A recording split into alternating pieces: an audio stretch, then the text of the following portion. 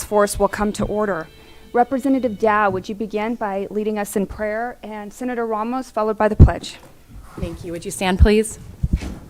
Hang on. Bow your head with me, please. Dear Heavenly Father, we gather today. We ask for your wisdom. We ask for your clarity. We ask for humility as we confront serious challenges facing our children, our families, our communities, and law enforcement. We are seeing loved ones, young ones, shaped by instability, from neglect, failures of families and systems that are meant to protect them. And Lord, we also know that we must hold perpetrators responsible for their actions, and we must protect victims from further harm. So we ask that you give us the ability to act in both compassion and to bring justice, and to do this in a way that creates deterrence and prevention from further harm. Lord, we ask this in the name of your Son, Jesus Christ. Amen. Amen. Please join me in the pledge. I pledge allegiance to the flag of the United States of America and to the republic for which it stands, one nation, under God, indivisible, with liberty and justice for all.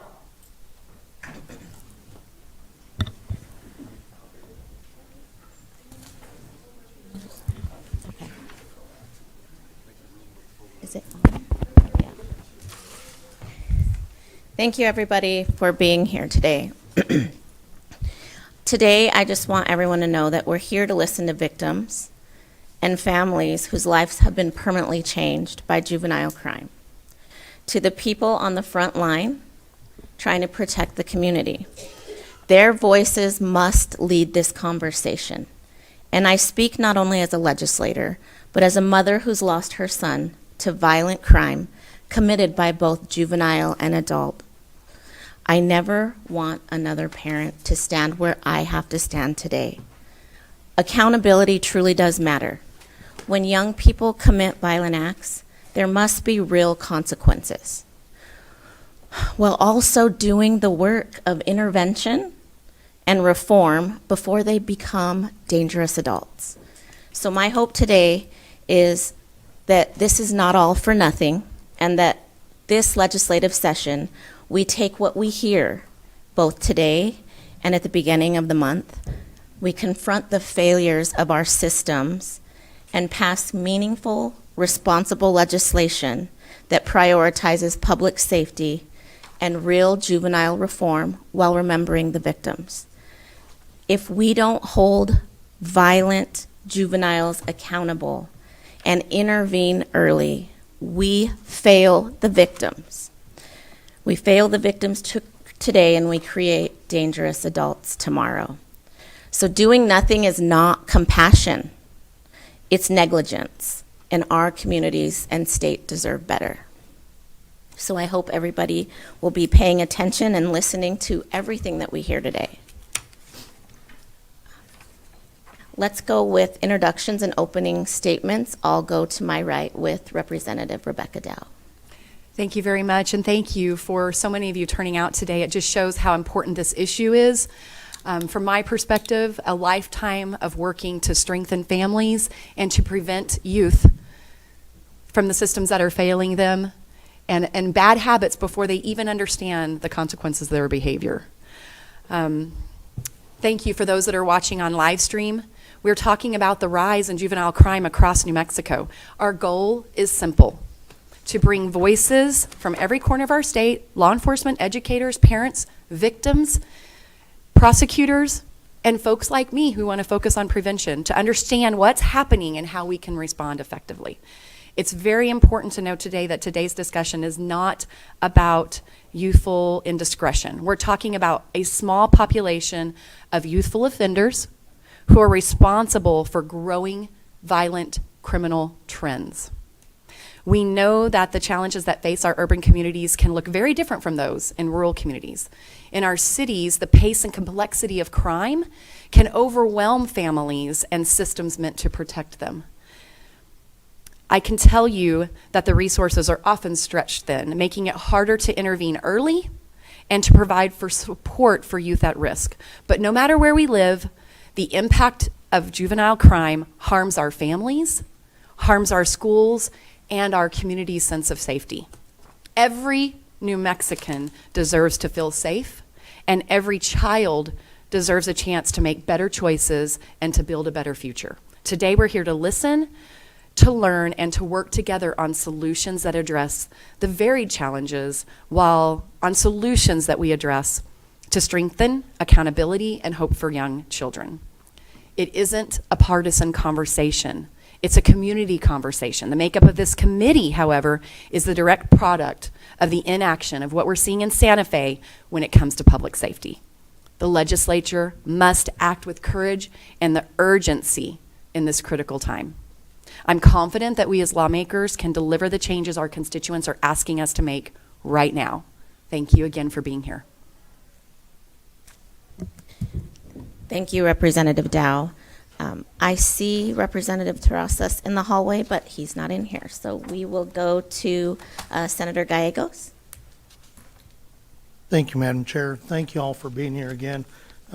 Pretty important topic. I want to start with the problem's clear, but the solution's not always easy. Some people take the easy way out and they say, lock them all up. Others come down on restorative programs and group therapy. But the root cause is deeper, and it stems from the breakdown of the family. Former FBI Director Edgar J. Hoover even said, there's but one way to eliminate delinquency, juvenile delinquency, but that is by providing each child in America with competent parents. And the parents is plural for a reason. The data reveals that the risk of juvenile delinquency is 2 to 3 times higher for kids from single-parent homes compared to kids with 2 engaged parents. Study after study suggests that the rise in violent crime parallels the rise in children and families abandoned by fathers. There's a really good quote. James Dobson, the founder of Focus on Family, used to tell a story of a green card company that decided to provide free Mother's Day cards for prison inmates. The response was amazing, with long lines to get cards. But the next month, the very next month, when Father's Day rolled around, the company decided to do the same thing. But this time, not a single prisoner took them up on the offer. Crime and absent fathers go hand in hand. And my thought is, how many of those young men could have avoided prison if they had a solid relationship with their dad? And how much more successful could our people, our families, and our nation be if men stepped up to love and lead their families? And I do recognize that not every dad is Ward Cleaver from Leave It to Beaver. But nonetheless, true is that the high crime in neighborhoods are characterized by high concentrations of single-parent homes. And the rate of violent teenage crime corresponds with the number of absent fathers. Consider this, that 70% of juvenile delinquents are fatherless, and 75% of adolescents, let me clarify that again, 75% of adolescent patients in substance abuse centers are fatherless. All too often, these children grow up to raise their own children in a single-parent households, perpetuating the cycle. I'm here today to listen to the expert testimony and to consider legislative solutions. But I would remind us all that no amount of government funding and no increased penalties in rehabilitation programs will ever deliver the level of relief that we could get by restoring the family unit. And you don't have to take my word for it. Here's a quote from Democrat President Lyndon B. Johnson. He stated, "The family is the cornerstone of our society. More than any other force, it shapes the attitude, the hopes, the ambitions, and the values of the child. And when the family collapses, it's the children that are usually damaged. When it happens on massive scales, the community itself is crippled. And this may not be politically correct, but it is the truth. And acknowledging the truth is the first step towards repairing the damage that's already been done. Thank you all. Thank you, Madam Chair. Thank you, Senator. Next, let's go to Senator Ramos. Thank you very much, Madam Chair. First of all, just want to welcome all of you for being here today. This is a very important issue, and it's great to see so many people wanting to get involved and speak with us today. New Mexicans expect our government to protect families and restore safe streets. Juvenile delinquency referrals statewide remain higher than any of us would ever like. And violent incidents involving youth are an urgent problem in parts of our state. In 2022, there were roughly 200 youth arrests for violent index crimes, about 89 arrests per 100,000 youth, and some urban districts have seen sharp local spikes. We cannot pretend this is simply a numbers game. In Bernalillo County and in other urban areas, juvenile cases increased sharply. One local court reported a 38% rise in juvenile criminal cases in 2023, with firearms involved in roughly a third of those cases, showing the escalation from minor offenses to violent, weaponized behavior. Police priorities must be straightforward. We must enforce consequences for repeat violent juvenile offenders. We must ensure coordination between CYFD, courts, and law enforcement so that youth who we know to be publicly safety risks receive immediate and effective supervision.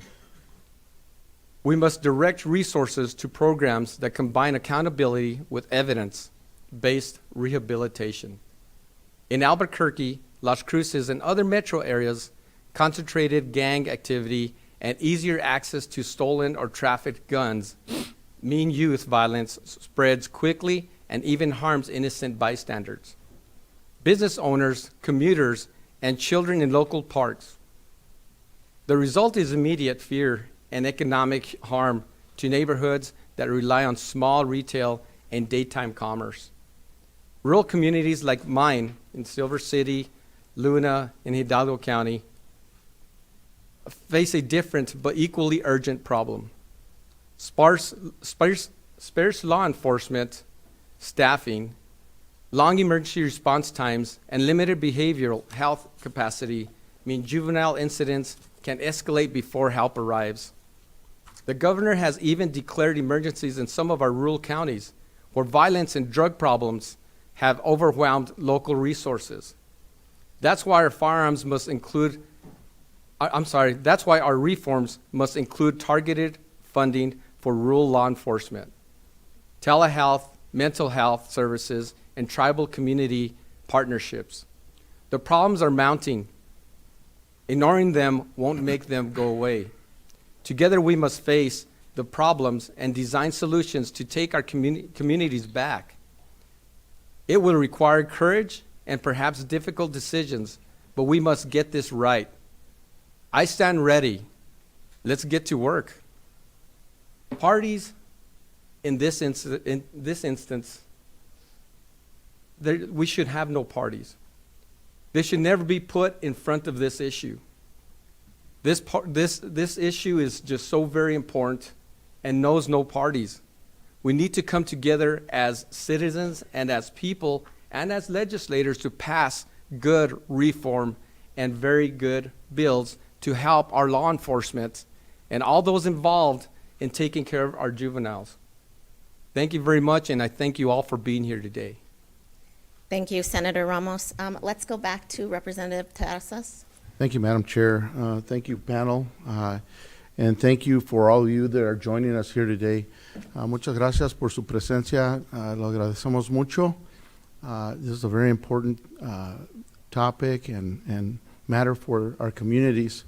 I want to recognize, I see Representative Jones in the audience. I know she drove down from Deming. Thank you, Representative, for coming. I see our Sheriff Villanueva and Under Sheriff Bencomo from Grant County here also. And I recognize some of the other law enforcement. Thank you very much for being here. It means a lot to us. The rise of juvenile crime is a reality that families and communities across New Mexico are facing, and it demands our immediate, thoughtful attention. Our purpose today is not to point fingers, but to gather facts, hear directly from experts, and identify strategies that are proven to work. We are looking for solutions that cut across the partisan divide, and that truly helps our state. I represent rural New Mexico. While I cannot truly articulate the concerns in our major cities like Albuquerque and Las Cruces, I can tell you that in my community, long distances, limited behavioral health services, and fewer youth programs can leave families without the support that they need to overcome some of our state's issues. There is a difference between our cities and our rural communities, but it doesn't mean that the same heartbreak and same risk and the same urgency doesn't exist.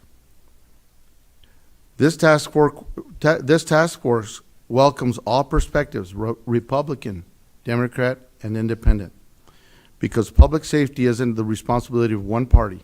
It's a responsibility of all of us. We are committed to approaching this issue with open minds, respect for different views, and shared determination to create safer streets, stronger opportunities for our young people. The solutions we have developed here will only be meaningful to build them together. Thank you very much. Thank you, colleagues. I'm State Senator Crystal Brantley. I'm the ranking member of Senate Judiciary and proud to co-host this legislative task force here today. Thank you all for being here. Thank you to my colleagues that I work so closely with here in Southern New Mexico, to our panelists who will be joining us today, to members of the public who have taken the time to join us and engage in what is a very difficult but very necessary conversation that we need to have as lawmakers. This is the third legislative forum identifying priority legislation for the upcoming session, but the first to be hosted in Las Cruces. Today's topic will focus specifically on juvenile crime, and that is what brings us here today. Earlier this year, our community was shattered by the mass shooting at Young Park. 3 children were killed, 15 were injured, and a place that should have been safe, a neighborhood park on a Friday night. What happened at Young Park was not random, and it did not happen in a vacuum. It was the tragic culmination of a system that has failed. It has failed to intervene early. It has failed to draw clear lines behind behavior that should have never been tolerated, regardless of the age. Coincidentally, that massacre happened in the late hours of the final days of a legislative session that had plenty of opportunity to act and did not. For 60 days, a nonpartisan effort was led by law enforcement, prosecutors, victims, and individual lawmakers to address the rise in juvenile crime. Some proposals were refused a single hearing, and not a single one reached the governor's desk. There has never been, and I told you so, that weighed heavier than announcing the news of the Young Park shooting in the final hours on the Senate floor. Too often, too many in New Mexico confuse inaction with compassion. They confuse permissiveness with rehabilitation. This task force aims to honestly confront where our system breaks down and whether our laws are actually protecting the public or unintentionally enabling harm. For such a time as this, I want to personally thank Chief Jeremy Story of the Las Cruces Police Department and District Attorney Fernando Macias for their leadership in the aftermath of Young Park. They will both join us today, along with prosecutors, judges, CYFD, governor's cabinet secretaries, advocates, and educators. Our responsibility as lawmakers is not to protect a system, but to protect people. Let me be clear. Victims must come first. Public safety must matter. Today is about asking the hard questioning, examining uncomfortable facts, and developing reforms that reflect reality and not ideology. We owe that to the victims of Young Park. We owe that to the families across New Mexico. And we owe that to the next generation of kids that deserve so much better. Before we get started, I want some final housekeeping announcements. To use the restroom, it's out the back door and to the right. I'd also respectfully remind everyone to silence their cell phones, and I'm going to ask that everyone take all phone calls outside immediately. We're going to begin right on time today with our first agenda speakers. We'd welcome to the podium Chief Jeremy Story of the Las Cruces Police Department and Chief Steve Hebbe of the Farmington Police Department.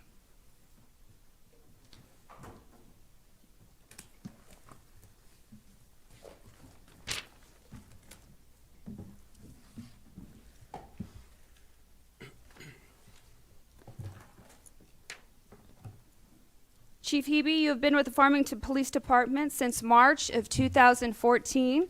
Currently serves as the president of the New Mexico Association Chiefs of Police. He is a familiar face in Santa Fe, has been fighting for reform, works very well with both sides of the aisle, and we're proud to have him here today. For many of you in Las Cruces, you need no introduction to the Las Cruces Police Chief, Jeremy Story. He's overseen the department's traffic unit, SWAT team. He became Chief of Police in 2023, also a familiar face in Santa Fe, very, very well respected on both sides of the aisle.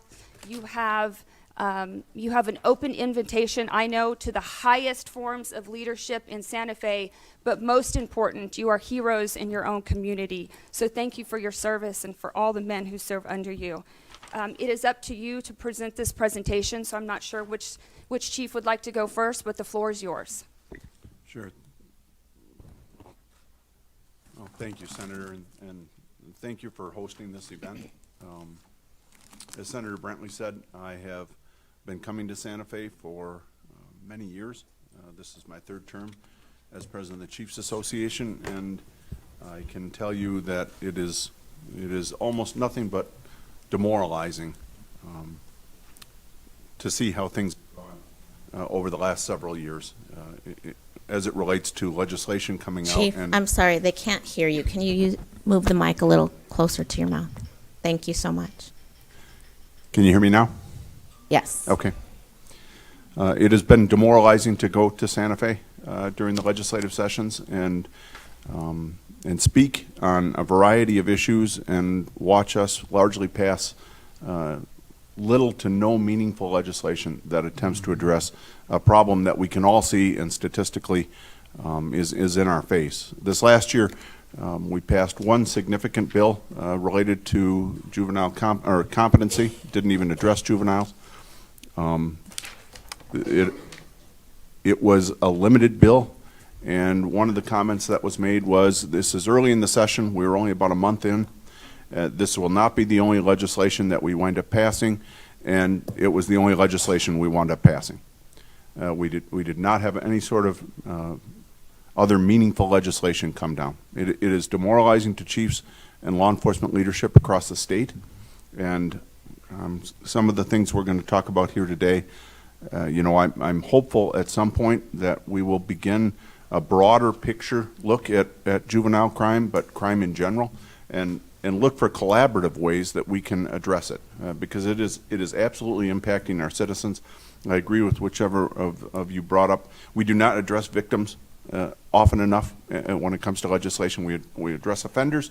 We do not address victims. They almost play no role in the sentencing and in what we're going to do.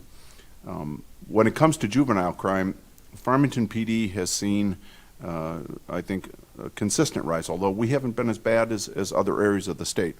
But we have seen a rise in juvenile crime when it relates to serious crimes, violent crimes like assault, battery, domestic violence, homicide, robbery, sex offenses, shootings. In 2022, that number in Farmington was 25. Last year, that number was 134. And year-to-date, we're at 144. So in 4 years, we went from 25 to 144. And the problem is not just incarceration. You're not going to incarcerate juveniles for years and think that problem fixes.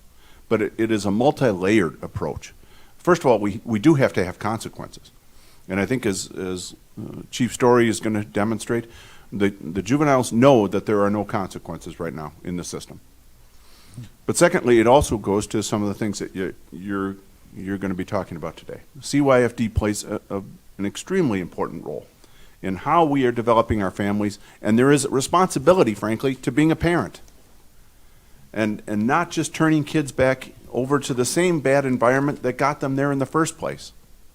There has to be meaningful reform with CYFD's handling of juveniles and the parents that are raising them and the environment that they're being raised in. I also sit on something called Young Adult Court, which is not specifically at juveniles, but it is at younger age folks who are early on in a career that is generally coming about because of drug or alcohol abuse or mental health issues. And this is run through the courts in San Juan County. Judge Weaver handles that, but it involves the DAs, it involves the public defenders, it involves law enforcement, it involves mental health professionals. It is an intensive year and a half long program where folks have a chance to go through under a lot of supervision, and we have seen success. It is slow and it takes a while, but we have seen success with folks who are deep into problems with both mental health and drug or alcohol, and at the end of it, they are actually able to get out on their own, to have a job, to get education, which is an important part of the problem as well with juvenile crime. When they come out and they don't have the education, there's few options for them. So we have to do a better job across the system. Too often we wind up compartmentalizing it. Law enforcement on the back end winds up coming down here and sitting in front of panels like you, and it seems like we are asking for greater consequences and incarceration, and that is just not true. Chief Story and I both know that the problem is broad-based, and we need collaboration from a variety of sources to help us address this. But when you see those numbers, that's just from Farmington. When you see our numbers go from 25 to 144, that's not all crimes. That is just violent crimes, where juveniles are the offenders. We have to pause and recognize we are going the wrong way, and we are not developing a process yet to address that and to slow that roll. So I think you'll find Chief Story's presentation compelling. What I would say to all of you is that I've been in front of the legislature, certainly for things like the Civil Rights Act, and I've listened to law enforcement leadership be held accountable for problems within our departments, for problems within policing, and I take those seriously. But this stuff is the makings of the legislature. It is the legislature's responsibility to be leading our communities. Mm-hmm. And it is easy to point fingers at other leaders, mm-hmm. right? And, oh, you should do this, you should do that. And I've listened to it. And I've been down there for the testimonies. But this is absolutely on the back of the legislature. And we do not do a significant job of addressing these problems. We did nothing with juvenile crime this last year. Nothing. That's indefensible, given the numbers we see statewide. So this, to me, is an important first step. I appreciate the chance to be down here, and I will tell you, I am frustrated. And I speak for many chiefs across your state who are frustrated and feel demoralized at the lack of attention that we're giving to what we see as a serious problem in our communities. Thank you.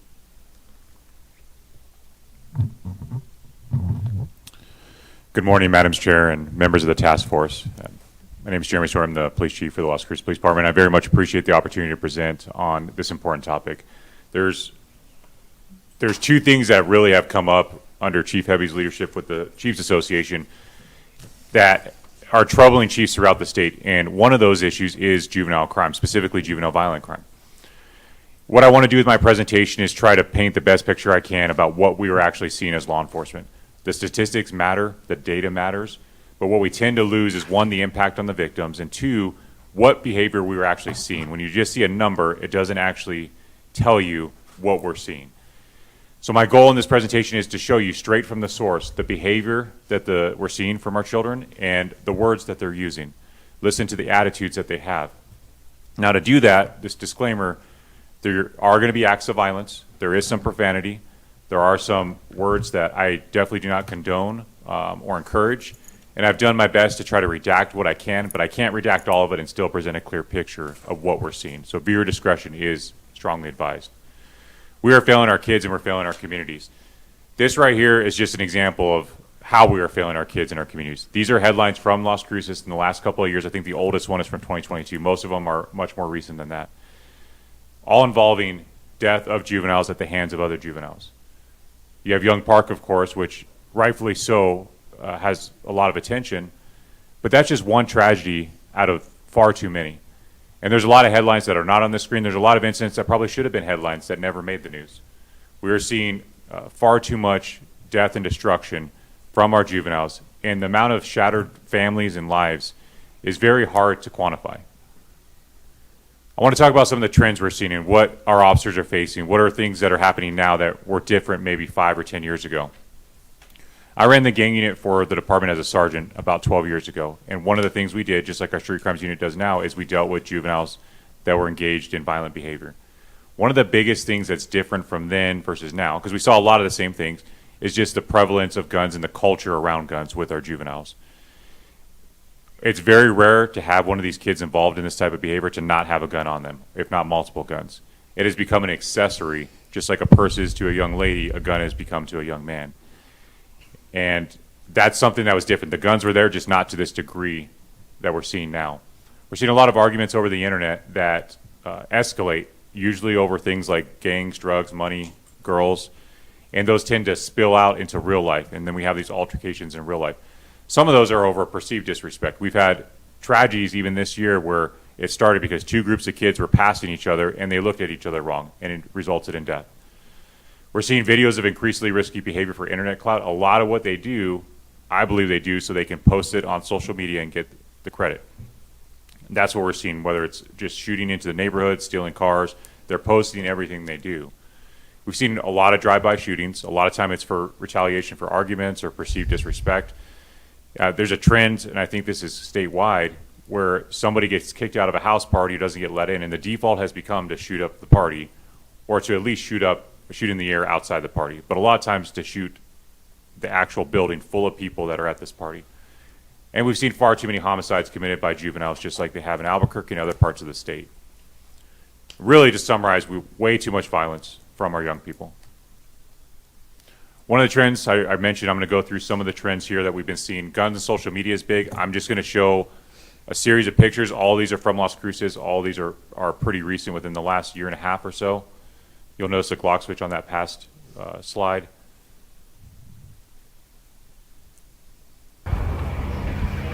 I'll mention this. You'll see a trend in the presentation of videos of juveniles with guns outside of an apartment or a house.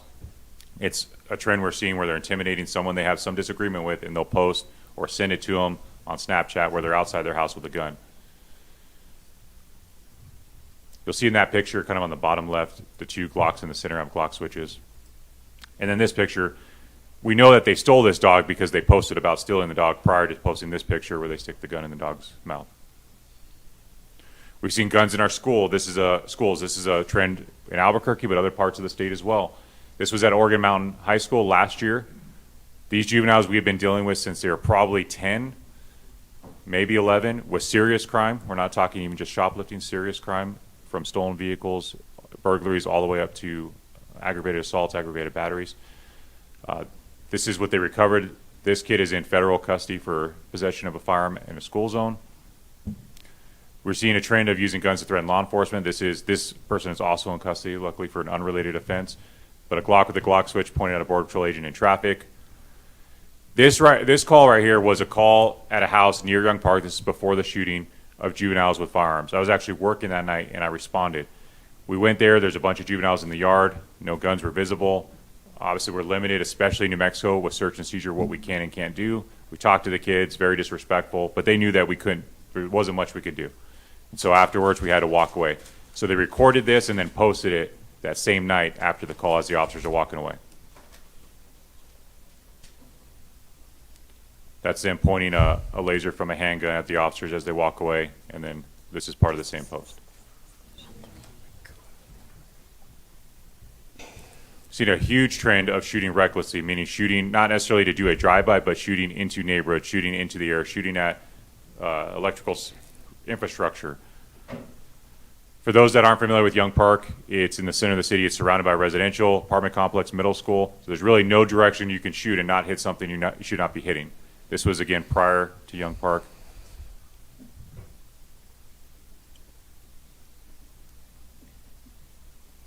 This is an AR-15 that was stolen from an Anthony police unit. Luckily, it was recovered. They were charged. The real no hospital game. Run up on him, see his brain, flip the clutch.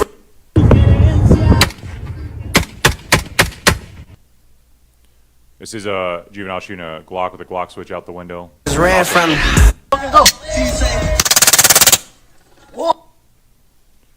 These are some kids out on the East Mesa, and you'll see them shooting at some transformers for electrical substation. Ready? Yeah.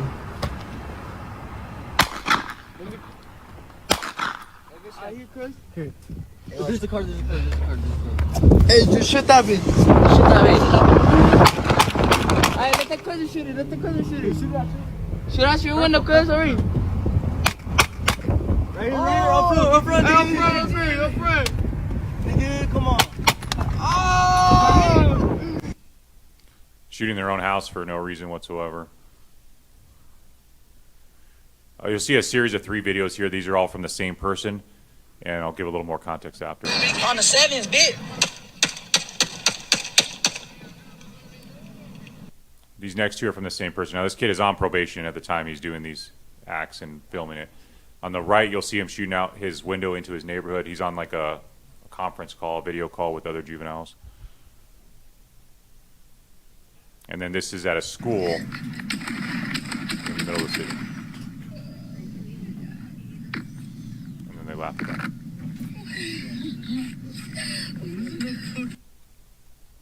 Seen a lot of actual drive-bys or shooting between vehicles throughout the city. This is off of in the Monte Vista area. This is, you'll see that red car just below the tree. So it's that car and the next car you see that are shooting back and forth.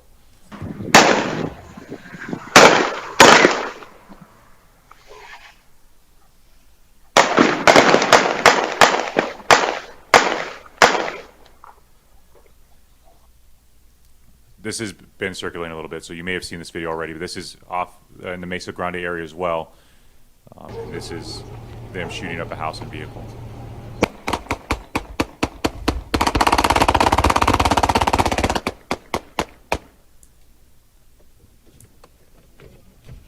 Go. This is in the Legends West subdivision behind Mayfield High School. We've had multiple incidents in that subdivision, but you'll hear the drive-by and you'll see the suspect vehicle pass by.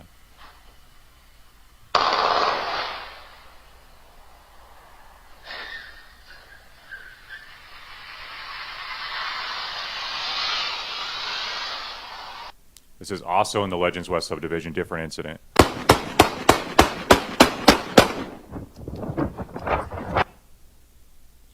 Seen a lot of violence for the sake of violence. Not that there's a good reason for any of the things I'm showing you, but really just no purpose to it whatsoever, just to be violent. It's probably hard to see on the screen, but they're beating a kid. They'll end up robbing him, taking his shoes. You'll see the AR, and again, that's a culture thing. The guns being out, nobody bats an eye that there's guns present. Similar to what we saw at Young Park with the guy with the rifle that wasn't involved in the shooting. It's just commonplace within the culture.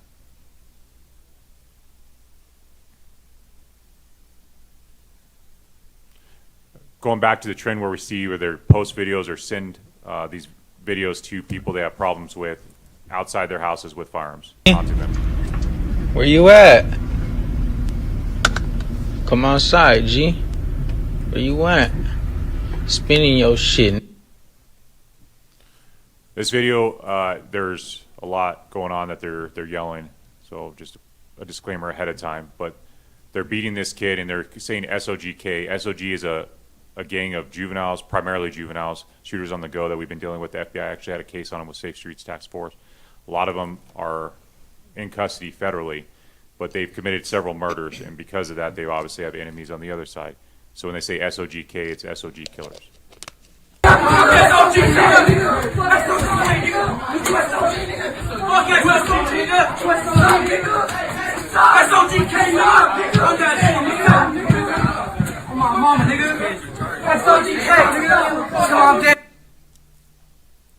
This is the same kid who's on probation at a school playground, and just their lack of respect for even their, what I would think is his friend, and how they handle firearms. Niggas think I'm pussy, man. You think Another person taunting outside of an apartment with gun.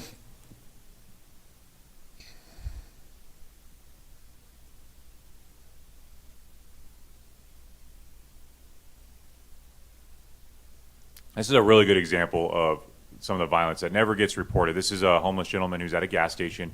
He comes up to this vehicle ostensibly to solicit money or something, and this is their response to him. Look at this bitch, it be real twin. Real. Yo, bro, this bitch right now. This bitch real twin, you don't want this bitch. This case, I think, is kind of a microcosm of the issues we're seeing. It's going to highlight a lot of different things, and I'll try to explain them all. But these are text messages between a 15-year-old and his girlfriend, and kind of how they progress. So notice the date and the time, because that's going to become important. I'll read them, or as best I can, translate some of it. I'm not an expert in teenager lingo these days, but the first text, essentially, he's saying that she brings out the soft side of him. And he says, for real, he says, I love you, baby. Now, anything that shows red right there is his text messages. You'll see a couple that are green. That's her response. So he tells her how much that he loves her. He says, it's just you and me, baby. You know what it is. She responds, it'll only be us, and I love being able to make you feel comfortable with me. It'll be you always. I just want better. Now, an hour and a half later, same day, these are the text messages. He says, answer my phone before I air this S out. On my homies, bet I'm coming through. I'm going to kick this S down. Come outside before I go in. Call the cops. I'll shoot them. I'm going to smoke everyone in there inside her apartment. I'm going to kill you and everyone in there. Watch this. Now, he's texting these as he's at her apartment.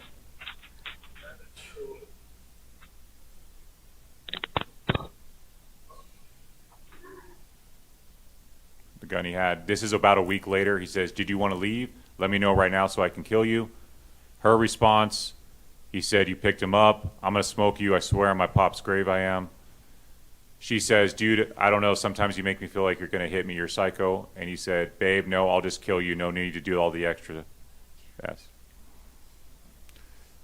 Now, I end on that one because when I talk about their attitudes, this first post, the first thing I'm going to talk about is the same kid. So the 15-year-old that just did all that is the same one who posted this. This is his post. He had a case where he shot another kid 5 times with a rifle at a park. Did not kill him, paralyzed him, obviously altered his life and his family's life forever.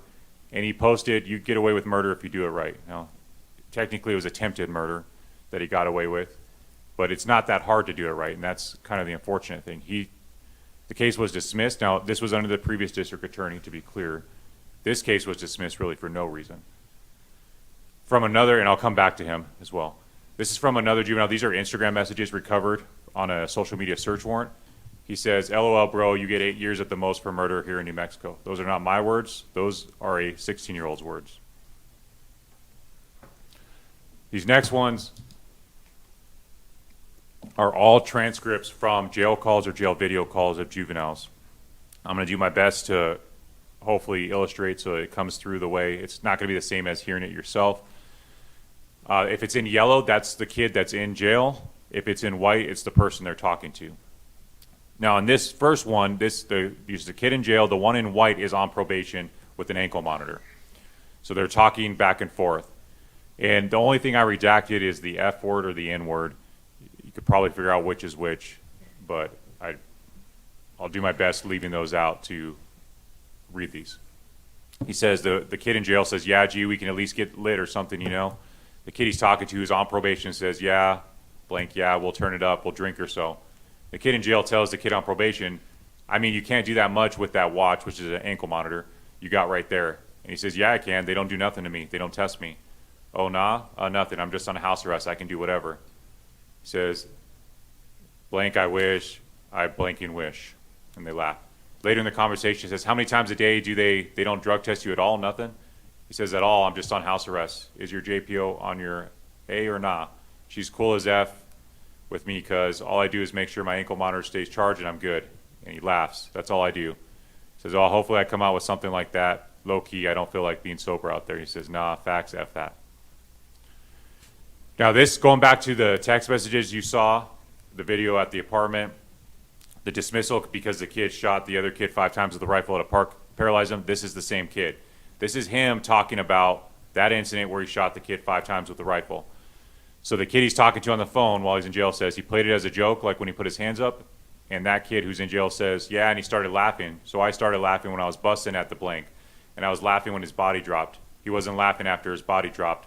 Blank was screaming for his life. Says, effing brother. Said, fool, blank, go on Facebook and go to Las Cruces Community Watch. You hear that blank screaming in the video. When the cops were looking at him, he was like, no, F that, he effing hit me. And he laughs about it. That S hurt, gee, I posted it before work. Same conversation, because he tried to run when I hit him the first time when I shot him. And then he tried to turn around and run, so I hit him in the A, and then he effing flew. He said, F it, don't try to run, and he laughs about it. So the kid asked him, so what, bro, if he would have just stood there, would you just, and he said, he would have been a dead man. He would have been a dead man. Now this kid, this is a different kid. He's been involved in a lot of crimes, which you'll see here in a second as I summarize.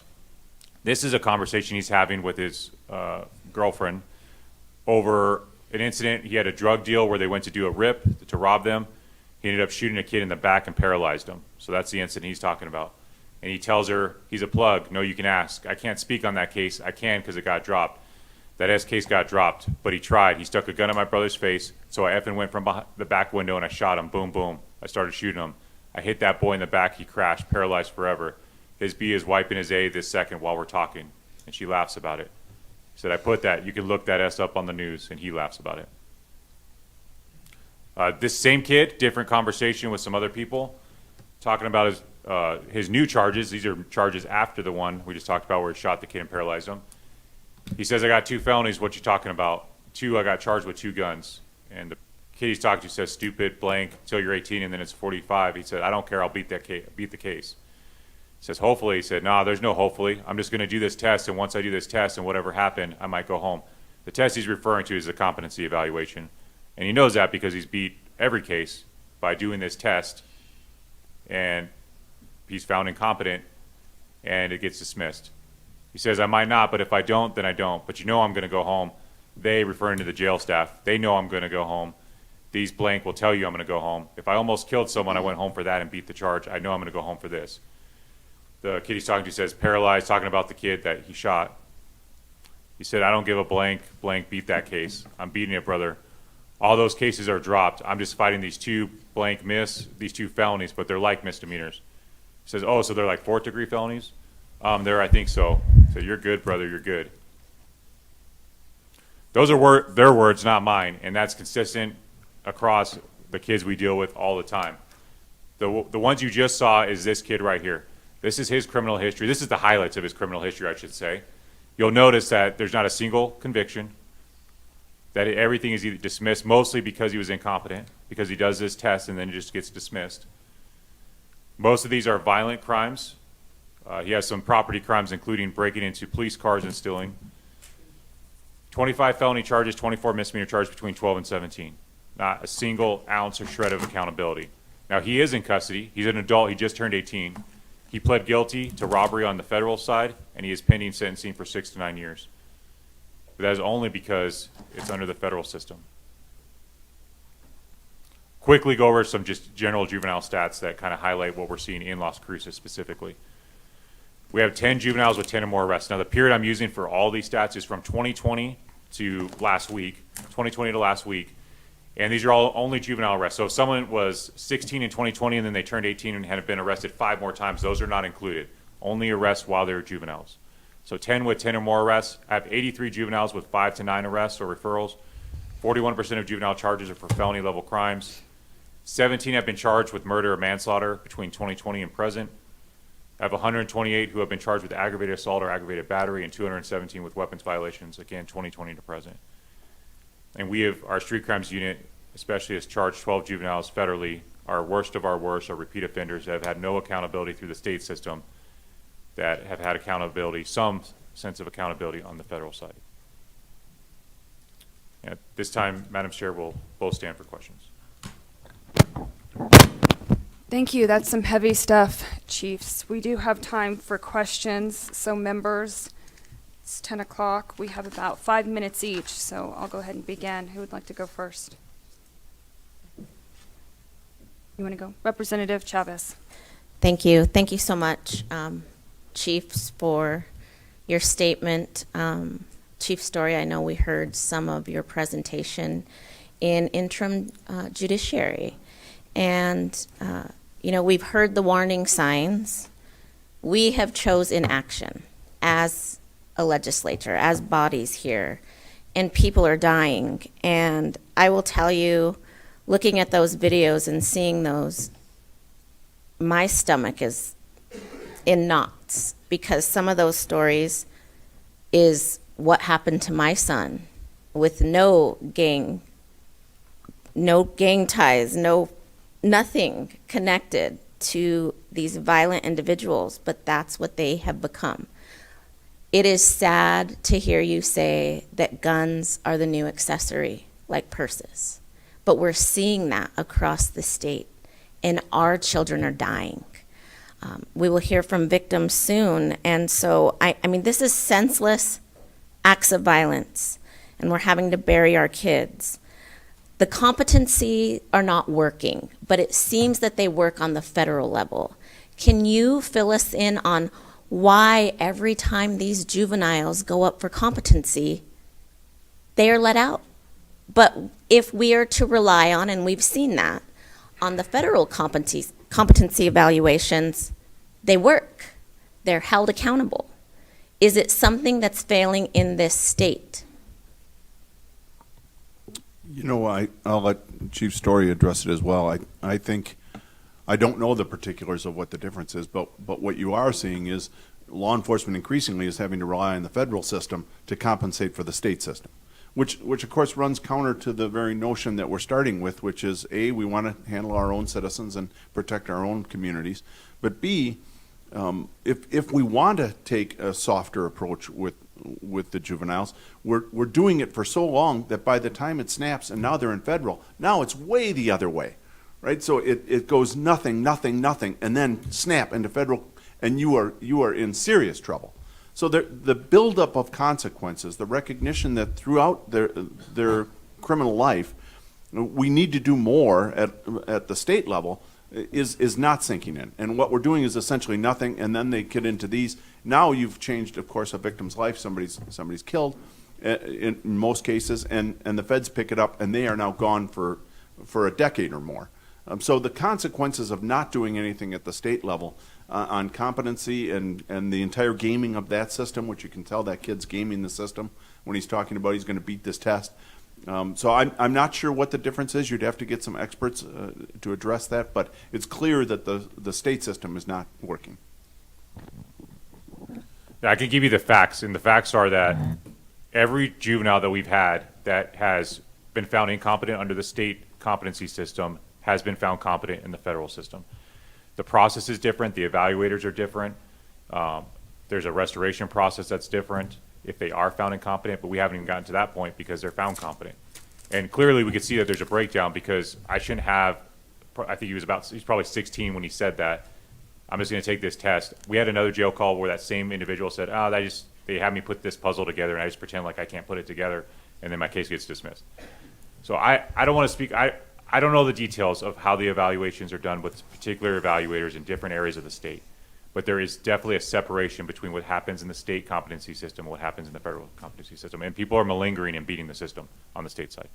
Thank you so much. Well, I think that this is very important to point out, regardless of where we're at on rehabilitation or accountability. It starts with holding them competent. And there's clearly something not working in our state, and everybody needs to really, look under a microscope at that. Thank you. Thank you, Representative. Senator Gallegos for 4 minutes. Thank you, Madam Chair. Thank you both. It's intense, the information you just gave us. And I was just trying to figure out if there's any tracking of like community factors, for instance, family instability, family members in prison, absence of the father, drugs and domestic violence, truancy. I've been on the school board for 24 years in Eunice, and we have problems with our students at that level in the classroom, but I don't see any mechanism we have to track. I was just wondering if you guys know of any tracking that we do, even in your local jurisdiction, but it'd be better for statewide. Just thinking through the evaluation piece, that's the first time I have heard that they can pass that test knowingly and get it dismissed. So there's a lot of parts here that are disturbing, but I just wondered if you could look at that tracking. So I don't know that there's a way to query data and pull those numbers. What I can tell you is one of the questions I ask when our street crimes officers are dealing with a particular kid who's one of these repeat offenders or involved in this type of crime is, what is the family situation? I can tell you with rare exception, most of these kids do not have a two-parent household, and most of them do not have a father involved in their life who's even trying. And so I believe that my personal opinion is the biggest driver of juvenile violent crime is a breakdown of the family and fathers not doing their job. And that's a difficult thing to fix, but that is what we are seeing in the juveniles that are committing this level of crime. Thank you for that. And it's just one of those things when we see it statistically nationwide, and we're still not doing anything to affect that change here in New Mexico. So thank you, Madam Chair. I yield. Thank you. Senator Ramos, followed by Representative Terrazas. Thank you, Madam Chair. I'm actually in awe. Seeing these videos just really turned my stomach. I thank you for doing what you do. You can tell that you really care, and that's why you're here in front of us today. I don't have any questions. I just want to say that, a lot of this does start in our schools. When these kids know that when they do something bad in school and they claim that they're sped, they could get away with just about anything that they do there also. And I heard a story about one of the Las Cruces schools that has to have 5 people that work for the schools, whether they be a teacher or an aide or a security guard, taking care of one kid. And when you hear these types of stories, it really resonates. And as a legislator, going through a session and not being able to pass bills that are going to make a difference it really weighs on you, and it weighs on you hard, because there's a lot of bad things happening out there to very good people. We have a lot of great kids out there, and I know the really small minority are kids that are causing this trouble. But that being said, we've got to pass some bills that are going to resonate and take care of these competency tests, evaluations, and others. And I know I don't have a question, but I definitely want to. I felt that I needed to at least make that comment and say thank you for what you all do.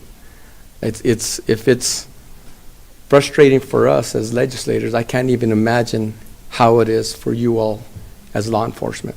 Thank you. Thank you, Madam Chair. So if I could briefly follow up on that, Senator, that's actually an excellent point and goes to some of the frustration that I expressed for police chiefs and law enforcement leadership. We get that we are accountable for ensuring the safety of our communities. It's absolutely part of my job. I talk to my citizens. My citizens ask me questions about what are we doing to address this or what do we do to address this. I know Chief Story had long days in the wake of some of these incidents where he knows it's his job to keep his community safe.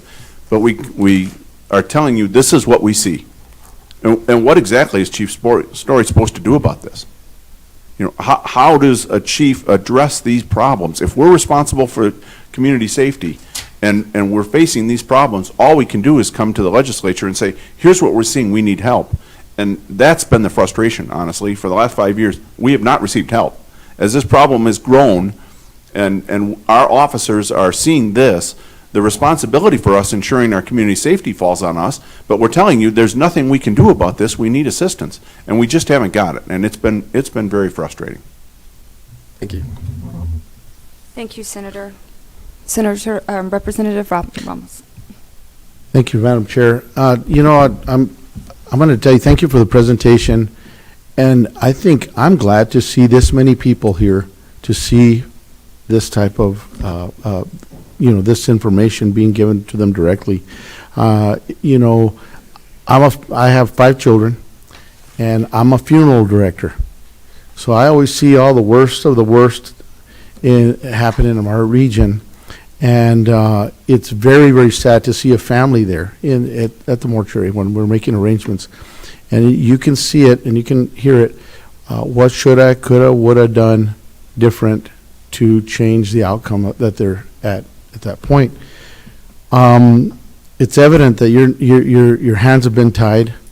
This is dangerous for everybody. This is dangerous for everybody. I don't care if it's your kid, your grandkid, you going out as reckless as they're being there. I mean, your family's not safe. Law enforcement isn't safe. Well, they have absolutely no respect. It's evident. They have absolutely no respect to authority whatsoever. My question is, how many, if you could gather the worst of the worst in just your area, let's say in Farmington and here in Las Cruces or Doña Ana, how many people are we talking about? And because we're pressed for time, so I just wanted to. Thank you, Representative. That's a tough question. I've had this discussion with my street crimes unit, with my detectives, and there's obviously a spectrum. Mm-hmm. So I'd say that the kids that are, well, you look at the kids that have had more than 5 arrests, that's a good indicator. Let's call that 100, about 100 kids that are at 5 or more arrests in the last 5 years. I think there's probably about 100 to 200 kids that are engaged in this level of either violence or disregard for the safety of others, which is still a small percentage of our kids, and that's an important thing to highlight as well, because there are a lot of good kids in our community. There's a lot of kids who make mistakes, and then they learn from that mistake. There still needs to be rehabilitation at all levels. I don't think we're doing that. I don't think we have accountability or rehabilitation right now. That's the problem. We don't have either. But this small group of kids is causing a lot of damage and destruction. So, and yourself, Chief, I'm sorry. You know, our number would be smaller. It would be tough off the top of my head, but probably 25. Yeah. You know, would make a significant difference. And I guess what I'm trying to say is it's a small number of kids, still 200 kids running around all over the place. If you think your kid's safe going out on a Friday night or a Saturday night to go to even this stuff is happening all over, even at restaurants and wherever. It's not just going to a house party. And so, you know, for us parents and grandparents that are thinking about our kids coming to a university at New Mexico State or any university across, or going to school or going to a party or going out or just going for a cruise, and you don't look at the wrong car, the wrong way, you made a wrong turn, you stopped, you cut somebody off. This is the kind of garbage that we're putting our families and our communities at risk. The second question is, who gives out these competency tests, and who decides what this standard is, and why can't we just follow the federal standard?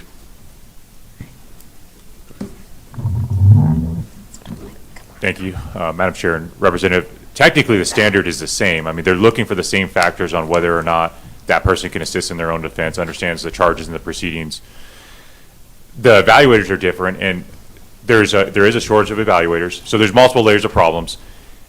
So I can't really answer that question. What I can say is the changes that were made to the adult criminal competency statutes in the last session do not apply to the children's code.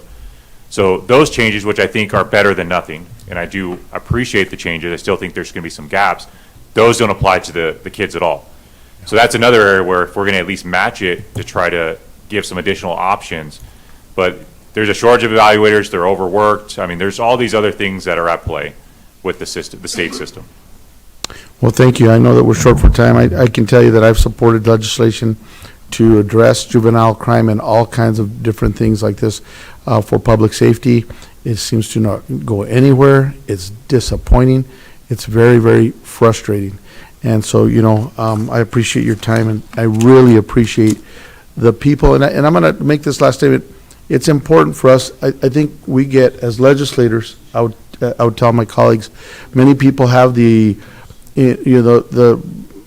standard word or phrase is, what are you going to do? How are you going to fix this? We are only as strong as the people that support us. And so if we don't have the support of the community to back your law enforcement and so forth, and you're not paying attention or you're not involving yourself in what's going up in Santa Fe, you're not pressing your legislators, maybe your vote has a lot to do with it possibly, or who does that. That's important to know during this thing, and I hope we keep moving forward. Thank you. Thank you, Representative. Representative Dow. Thank you, Madam Chair, and thank you, Chief Story and Chief Hebbe, for the presentations. Thank you, Chief Hebbe, for making this very long journey to be here today. I think your presence, as well as the audience in this room, I have no idea how many people are watching online, but it matters. And this statistic that's up on the screen right now, a survey of likely voters, 72%, they support increasing criminal penalties of juvenile offenders convicted of certain violent crimes. What I'm hearing you say, Chief Story, is they don't even get convicted. They don't even get convicted. Yes, Madam Chair and Representative, and to make sure I give credit, the Albuquerque Journal commissioned that poll through Research and Polling Incorporated. That's been one of our biggest challenges, is a lot of them do not get to that conviction. So there is no consequences. But I would say even the ones on probation, there's clearly a lack of seriousness with that probationary status, and they have no problem continuing doing what they're doing. And one of those issues I'll just highlight quickly is that under the Children's Code, to prove a probation violation for a juvenile, it's beyond a reasonable doubt. That's the burden of proof. That's the standard. So it's essentially a whole nother trial. And so the probation violations do not occur very often. So even that kid who was shooting out his bedroom window and at a school and pointing a gun at a girl that's his friend, not violated for that, because it has to go to essentially a mini trial with proof beyond a reasonable doubt. So that burden of proof, in my opinion, should be clear and convincing evidence. It should be still a high burden, but something that's manageable to deal with these violations, because that's why they don't respect probation through the state system. Thank you, Chief Story, for that. And as a mother and a grandmother, and someone who has committed decades of my life to building healthy families and helping children grow strong and be ready for their first day of school. It's easier to, you've heard the quote, it's easier to build a healthy child than to mend a broken man. And that's the root of this. And so I'm hearing repeatedly, and the statistics seem to be like proving out to be true, that the trauma, the inconsistency, the broken homes, and then the lack of early intervention and immediate response to early misbehaviors is creating passive permission for children to do this. And we're talking about children and kids, but what we're referring to as people who are acting in violent crimes, harming themselves, harming others in such a blatant, negligent way. We cannot lose sight. I love the scripture that says to honor justice and to love mercy, and we have to do both. We have to figure out how to do both. And so thank you for taking the time to be here today. Thank you. Chiefs, thanks for this presentation. It's very clear that these are not just kids being kids. These are repeat violent offenders who clearly know how to game the system. Chief Story, I'm going to ask you a tough question. We have not had this conversation offline, but in some of the videos that you showed today, they included Glock switches. You taught me this last legislative session what that is, asking us to ban those Glock switches. And one of the very few bills that we did pass is the outlaw of those Glock switches. I had a really hard time with that because I felt it was targeting really a weapon instead of the criminal. And did vote to support to ban that because they're called cop killers. They are not often or ever in the hands of lawful gun owners, but they're in these videos. So was that increased penalty I need you to speak to us and tell us, are we not keeping kids behind bars because we can increase the number of accounts that they're getting, or are you still seeing them very widespread on the streets? So it's a tough question to answer completely accurately. What I can say anecdotally is that those videos primarily are from before that took effect in June. We have what it seems like we're seeing less of them out there, or at the very least they're being careful about having them installed and hiding them until they are going to use them. So it seems like it has had some effect. Of course, it was already illegal federally before the state statute, but now we have the ability to kind of enforce it across the board. So if you're asking my opinion, I think it is working and it's helping us, but I don't have any data to show one way or the other. And it's new, so thank you. I understand that. I think it's clear also in these videos that you've shown us today that these children have a very clear understanding of the criminal system. And they also are very confident in their ability to evade the system. One of the most powerful things you said today, and I want to repeat this again, and this is where I think that the legislature can come together. There were some changes made to the Competency Act this last session. I think that we need to work hard to include juveniles in this. But for those listening, and apparently there are hundreds online right now, listen very carefully to what the chief just told us. Every juvenile federal defendant who had previously been found incompetent numerous times in New Mexico had been found to be competent within the federal system. Every single one that New Mexico has said is incompetent, the feds found competent. Recently, there was a video that had been circulating in which you had, not a juvenile, but you had shared a list that went on and on and on of violent offenses that a particular criminal here in Las Cruces was committing. To the point, it's the same. It's this revolving door of criminals. And you took some criticism by a single individual because in response to that video, the feds came in and said, we'll take them, and did. They put a really bad man behind bars.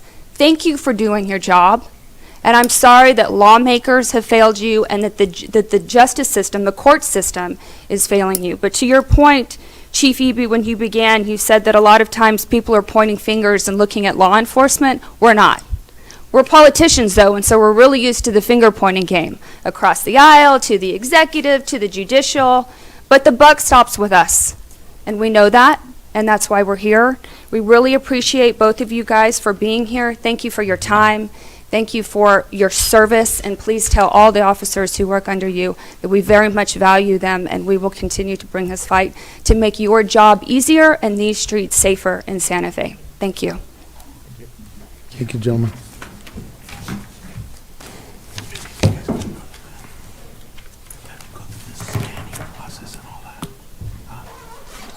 Yeah. Yeah.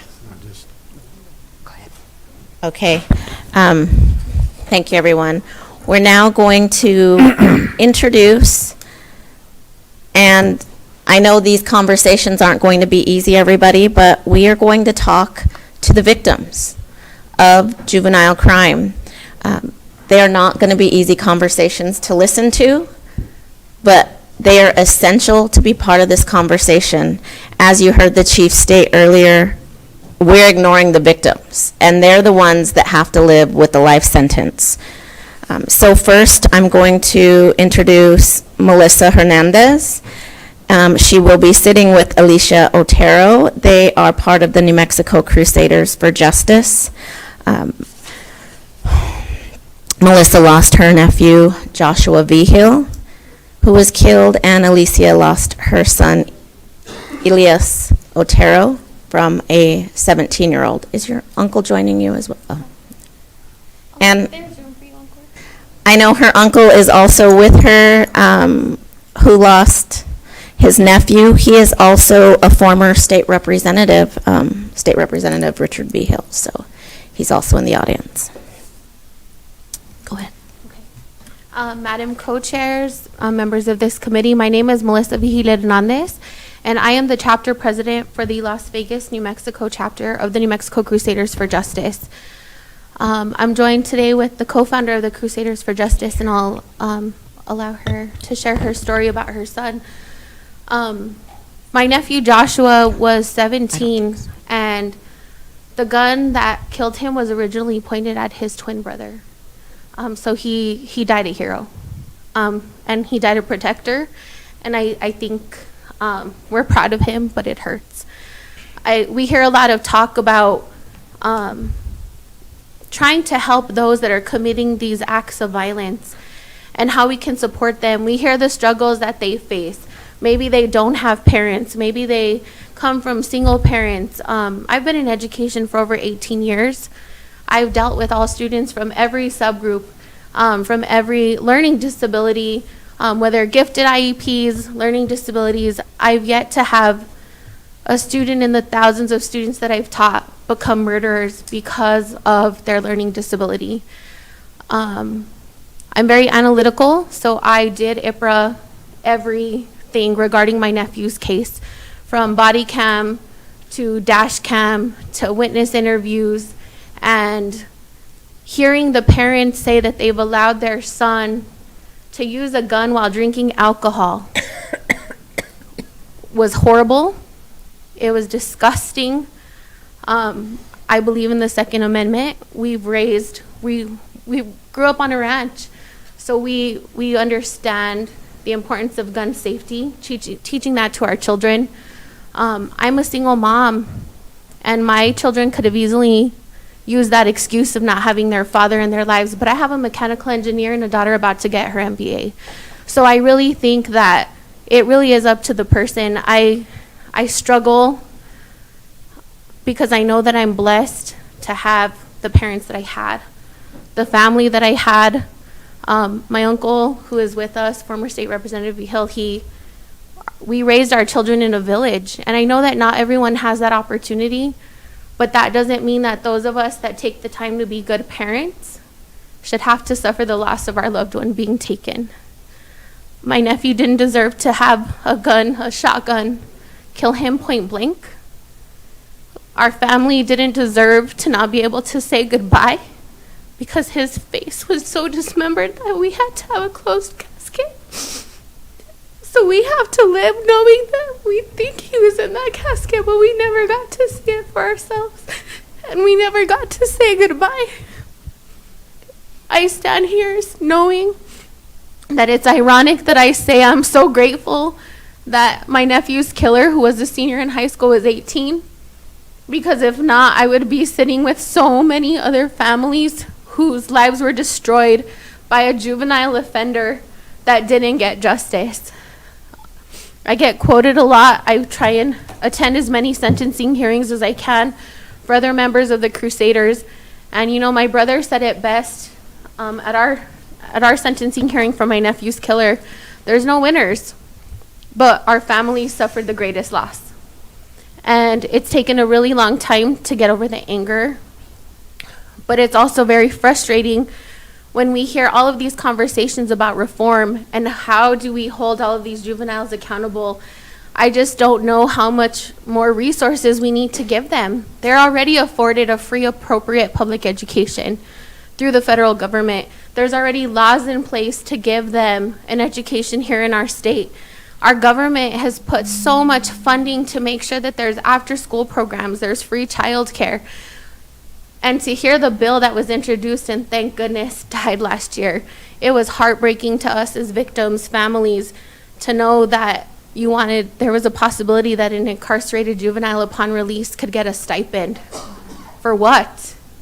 For taking our son's life? For hurting and destroying our family? Oftentimes our voices get lost because our children are hurting. My nephew saw his twin brother get murdered. He has survivor's guilt. The gun was originally pointed at him.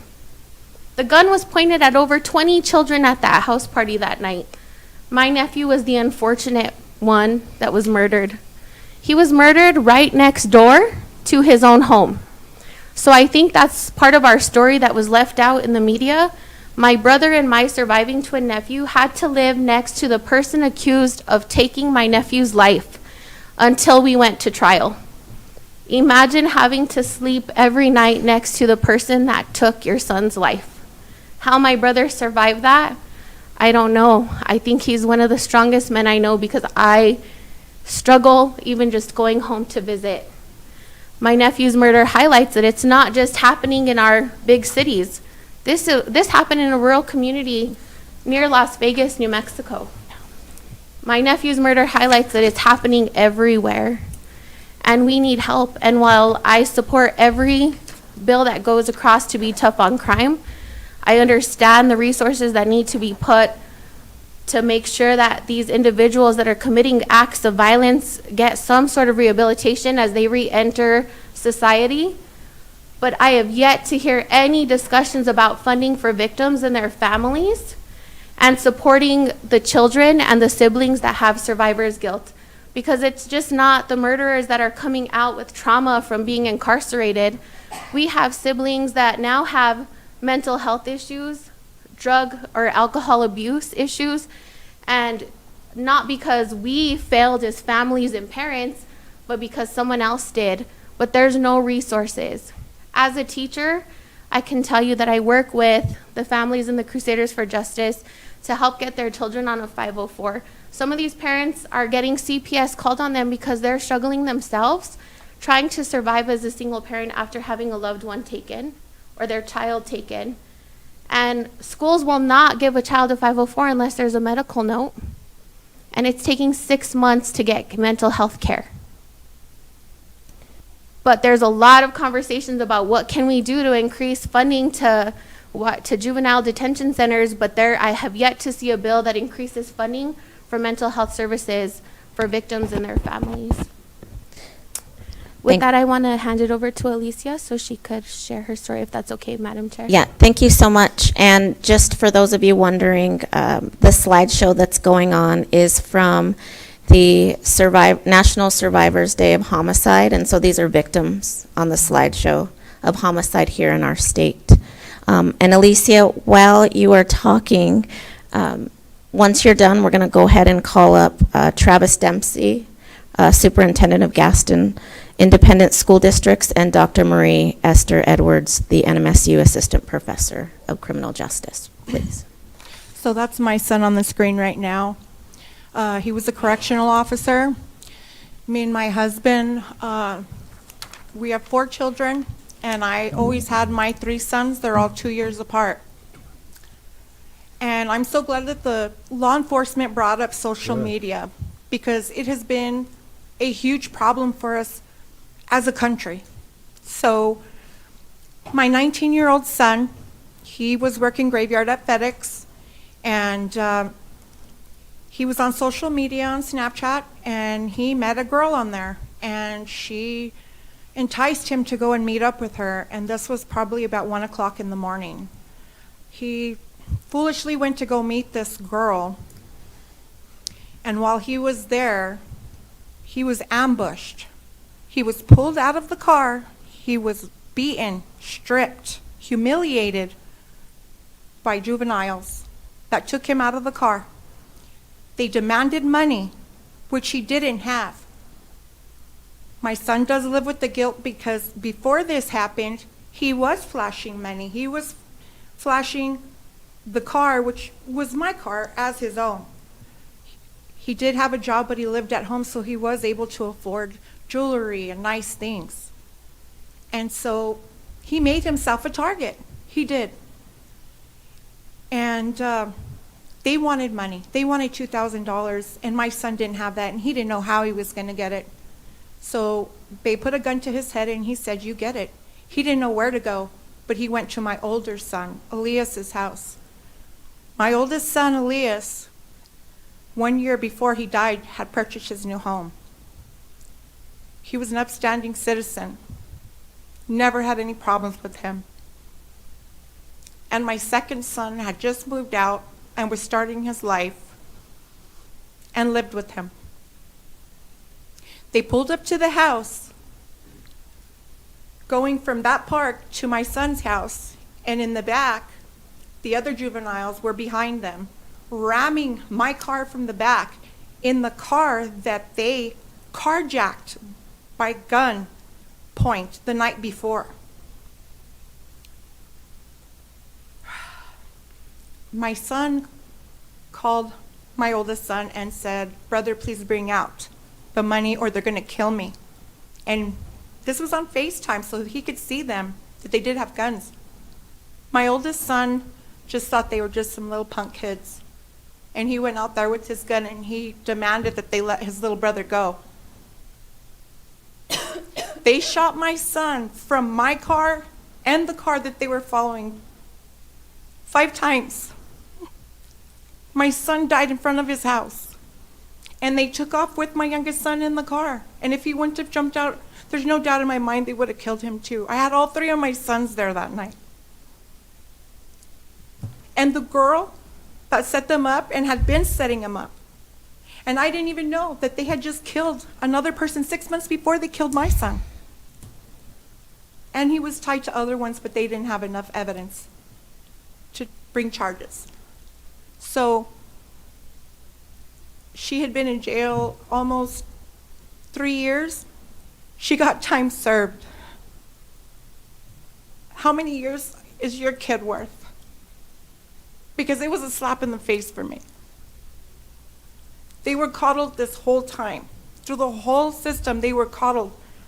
And I'm watching the videos, the police tapes, the interviews, and she knew, and she was bragging about it, that they weren't going to do anything to her. They were going to slap her on the wrist. She knew, and she was bragging about this to all of her friends because the juveniles know.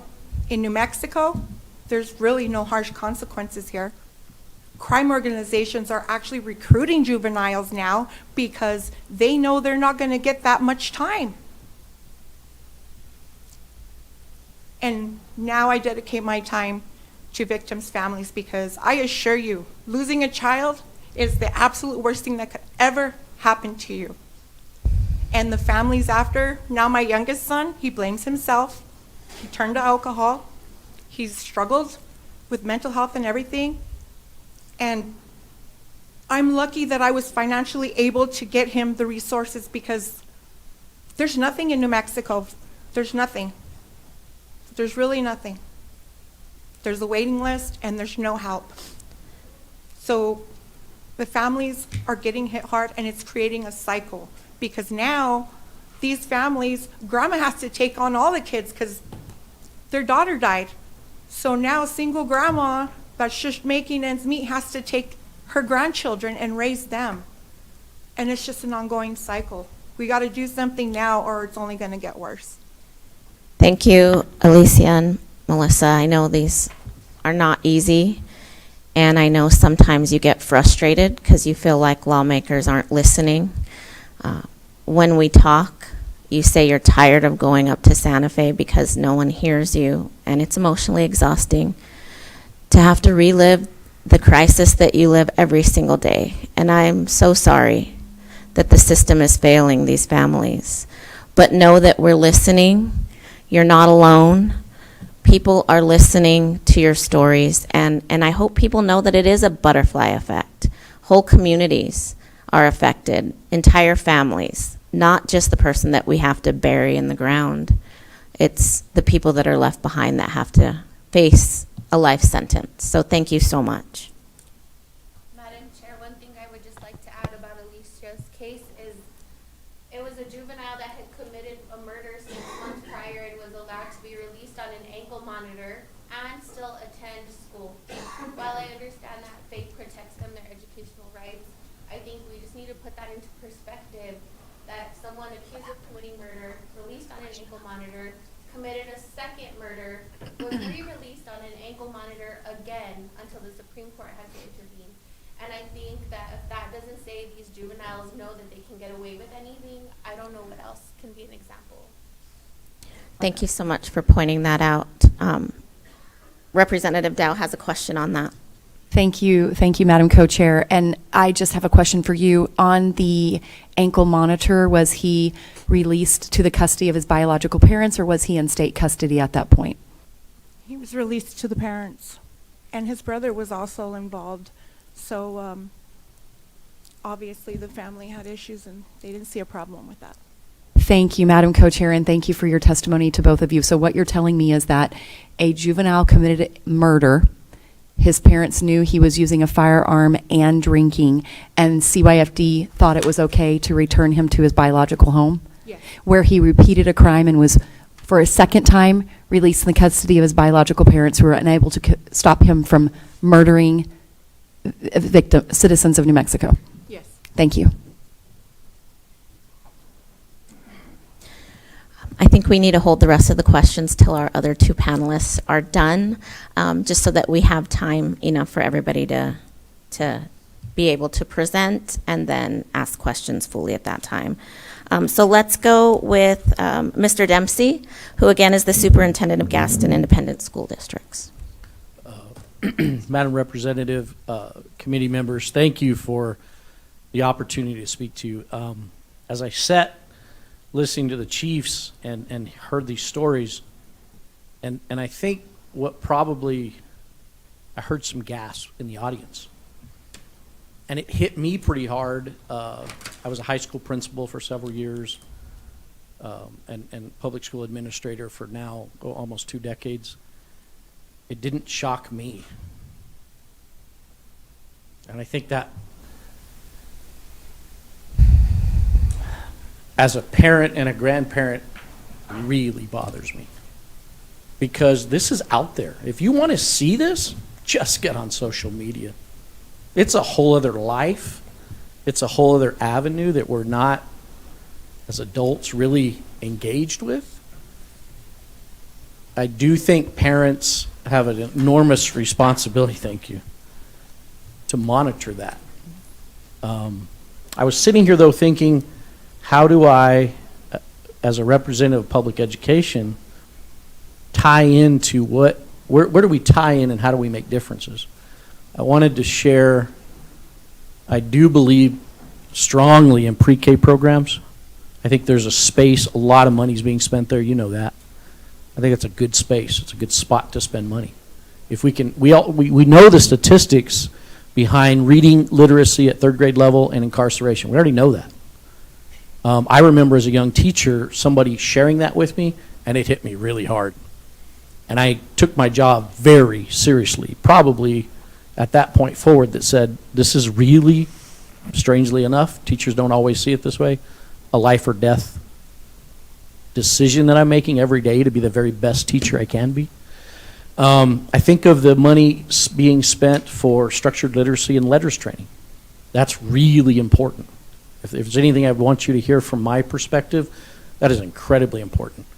I also want you to hear it's not as well implemented, in my opinion, as I think it could be or should be. And I probably have some ideas that might speed that process up. I think it's taking a little bit more time than me personally would like to see, and if we can speed that up, I think you grab a few, across our state, that net grabs more kids, gets them on grade level, gets them doing the kind of things that they need to be doing and performing academically, because if they're not performing academically, they've got to try something else, and that something else sometimes leads down this road. I would share that some of the summer type internship programs that are going on are really positive investments. You're going to hear later today, I believe, from Mr. Macias. When he was county manager, we were able to partner with him, and gosh, one or two summers we were able to employ over 1,500 kiddos. Now, when his departure occurred, that changed very quickly, because it takes, truthfully, and I'm going to say it now, and I'm a little all over the place because it's emotional listening to you ladies. But it takes adults in positions to make hard decisions to make it better. In his departure from the county, less than half the very next summer of those students were employed. And it was his desire to employ as many kids as possible. He was the energy behind growing that program. And he came to us, and when I say us, I mean Superintendent Ruiz and myself, and said, how do we do this? And then when his departure occurred, it seemed a little too heavy for some people. And so then you saw fewer students get that opportunity, which maybe is fewer students that got, you know, a positive influence in their life. Restorative practices, those things are in schools. They are. Schools are doing a reasonably good job at that. We're retooling, though. If there's anything I'd want you to hear, schools are retooling. We all understand a counselor, and I think every high school, every school probably has a counselor. Traditional school counselors are not tooled well for mental health support. They're not. I think one of the best things we were able to do, we put initially 3 mental health therapists in our comprehensive high schools. That has grown to 5 now, some in middle school. We're using title funding and Medicaid funding to do that. What I'll share with you, within 6 months of them being implemented, their schedules were maxed. So if you think kiddos don't need that, you're wrong. Here's the positive maybe I would bring to you is students today seem more willing to talk to us about mental health struggles than 10 years ago. So I think there's a positive there. Something there is changing that says we need to look at it as, I don't feel well, so I go to the doctor because I have a respiratory problem. Okay. I don't feel well mentally, I need to go get some help. I think kids are getting more and more, and I think it takes time, willing to ask for help when they're struggling with something like that. But as adults, again, we have to make those decisions. And here's my wrap up. And I'm gonna come from a literacy standpoint. If you look at, there's a little publicity around what they call the miracle in Mississippi, right? And I get a little bit offended by that miracle. It wasn't a miracle. It was a bunch of adults who said enough. We're not going to take excuses anymore. We're not going to take all the other stuff, and we're going to say we're going to teach kiddos, and the ones that don't get it this time, we're going to give them another opportunity to get it. And New Mexico, we're really soft. Mm-hmm. Truthfully, we're just, you know, there's a, and I'm just, you know, I'm a native New Mexican, so I think I can say it. We don't want to be hard on Mijito, right? We're just a little soft. And that is not helping that young person get to a positive space. Thank you. Thank you so much. Dr. Edwards, we're going to hear from you next. She's the NMSU Assistant Professor, Department of Criminal Justice. She taught criminology related to courses and extensive research in rural youth in the juvenile justice system. So, please. Thank you, Madam. And if you'll hold your microphone close so that everybody can hear you, please. Thank you. Can you hear me okay? Yes. I could yell, I think. Is that better? I can project, I promise, if needed. No. So good morning, and thank you for this opportunity to come and speak. I don't think it's on, so I'm just going to project. My name is Dr. Edwards, and I'm here today as Assistant Professor with the Criminal Justice Department, as well as a past practitioner and a resident of this community. I have 3 topics, though, that I want to discuss this morning with you. That is services, community, and research. The first topic is that of services. In general, there's a need for more mental health services in our community. The current academic research indicates that our youth have a higher need for mental health services than prior decades.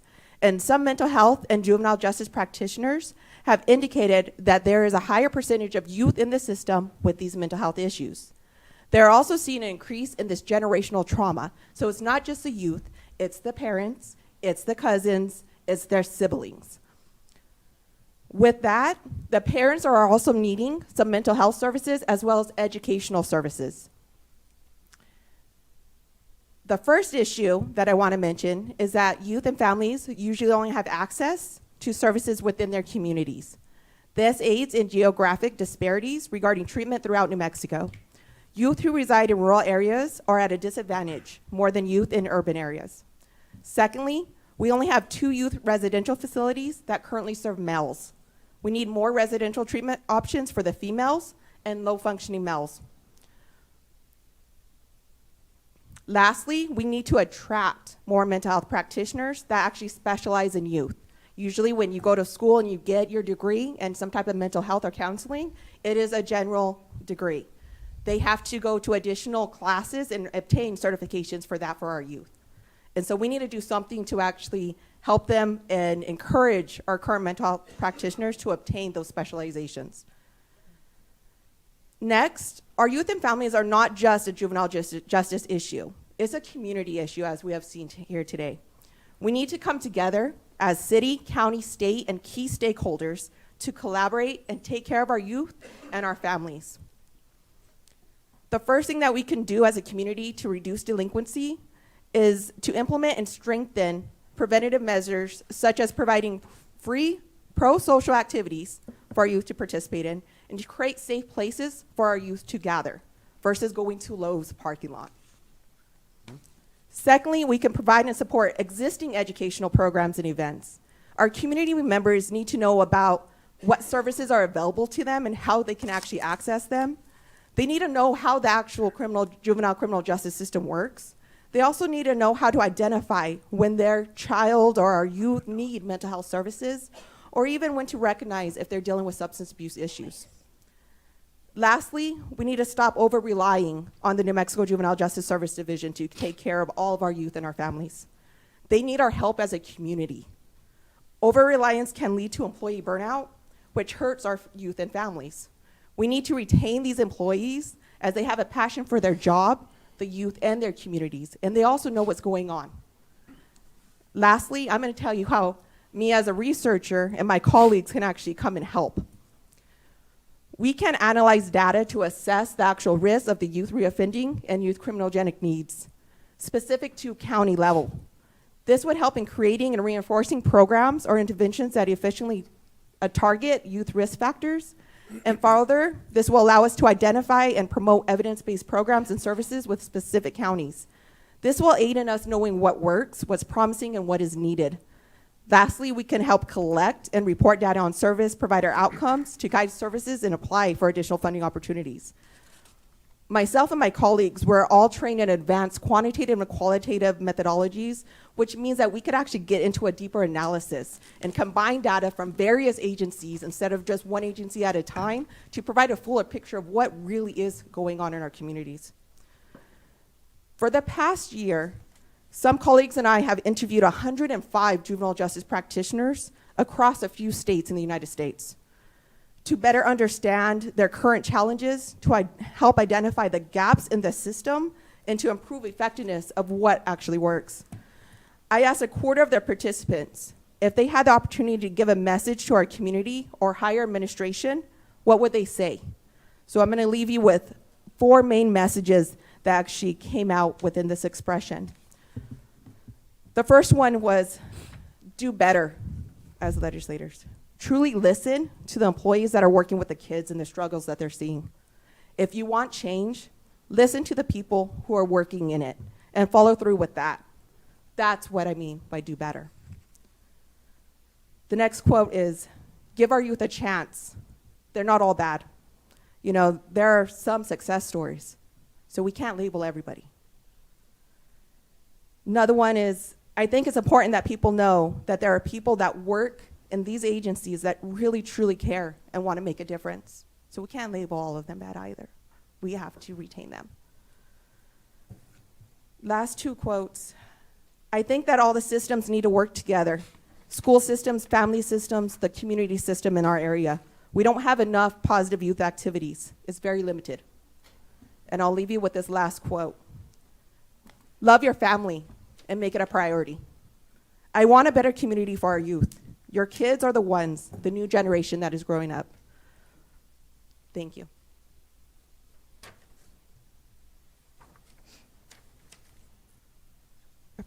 Representative Terrazas, you had a question first. Thank you, Madam Chair. First of all, my condolences. I know it's very difficult to relive and express, and my heart goes out to you because it's very difficult to relive and express it in public. Okay, those are some things that we as people do behind closed doors and struggle and pray and meditate over it. but to come out publicly and do that, thank you for what you're doing. I know you're making a difference, okay?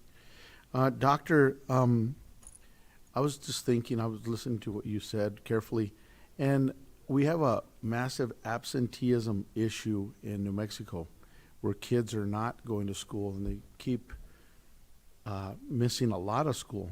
Where would that piece, because this is a puzzle, this isn't one, I would say, this isn't one or two things that are going to change everything. It's going to take a number of things, right? Where would absenteeism, our school absenteeism problem, fit into this puzzle? I believe first you have to start with the law, and that's your guys' wheelhouse. Mm-hmm. And that would be the Parent to Success Act, I believe, which indicates that of attendance. And that was redone recently in the last few years. However, there's no real meat to that bone of having youth be accountable for not attending school. And it kind of ties some of the educators' hands as well as the Juvenile Justice Services Division regarding truancy when you go there. So I think if we're going to deal with being absent and truancy issues, it really needs to go first to that law, because there needs to be some type of teeth and accountability in that element. So maybe reviewing that first as well, to look at that, because education is an important piece. I've sponsored that bill already a couple times, and really try to get some traction on it. It doesn't go anywhere. Gets stuck in, doesn't go to education, it just kind of just goes away. But it is a big problem, and I think keeping our kids in school rather than out there, letting them out there doing traveseras, right, and getting in trouble is what we need to do. And they know how to game the system. Everybody knows. I mean, there's so many loopholes.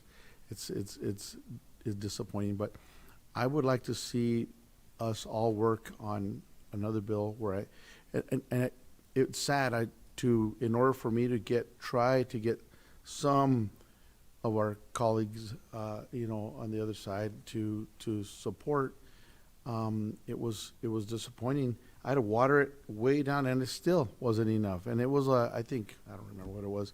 If your kid missed so many days, and the point that I was trying to make is, look, I think if you put parents to have to see the judge and explain why you're not bringing your kid to school, I think was humiliating enough, or put you to think, hey, you know what, I don't want to go tell the judge why.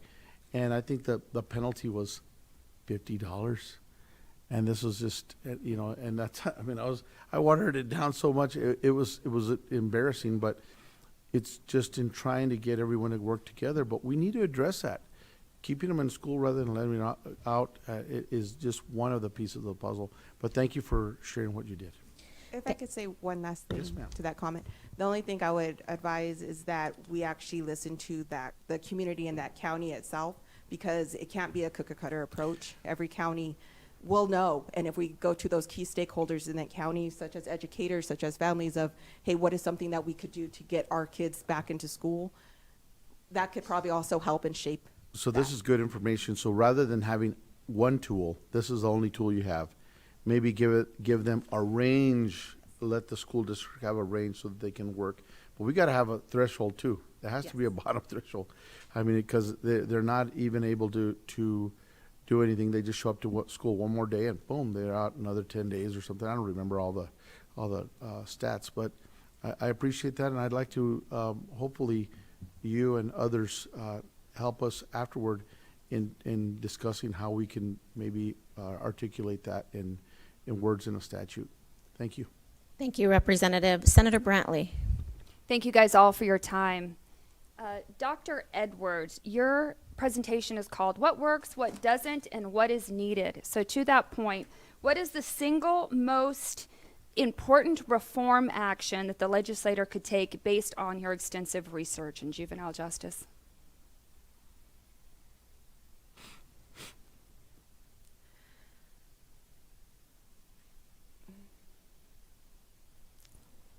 There's so many to choose from, I apologize.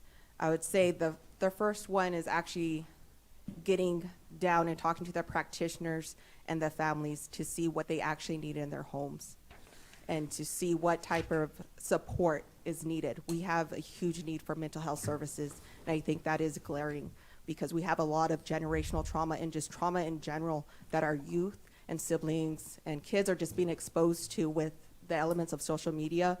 And so if we could at least give them some mental health services and provide it where they can access it, where it's not just telehealth or have to drive 2 hours to receive service or have to wait for 6 months to be on a wait list, that is the most glaring thing across the whole state is mental health services and getting actually to see them. So if a kid has to wait for 6 months, they're not going to do it.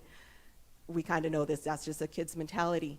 So if we could do something with those mental health services, get providers in here, get them to provide various resources, also to help with providing funding so they can get that specialized accreditation in youth. And to speak of adding to the mental health services, I would include that with forensic psychologists who are the ones who are tasked with doing the competency levels. That's an interesting response. You know, this legislative body has made considerable contributions to mental health. We've invested over $1 billion.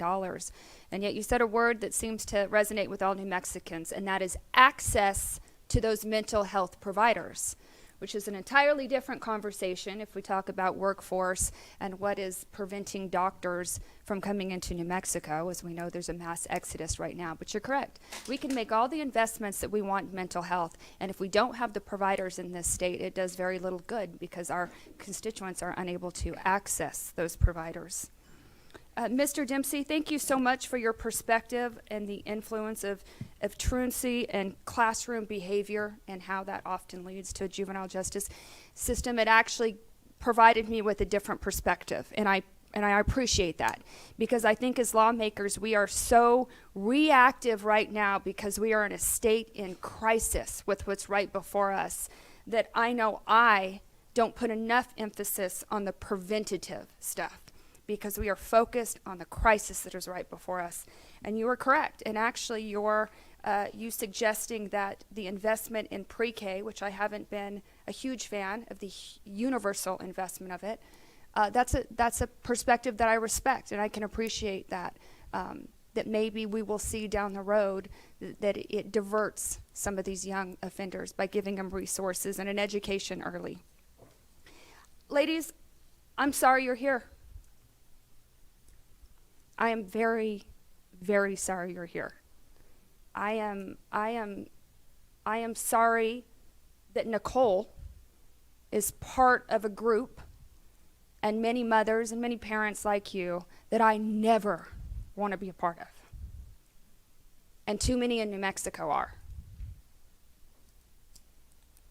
You all mentioned briefly, and it was actually mentioned by our chief, some conversations on social media. I have a mother. I'm a mother. I have 2 young teens of my own, recently married, and he came to the table full time with 3. We have 5 teenage girls, and I hate social media.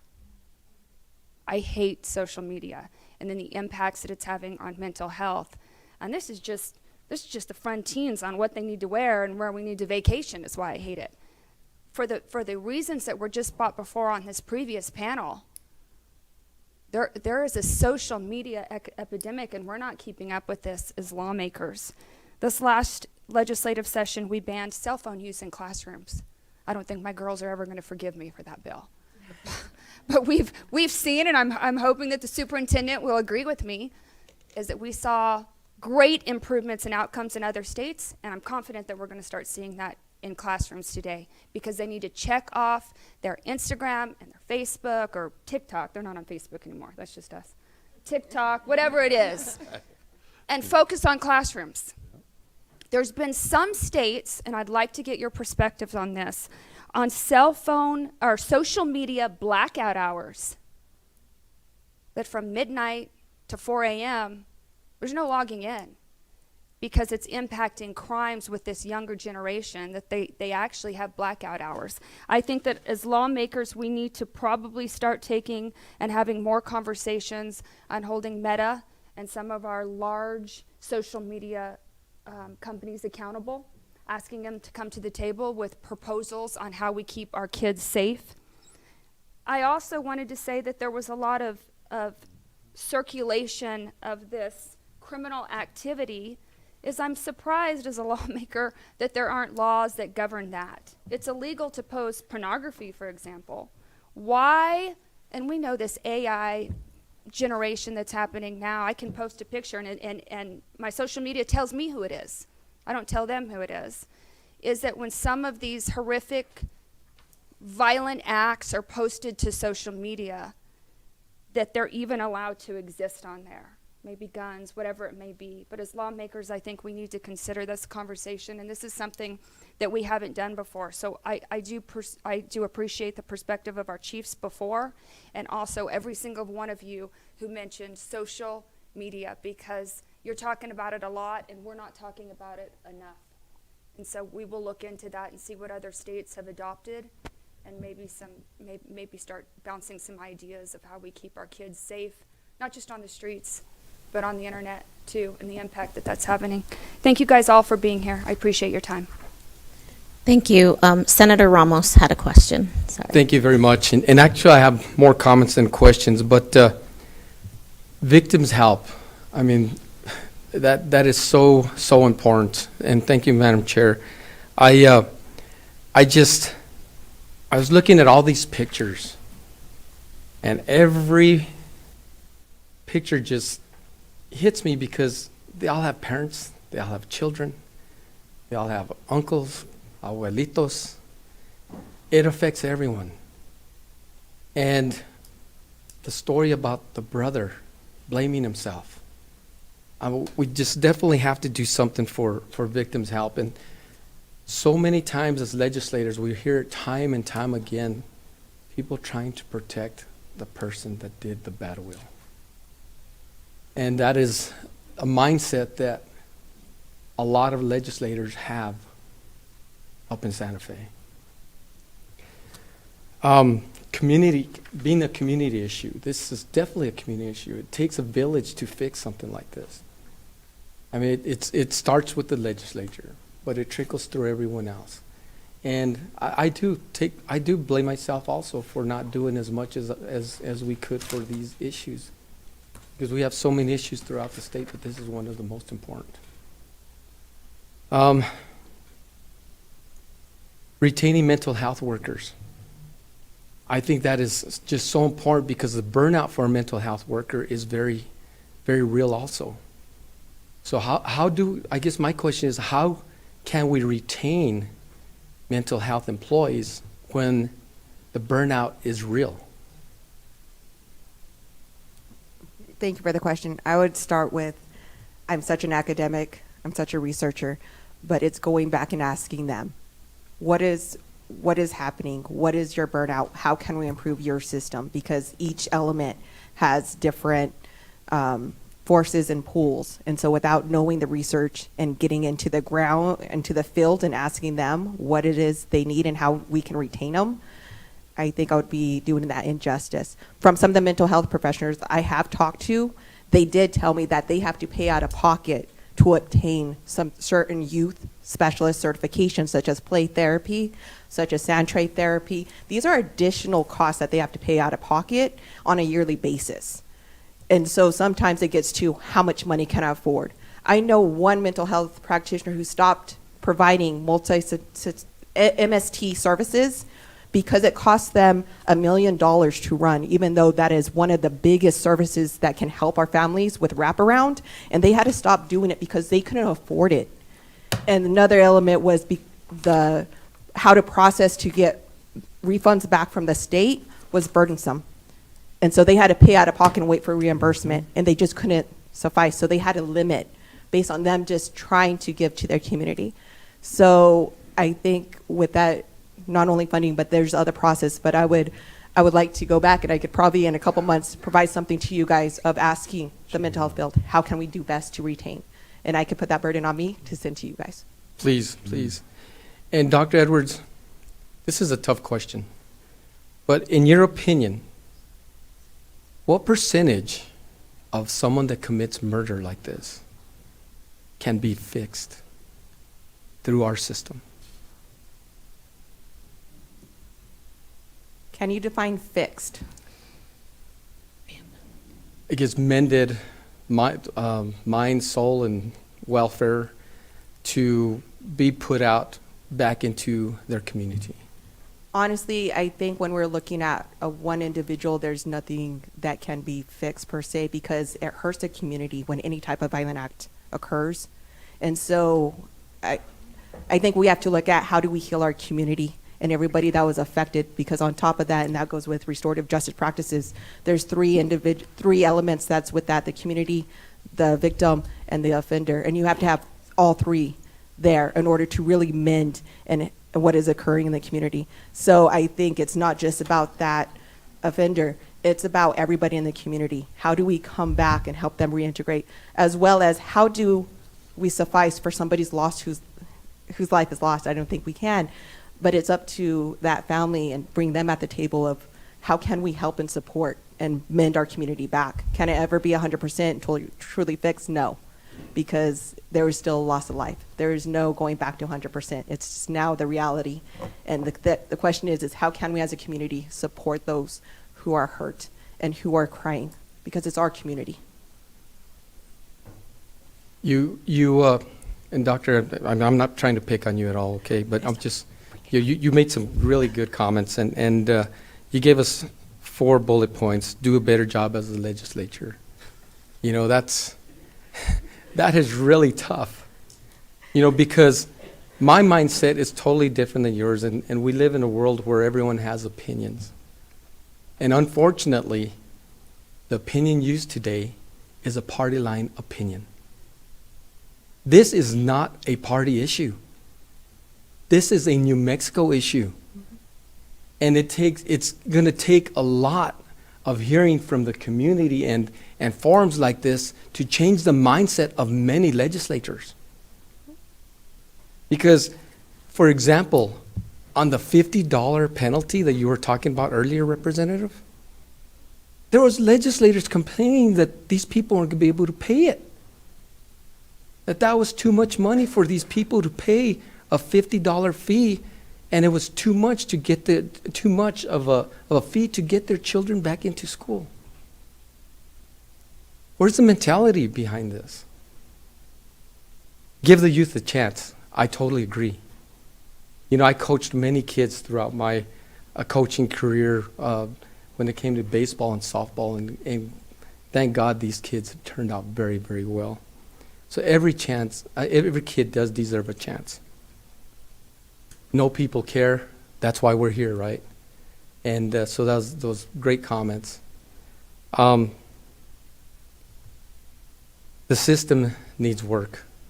And I totally agree.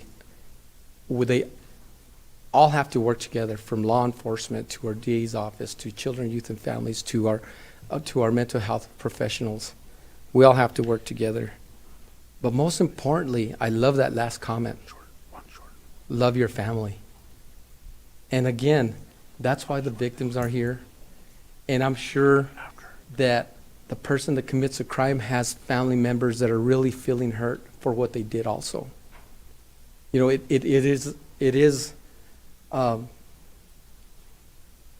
every circumstance has other family members, whether you're the person that committed the crime or the person that had someone murdered within your family. But I think right now, we're trying to figure out ways to hold these people accountable. Some of these videos that we saw earlier were devastating to me. I could not believe that. You know, my brother was a superintendent here in Las Cruces schools, and he told me some stories that just were wild. I could not believe it either at the time where he was explaining it to me. So now that I see these videos, it puts things in perspective. Mm-hmm. You know, and I want to thank you all for what you're doing, and thank you for advocating for victims when you're a victim yourself.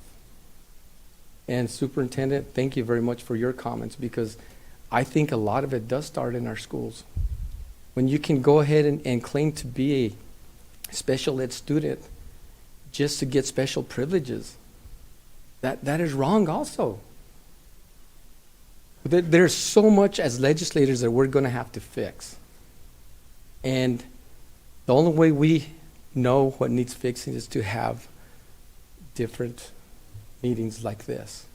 And again, I just want to thank you all for participating, which I know wasn't very easy. Thank you very much, Madam Chair. Thank you so much, Senator. Representative Dell. Thank you, Madam Co-Chair, and thank you to the presenters. I don't have questions for the families of the victims, but I want to just thank you for your courage, and I want to let you know that it's not in vain what you're doing, what Representative Hernandez has done for my time, which I was first elected in 2016, has impacted how I see and how I vote. And so I want to thank, I don't even know how you, I'm shook. Every time I see your courage to stand here, sit here, listen, and be re-traumatized and hear what you know families are experiencing because you're experiencing it and you do it. And I appreciate the fact that you said, I'm done and I'm running and my voice is going to come with a vote. And I appreciate you co-chairing today. I appreciate Dr. Edwards. I think in Santa Fe, we celebrate a lot that we have a majority of women serving, and I will acknowledge that women are often emotionally driven, as I am right now, but at the same time, when it comes to reducing and preventing juvenile delinquency, violent crimes, and the next generation of, we're growing a pipeline. Our failing system is growing a pipeline to prison, and there is this mentality that, oh, well, if a juvenile is convicted of a crime, then they're more likely to be a criminal as an adult. So let's let them off the hook until they turn 18. And we heard before what happened, something much worse for them and their family. So I appreciate you being data-driven. We must be data-driven. So I believe, I serve on Finance Committee. We have to also be responsible with taxpayer funds. So more money may not always be the solution. The evidence that I'm familiar with in early childhood, home visiting, infant mental health, parent-child psychotherapy, it's targeted interventions to the kids who need it most. Just the one example of universal child care, the governor's now asking for $850 million for that, just to have universal child care. And that's for families that are not at risk, and families, the most affluent families in our state will receive this benefit. The only way to reach, to have all these things accessible to those who need it when they need it, is to make it, to fully fund an evidence-based system that's targeted. When you need it, you access it. If you don't need it, you don't. Do you have any comments on that?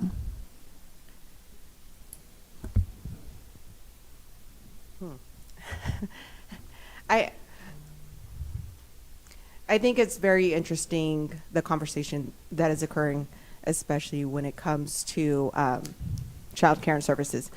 My comments would be that you're correct. There's a lot of money just being requested and thrown largely.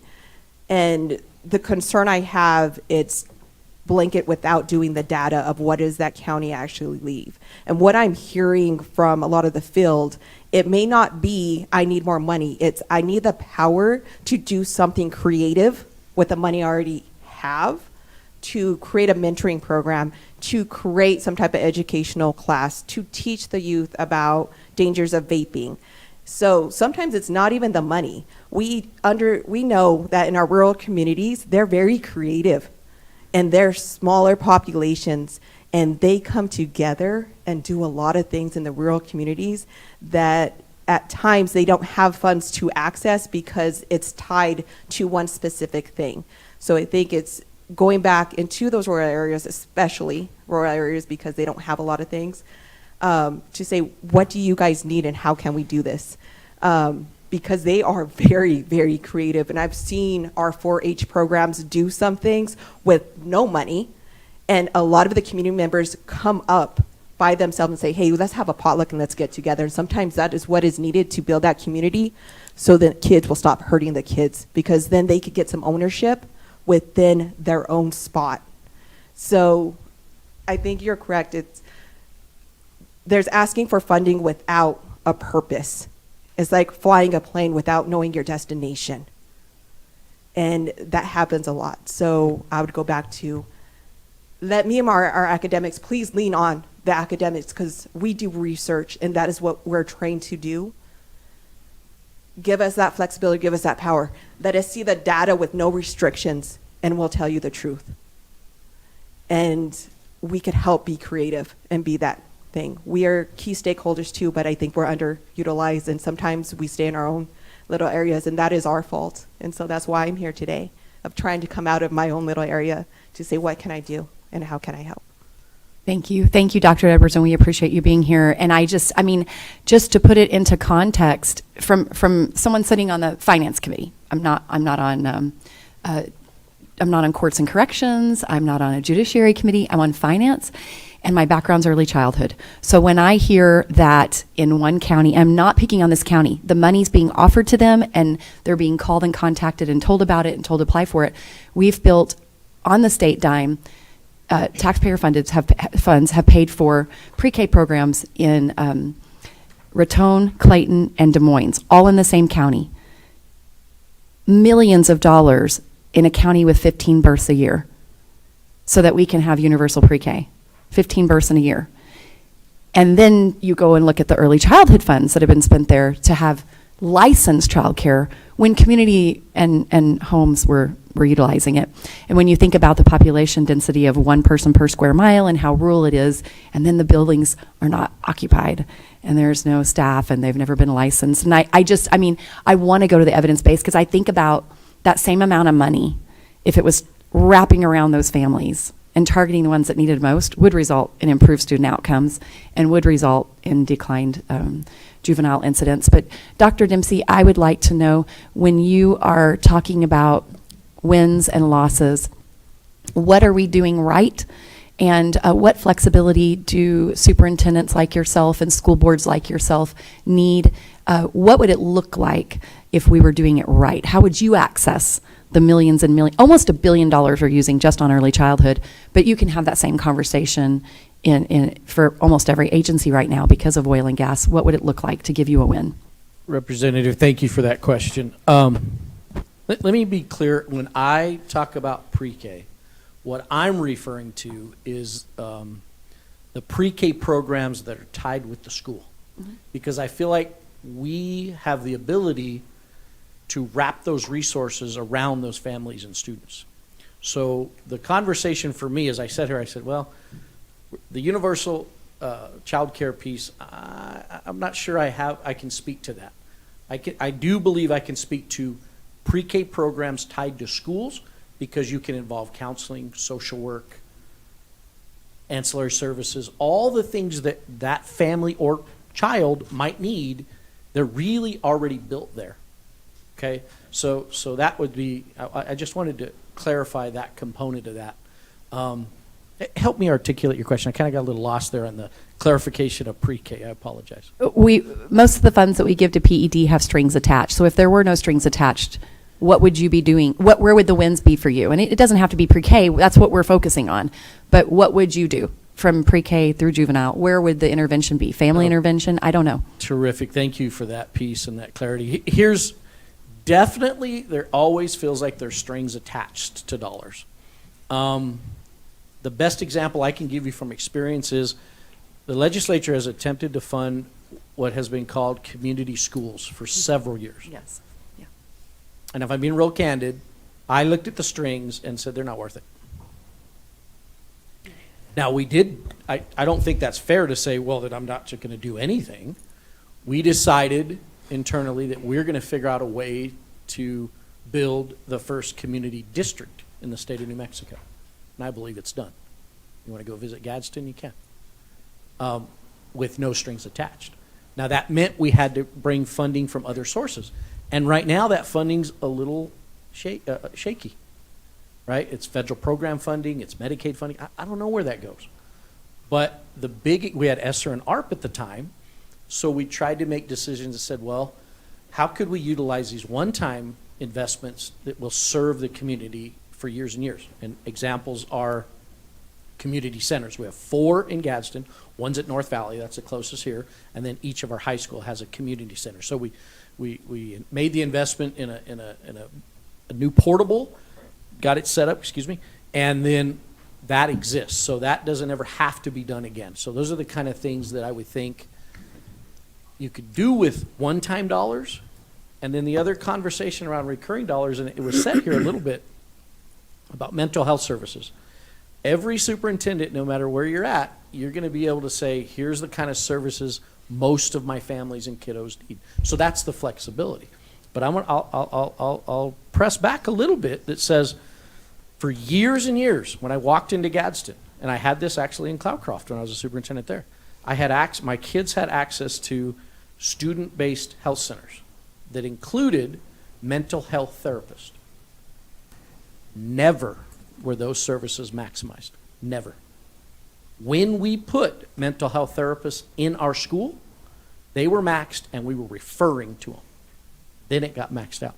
So you were already funding things that weren't being utilized. Now, why? I don't know that I have all that information, but one of the keys to talking to the experts and going to principals and going to teachers and say, we see kids struggling. How do we get them help? What they told us is they've got to be in the school.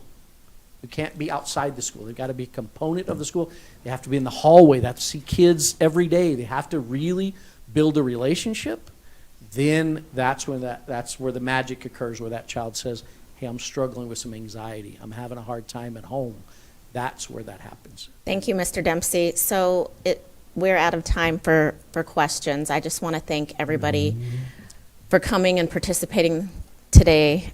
Dr. Edwards, Mr. Dempsey, Alicia, Melissa, I know it was very hard to make your statement, but just know again, we're listening.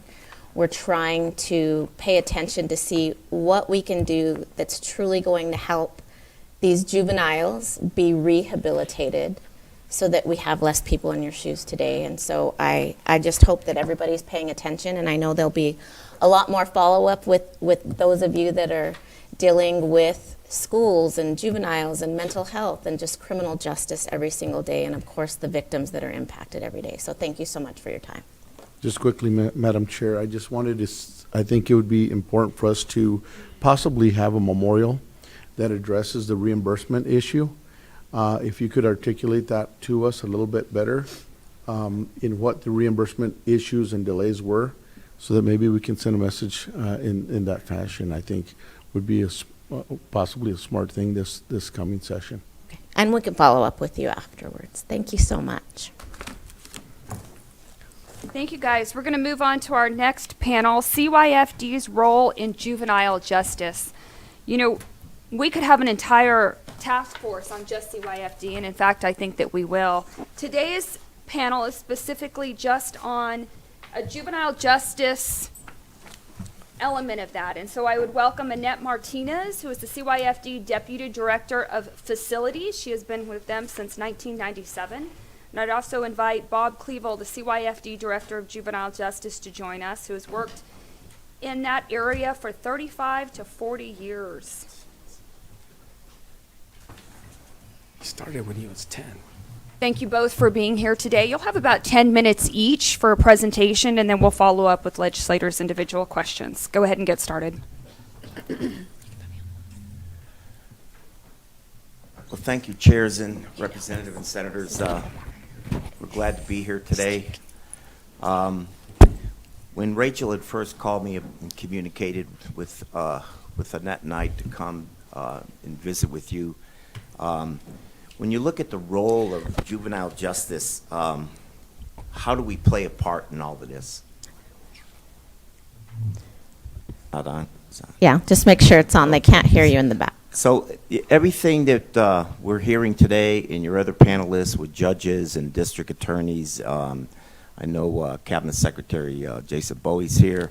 So you got a good mixed group of what's going on in juvenile justice. So, one of the things that I wanted to put together, and there's very few of us that have been around, I guess, as long as I have, that have worked in basically how we got to juvenile justice as it is today.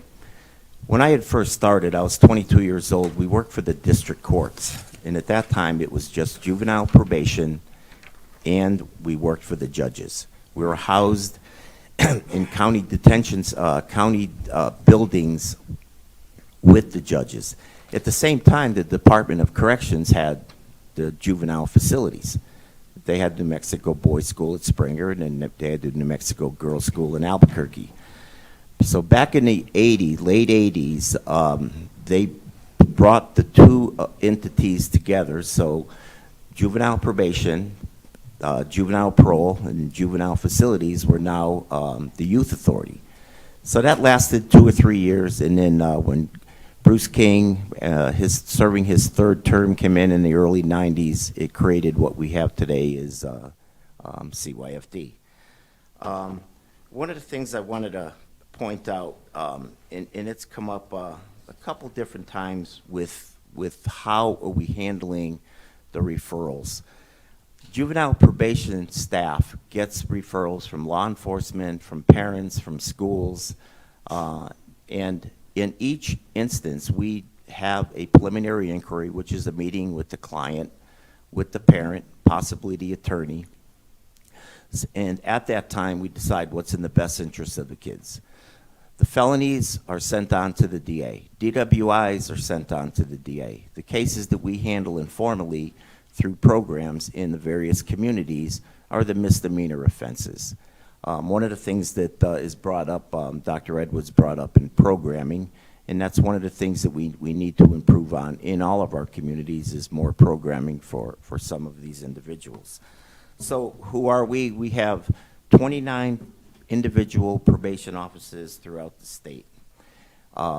We serve every single county, every single community with our staff of 154 probation officers, supervisors, chief, transitional living. We have behavioral health staff in all of these probation officers for the most part.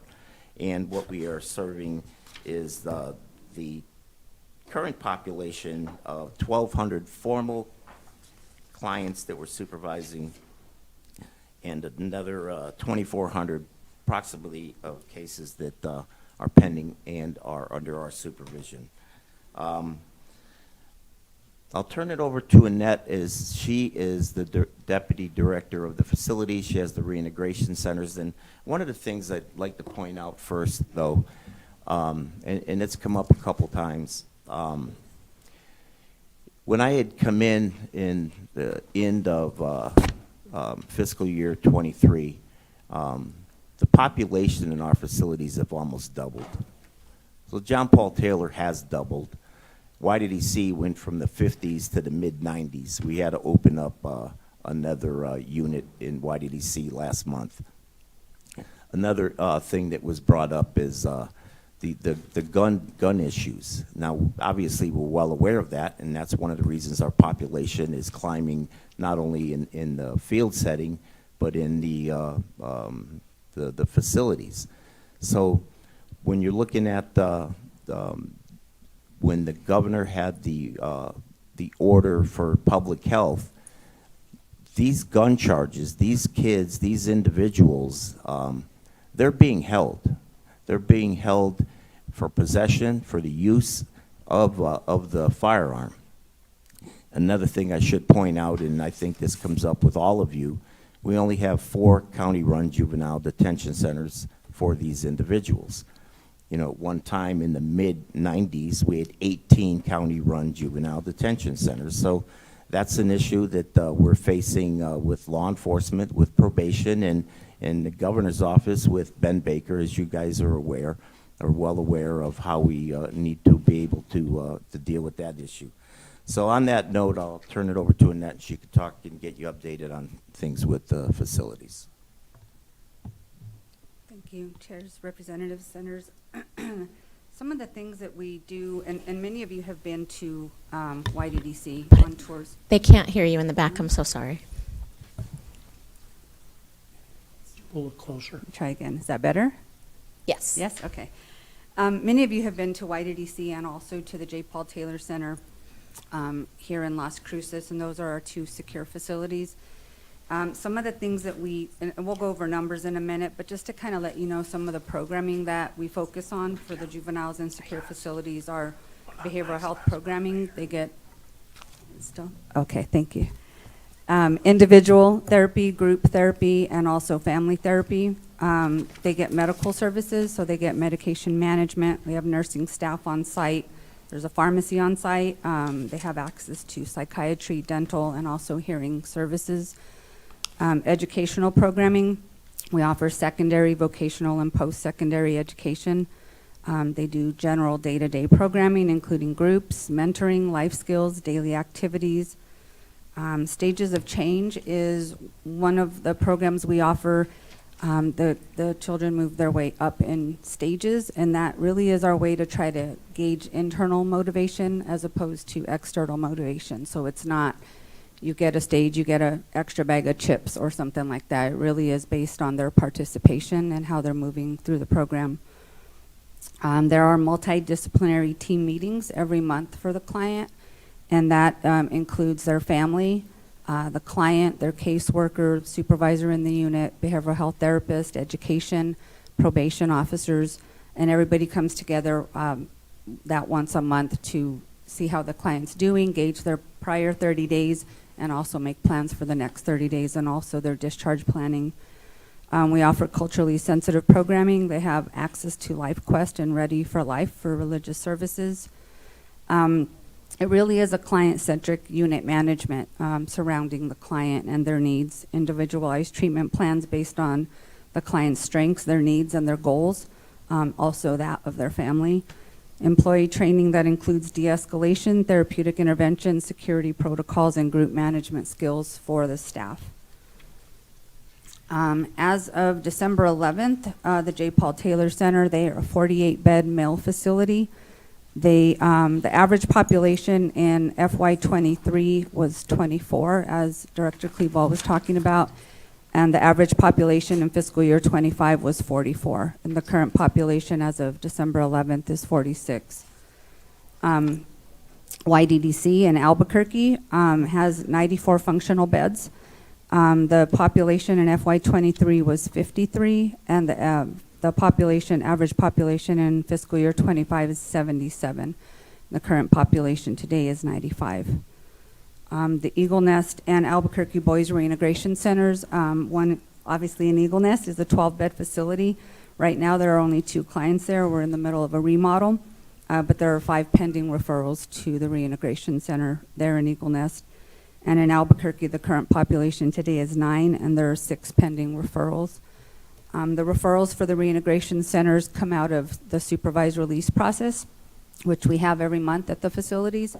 So as we're getting 4 or 5 kids, a week or every other week, and then they also once a month in each facility have the clients who are going out for supervised release at their mandatory release time, or if they've done really well, possibly earlier than that. Discharge planning for that is, again, done with the multidisciplinary team, looking at placements, availability for placements, also the family, and the age of the clients and what their needs are when they're released from the community. Right now, just to highlight the females, because I feel that that's a big need, we have 16 females in YDDC, and there are 16 beds. We do not have a girls' reintegration center anymore, but that is a big need. When the girls leave our facilities, there's not very many placements for them, so we're wrapping them as tight as we can in the community. And I'll go ahead and turn that back over to you for programs. For those of you who are on finance, you're quite aware of the programs that Juvenile Justice has. We have JJAC and Juvenile Community Corrections. We get federal dollars and we fund programs out of that and youth mentoring. So I think you have the information in front of you, but in FY27, we had served over 3,400 kids. We have 17 continuum sites in counties around New Mexico, serving 19 counties. The Juvenile Community Corrections, and that's the program that serves adjudicated youth. We have 15 providers in 17 counties. I think you may recall we had a bill that came out of the New Mexico Sentencing Commission that CYFD supported for the Juvenile Community Corrections Program, being that it only serves adjudicated delinquents and we were losing providers. We had a bill that was going to allow to open up the target population to more youth. Obviously, I think all of you are aware that that bill was I think we can call it Representative hijacked, and it never really was able to get done what we needed it to do. I think when we're looking at youth mentoring, that is Boys and Girls Club. That's Big Brothers Big Sisters, and we fund a couple other programs that does mentoring as well. And they have served 1,369 youth, and they've got 5 providers in 28 counties. So all of these programs are usually, it varies. It's about $10 million a year depending on the reverted funds and how much the legislature appropriates. And what we're trying to do is have programming in every single county. We have 4 counties that do not have any of these programs, and that's the smaller ones, and surprisingly Roosevelt County. And we're going with some additional funding this next legislative session to serve all the counties, and also add additional programming in other counties where these programs are not addressing. I think we'll open it up for any questions.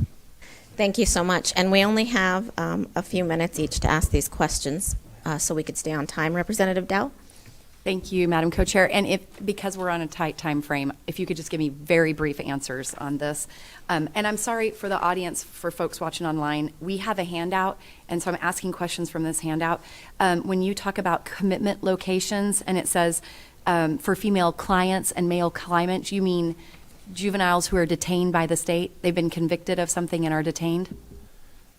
The facilities that we have are clients that have been adjudicated and then committed to a juvenile correction facility. And YDDC is one in Albuquerque. John Paul Taylor is the other in Las Cruces.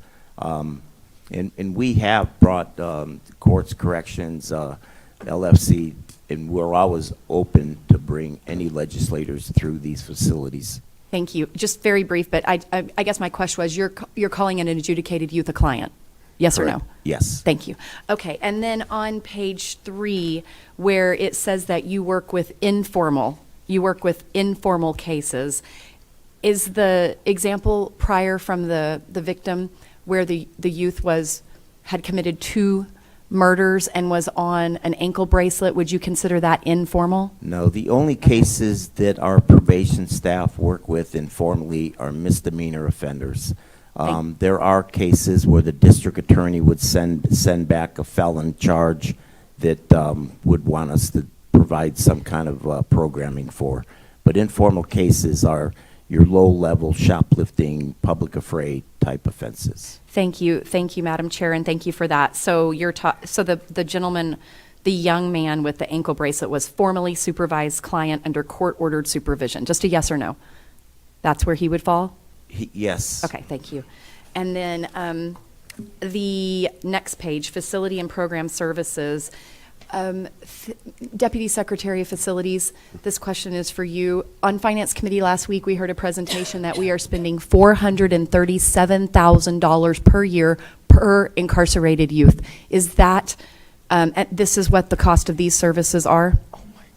I don't have those exact numbers in front, but yes, these are the services we provide in the secure facility. Thank you, Madam Chair, and thank you, Deputy Secretary. And I guess my question is, I also recently learned that a 14-year-old, based on our laws, they are allowed to consent, so they're also allowed to deny these services. Do you guys have data on, we're spending $437,000 to help rehabilitate these youth so that they can, after their sentencing, be productive members of society. What percentage take those services versus reject them?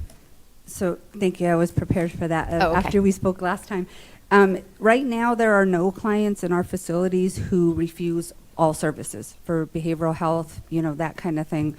I think it's important to note that, they do have a right. They could have a bad day and refuse group therapy that day, or they might have had, a bad phone call with their family and they don't want to participate in family therapy that day. But I did speak with the Deputy Director of Behavioral Health, and there are no clients that refuse all behavioral health services through their time there. But they do have the right to consent and to deny for, medication management as well as, behavioral health sessions. Thank you, Madam Chair, and thank you for that, Deputy Director. And I'm not asking you to break any HIPAA, but I think it's important for us to know, quantify that data. Do you know what percentage are not pursuing a high school diploma or a GED? All of our clients are fully engaged in education. We have a really high rate with that. Okay, I'd love to know how you're doing that, because those that are in CYFD offices, they're saying they can't make them go to school. And then my last question, or just a comment, I just want to thank you guys, especially for this expansion of the Juvenile Justice Advisory Councils. Those used to be based on the judicial district, and seeing that you are in 17 counties, it says sites, so maybe multiple sites in the larger counties, but to be to 33 counties would be amazing. And so I just want to thank, it says you're in 19 counties, thank you for that. And also on the youth mentoring to get to 33 counties, I appreciate that. Thank you. Thank you. Senator Gallegos. Thank you, Madam Co-Chair. Thank you, and we talked earlier, and I don't know if Representative Dow, so goes with her comment on the consent deny at 14. My daughter was actually telling me at home that at 14, these children get to choose behavioral health meds and or education with the meds without a doctor's consent. A little bit scary, but I want to go into sort of the facilities type discussion. So in your world, is there anything that we can do, or I guess I'm trying to understand if you have any staffing challenges with what you guys do for the children. I know, just we talked about it earlier, my daughter has to stay at the facility in Hobbs when they have children sleeping there. But I was wondering if you guys have thought through of anything that we could do for you that would help offset some of that. We talked earlier about an intake facility in Lee County that I thought would have been beneficial to us. It's not in the works, but I'm just wondering if you guys have thought through anything we as a legislature could do to help y'all.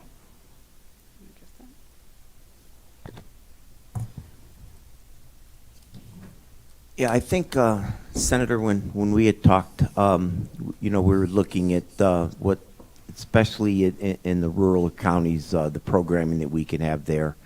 One of the things that we're always looking for is, some of the programs that we have in juvenile justice, our providers are only able to provide certain kind of programming, certain kind of services.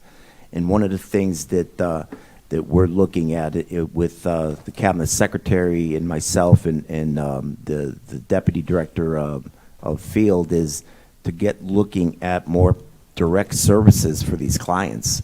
We've gotten away from counseling and anger management and sex offender programming and got more involved in, life skills. That's all important, but we need it all.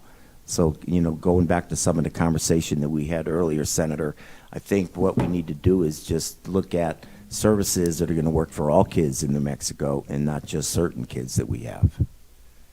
I appreciate that. And just last point, just because I know my daughter's world, there's a lot of turnover. It'd be really nice to get the behavioral health stuff taken care of, but also I know that she gets,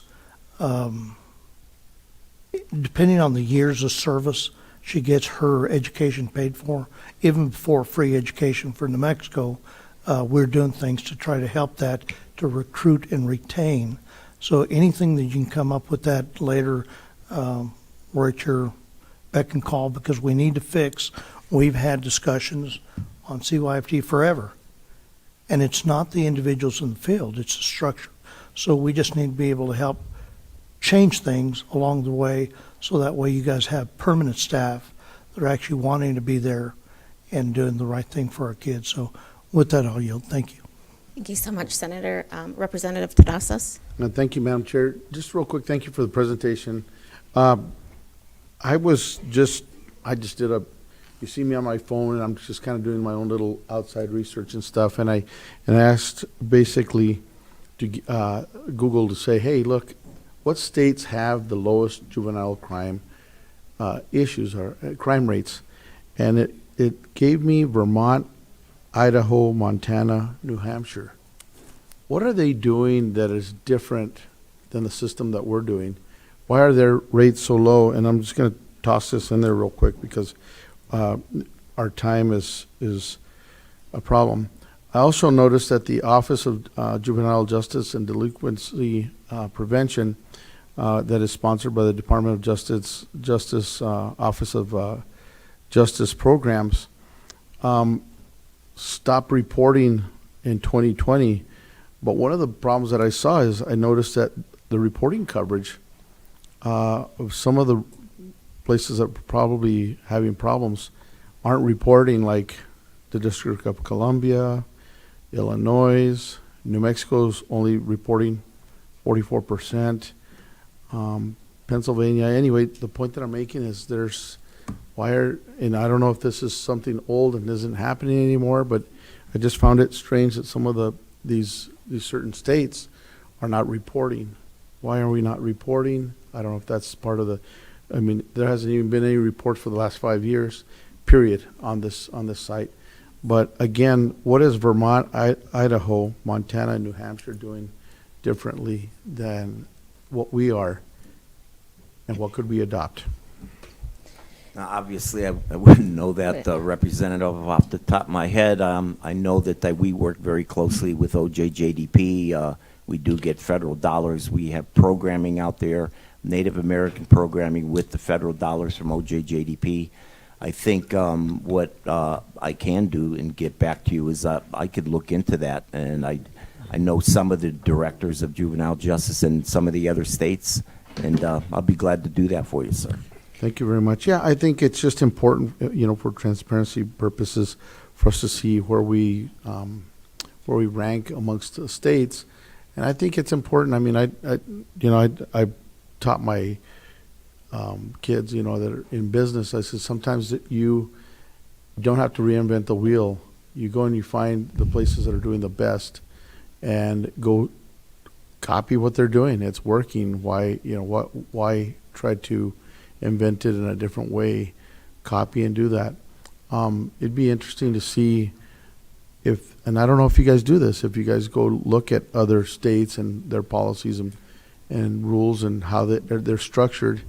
I know I before I open a business or I expand some of my businesses, I take a couple years and I literally study and watch and look at many businesses and take notes, and I take the best of each one of those businesses, and then I go back and I then make my own little assumption of what I need to do. And I think we need to do that in possibly in the state. And is that something that's even practical, I guess, what I'm asking? Is that something that you guys ever do? Is that something that's even thought of or has been done? So, Madam Chair's representative, be honest with you, the Sentencing Commission is doing that right now, the Juvenile Committee of the Sentencing Commission. If you look at the statutes for the New Mexico Sentencing Commission, that's one of the things we're required to do, is to look in the other states, not just on the juvenile side, but on the adult side as well. And I think what we could do is bring some of these ideas that you're asking or looking for to your attention. As a member of the Sentencing Commission, I can provide that for you, sir. And thank you. I mean, it's hard to sit there, and I know at times, sometimes the structure or laws are preventing you from doing your job to its full potential. And it's hard to sit there and us, I don't know, there's about 6 of us here just asking questions and you having the one answer. But that was just something that when I'm sitting here, I know you guys see me on my phone, I'm researching, I'm listening to what you're saying, and I'm kind of doing a little bit background research. But thank you very much for your comments, and I hope to see that, and I'd like to see what we can do. And again, these are things that, again, I think the senator said it right, and all my colleagues here said it right. This is a New Mexico problem, but it's hurting our families, our communities.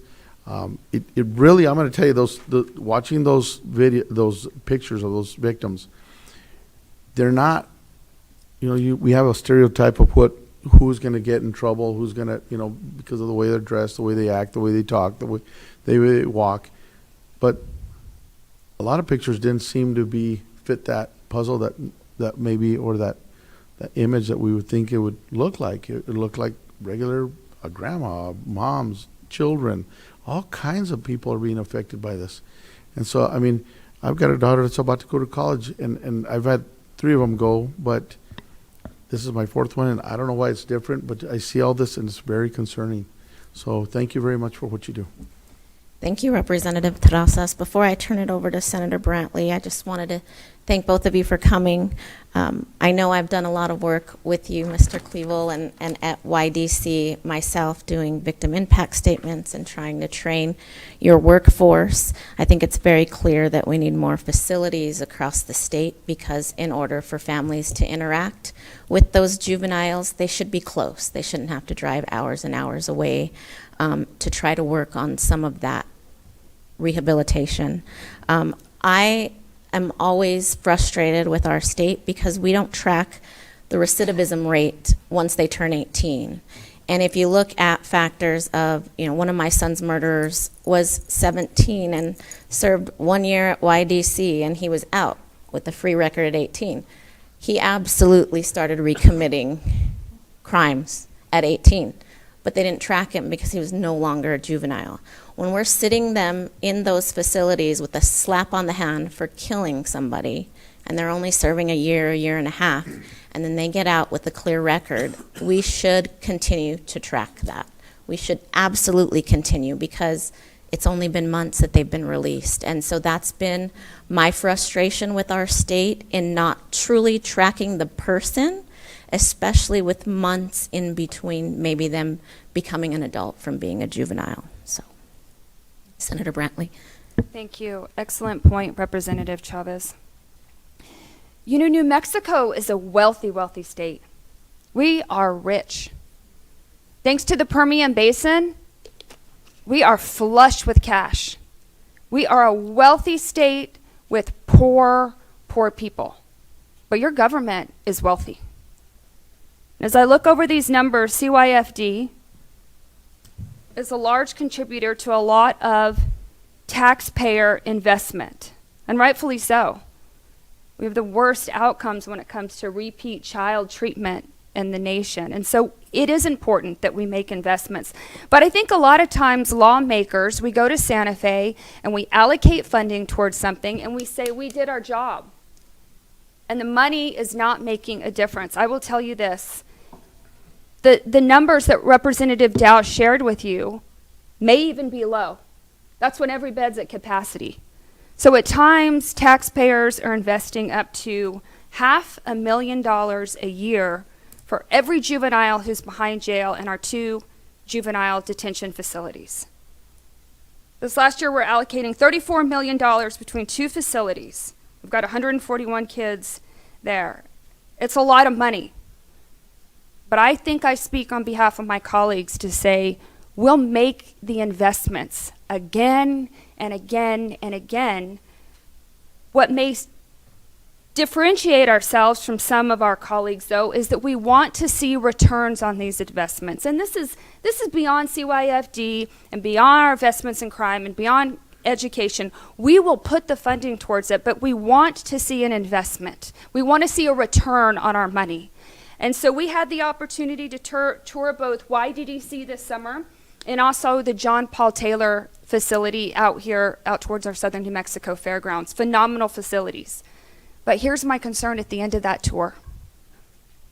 With all the money that we've invested in this, is what's something you would change? What can legislators and lawmakers do? And you know what the employees said that we never hear in Santa Fe?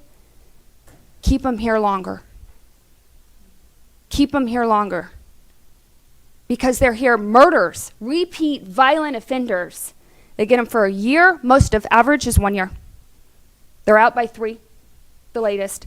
Right about the time that they begin to believe that they can put this child on a different course and really make a meaningful investment and turn the direction of their life, they're out in a year and a half. And where do they go? With all the investments that we've made into them, they go right back to the life that they knew, right back to the life they came from. And their ask from all these employees were telling us as they walked out, we need them here longer. And I guarantee you that based on the facilities and the conditions there, I bet the kids would say the same thing. They have had hard childhoods. Here they are. This is where their life choices have taken them. And we as lawmakers are allowing these opportunities and these investments that exist. And instead of keeping them there longer, where we can give them an education and put them on a workforce track and get them the mental health that they need, the substance abuse, we just open the gates. Because some people that we serve with don't believe it's compassionate to keep these kids behind bars. And I will tell you, it's inhumane to let them out. You are returning them to a life of violence, a life that they'll never get out of this cycle if we cannot cut that cord and break them. So I will say to this, we are spending a lot of money on these facilities.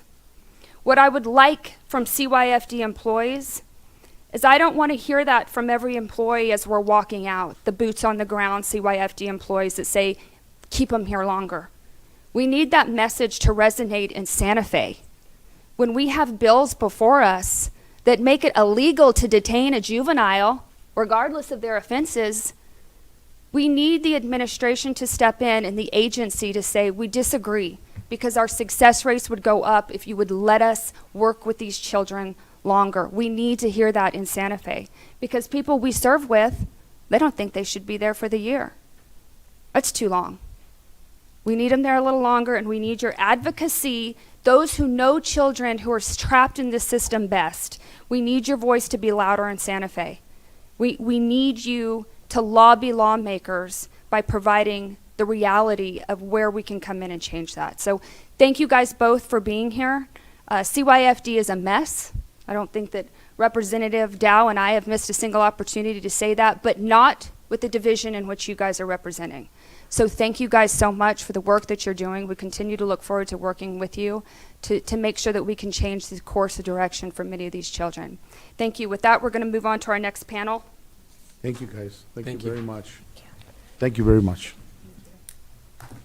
I'd invite our panel to make their way forward. We're going to be discussing current challenges addressing juvenile offenders. Joining us here will be a representative from District Attorney Fernando Macias's office of the 3rd Judicial District. We have Troy Gray, who is the Juvenile Justice Division Officer of the 2nd Judicial. And then we are honored to have the presence of Honorable Secretary Jason Bowie, the Cabinet Secretary for New Mexico Department of Public Safety.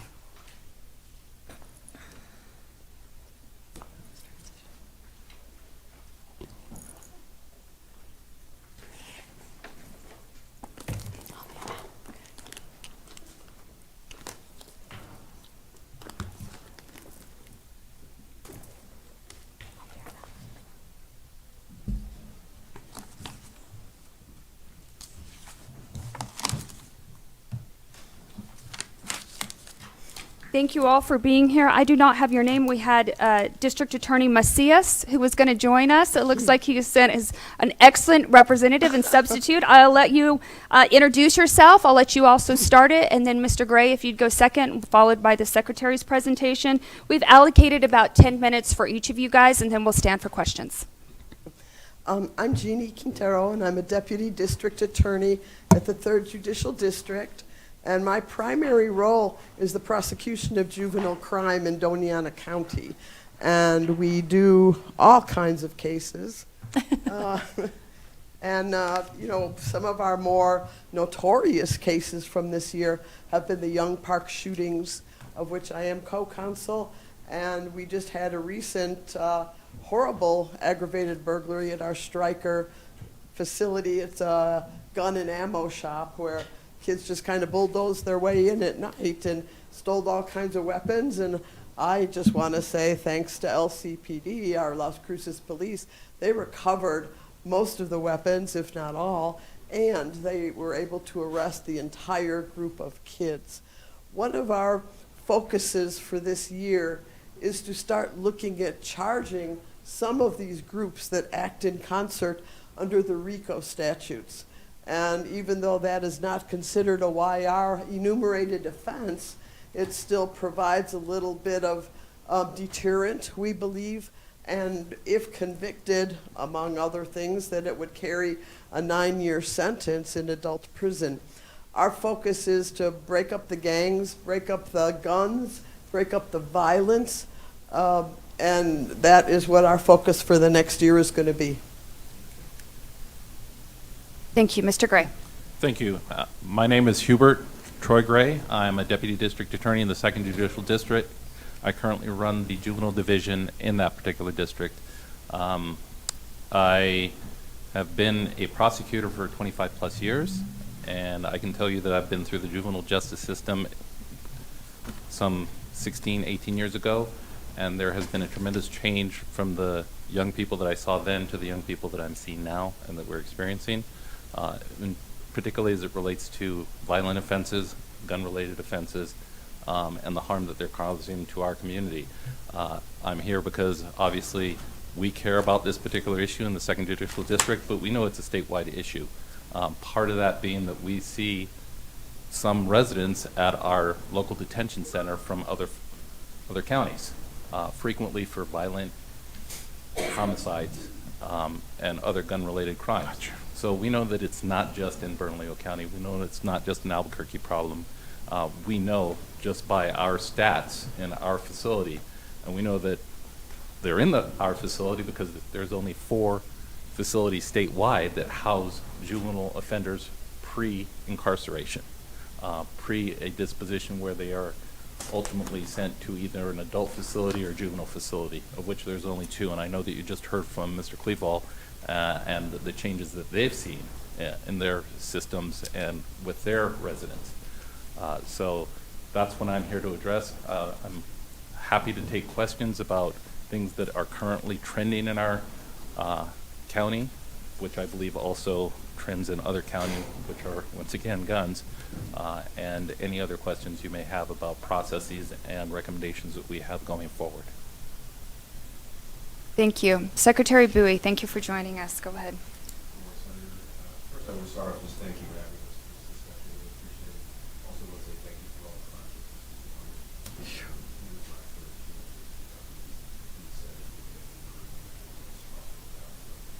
contributions. Would you grab that microphone just a little bit closer, Secretary? It's on. You just almost have to touch it when you're talking. Like, okay, yeah, really loud. There we go. So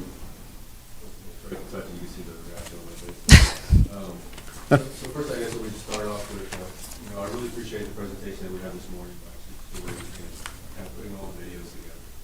We see things like this in law enforcement all the time. In my experience, I served 27 years with the city of Rio Rancho. Retired there as a deputy chief since 2021. I'm the secretary of DPS, and I get plenty of briefs from the state police. And we're seeing these kind of things across the entire state. When you put it together like that in a compilation, it really puts an exclamation mark on what we're seeing. Like I said, I get these briefs all the time, and they're not necessarily unusual.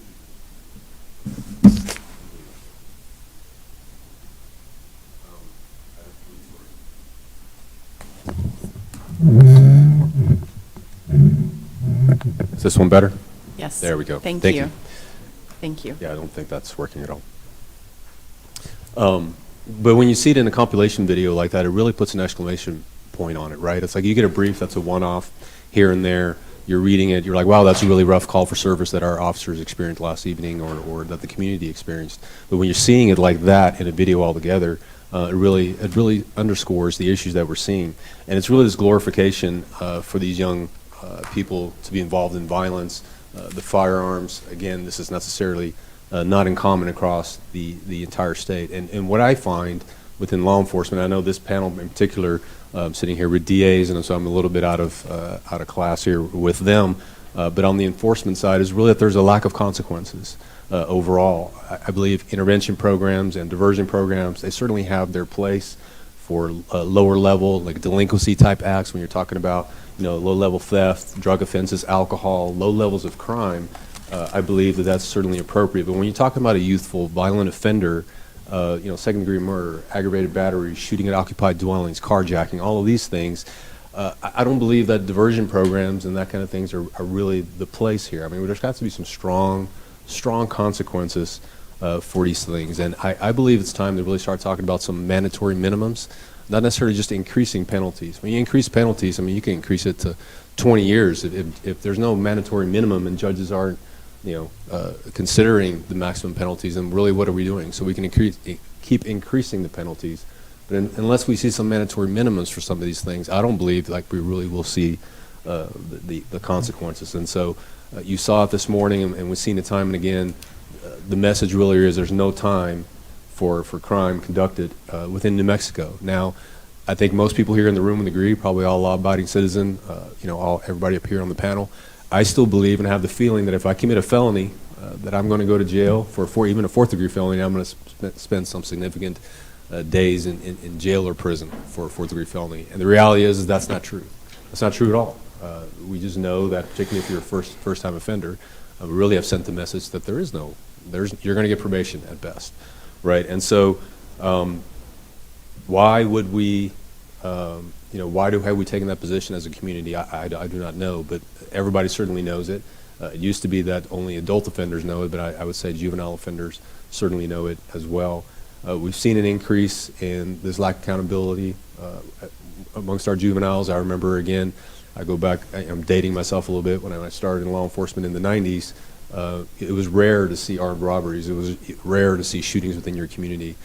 I remember, a bit anecdotal, but I remember a young lady at a ice cream shop having a gun shoved in her face. It was a teenager at work having a gun shoved in her face, and it was an armed robbery in our city. And I remember being pretty offended, thinking, wow, this is what it's come to, and now this is really commonplace.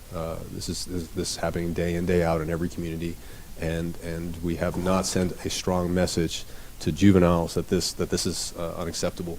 And I'll just finish up with this and turn it over to questions. But when you talk about competency, it's really about did the person not know what they were doing? That's what me says when you're incompetent. You didn't know the consequences or potential outcomes of what you were doing, and that's not what we're seeing. When you look at the minute that the arrest is made, people are denying it. They're concealing evidence. They're fleeing from law enforcement. Fugitive go through, I was in a fugitive apprehension team for a period of 5 years. Violent felons go through great lengths to avoid detection and to not be brought into custody. And so the reality really is that these people aren't incompetent to the point where they don't know what they did. Right from the very beginning, they're denying the act, they're tampering with evidence, they're getting rid of the guns and all of these things. And so to me, that really demonstrates that they know exactly what they have done is wrong. They go into hiding, and once they're into the system, of course, pretty quickly they're found incompetent, which is always kind of I kind of question the accuracy of that. So we've sent a message clearly in my mind that even if you reoffend, there's not real accountability to any of that. So with that, there's more that I could probably get into, but from the law enforcement side, extremely frustrating to see same people arrested over and over and over again. If you speak with law enforcement as a whole within New Mexico, they'll tell you the same thing. And again, if you got laws on the books, we probably ought to just follow them, and I think we'd be in a much better place. Madam? Thank you all for your presentation. We do have plenty of questions, but I think that this will help kind of open up the dialogue here. We started this off, and I think it was you, Senator Ramos, who said, while this is a partisan panel, this is not a partisan issue. And so for those listening today, I want to make this point. District Attorney Sam Bregman, a Democrat in Albuquerque, has been a commonplace in the hallways of Santa Fe, begging for juvenile justice reform, demanding it. District Attorney Macias here in Las Cruces, a Democrat, has demanded the same. And thank you for your office's leadership in the wake of the Young Park tragedy to hold those particular criminals very much accountable. Secretary, you're here as an appointment of this governor. And while I have been a very open critic of this governor and some of her leadership appointments, it's not fair. There's an exception. One, I actually like the Environment Secretary very much. I think he does a great job. But also your leadership, I will say that. Excellent choice in leadership. You have really run this agency very well. We appreciate your insight and your partnership. And to be fair to the governor, I want to make this point to everyone who's listening. These bills aren't even getting to her desk.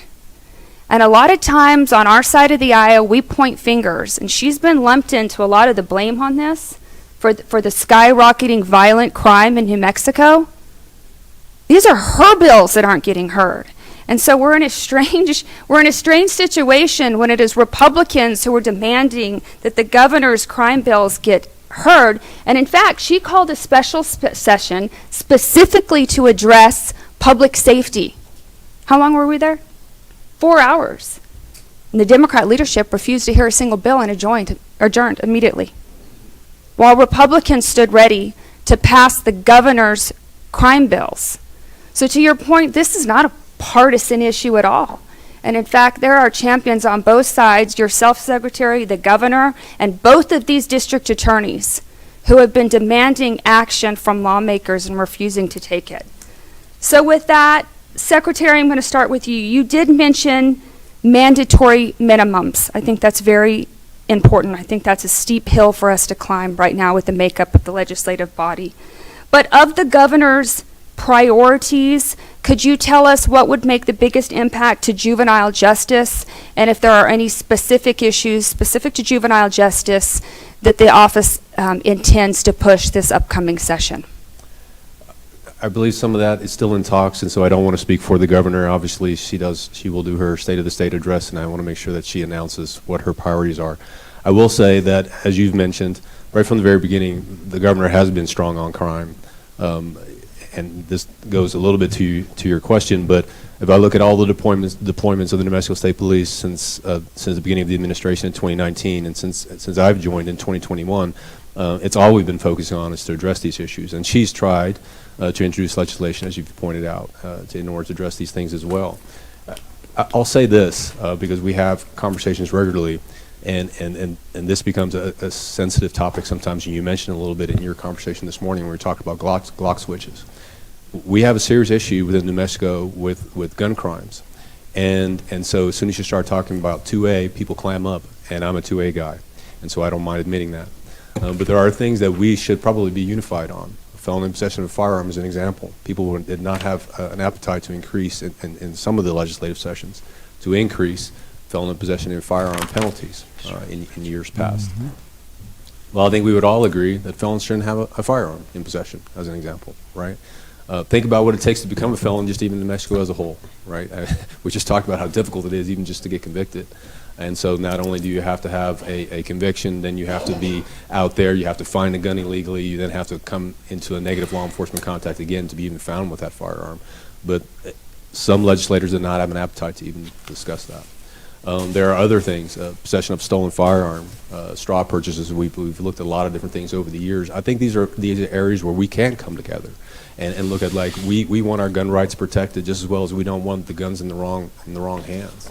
And so I think there's times when we're just very walled off to the conversation, but we have the ability to really kind of come together and look at what is it that we're really talking about. Are we talking about the firearm as a constitutional protected right, or are we talking about the method in which it's used, or which way it's being transferred, the way that it's being bought isn't best for our community?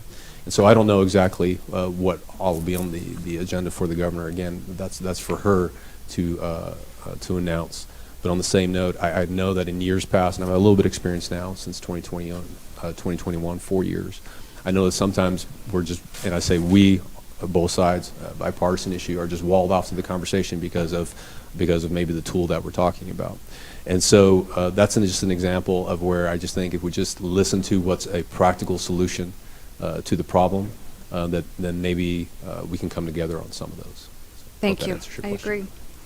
On the question list, we'll begin with Representative Dow. Thank you, Madam Co-Chair, and thank you, Secretary. Thank you, all of you, for being here today and for the important work you do. I'm just curious. Senator Brantley pointed out that this is not a partisan issue. I definitely agree with her on that. I'm just curious if you are comfortable, for those of you on the panel, did you grow up in poverty? I did not. You did not? Near poverty.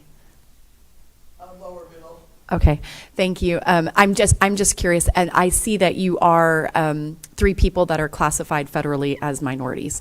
I say this because we seem to have a majority of folks that are making the decisions on behalf of law-abiding citizens who believe that people who are victims cannot be held accountable for their actions, and they would classify those victims as people in poverty, people from minority groups, or people who were less fortunate than others. And I was not. I grew up in poverty, but my mom made my clothes. The first time I went to a dentist, I was at college because my college roommate felt sorry for me. I was not insured my entire life. We would eat the same pot of beans or potato soup until it would last days. I have not yet cooked beans or potato soup as an adult. But I grew up in poverty. But my parents, oh my gosh, if my name were in the local paper for a speeding ticket, because they list all the speeding tickets, my dad would always tell me, you're the maker or the breaker of the family name. I so appreciate that. He passed away a few years ago. I am so grateful to him. He told me all the time I couldn't be a victim and a victor at the same time. I didn't even know I was poor. I didn't even know I was disadvantaged. But we have these folks in Santa Fe who believe that these excuse behavior, and excusing the behavior when youth their brains are developing is not compassion. It's not compassion. So I just think we're at a point where violence can't be excused, and I see that it shouldn't be partisan, it shouldn't be a race, it shouldn't be about income level. And even holding someone competent, Secretary, you gave examples of folks who know what they're doing and why. They know the law and how to get around it. We've heard that all day long. But we're looking at one factor, and that is age. Seems to be. I don't know if you guys have any comments on that. Am I wrong? Chairpersons, Representative Dow. It was actually a conversation that we sort of had right before we came in, the Secretary and I, about whether police are even allowed to arrest juveniles. And it's a legitimate question, because for them to actually be booked in, a call has to be made if there's a facility available and a space available in that facility to a third party, the Juvenile Probation Office. Law enforcement have been themselves handcuffed by current state law.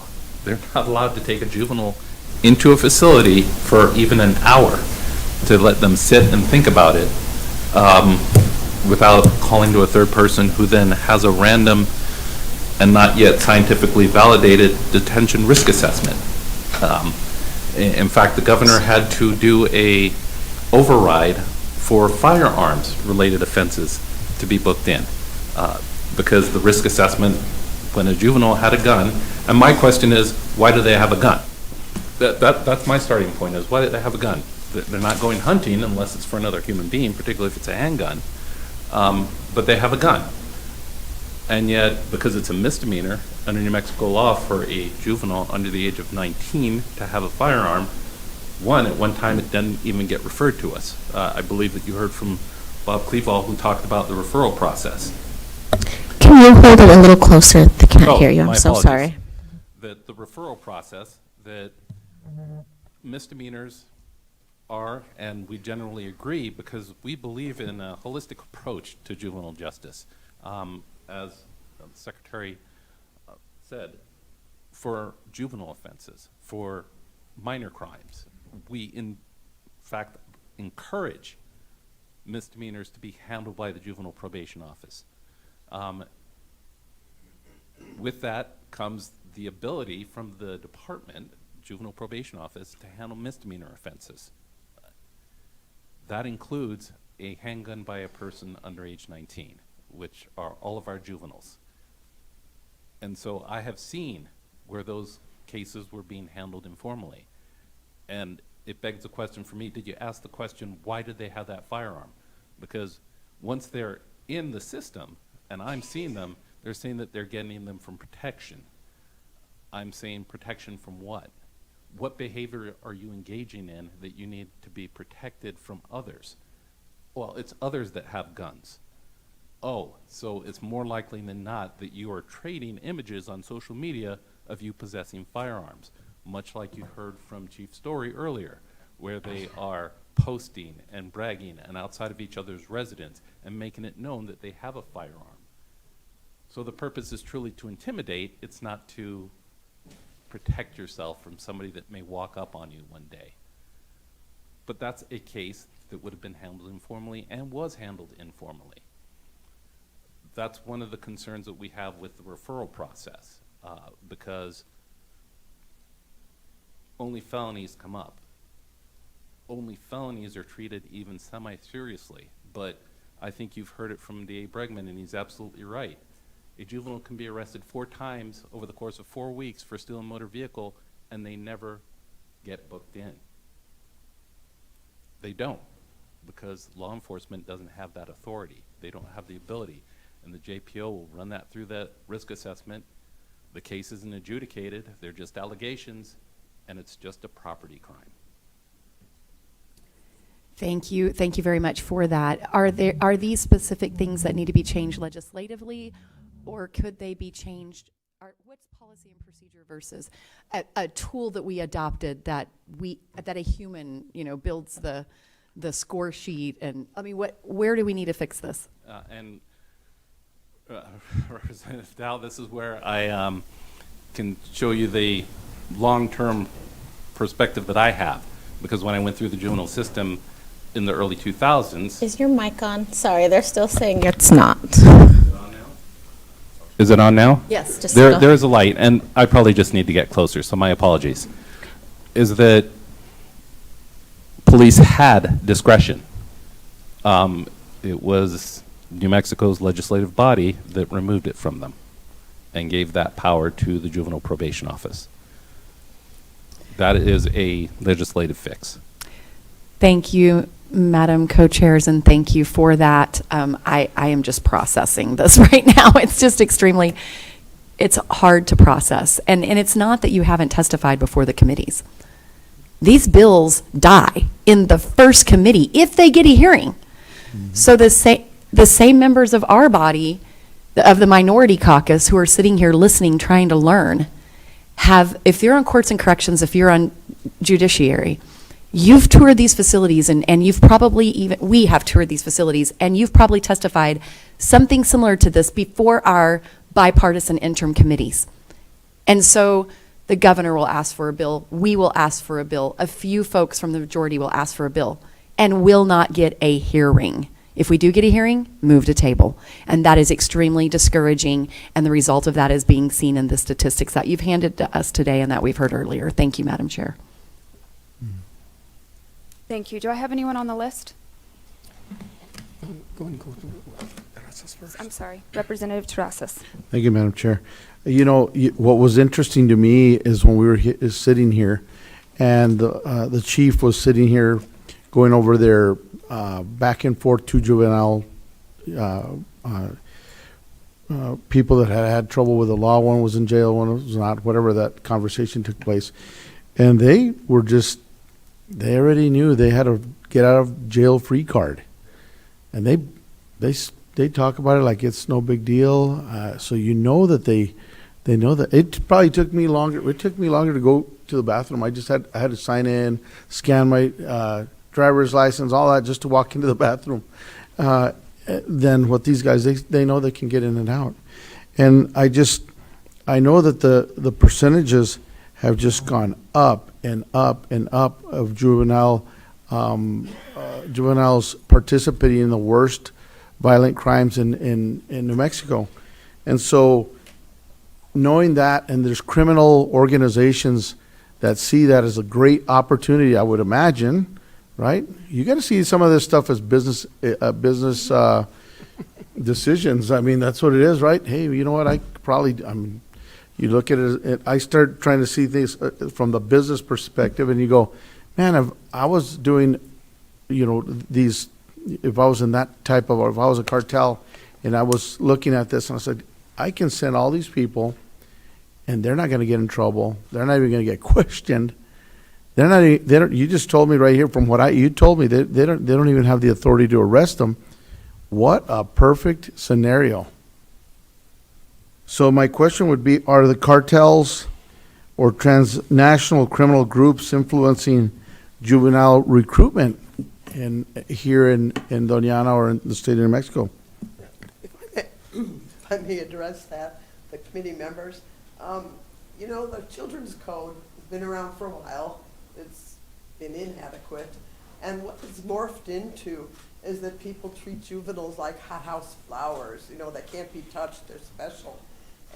But this is why the legislature created 3 categories of juvenile offenders: the serious youthful offenders, the youthful offenders, and the regular juvenile offenders. You know, we do have instances of adults using kids because they know they're going to get a lesser sanction. They're not going to go to prison necessarily.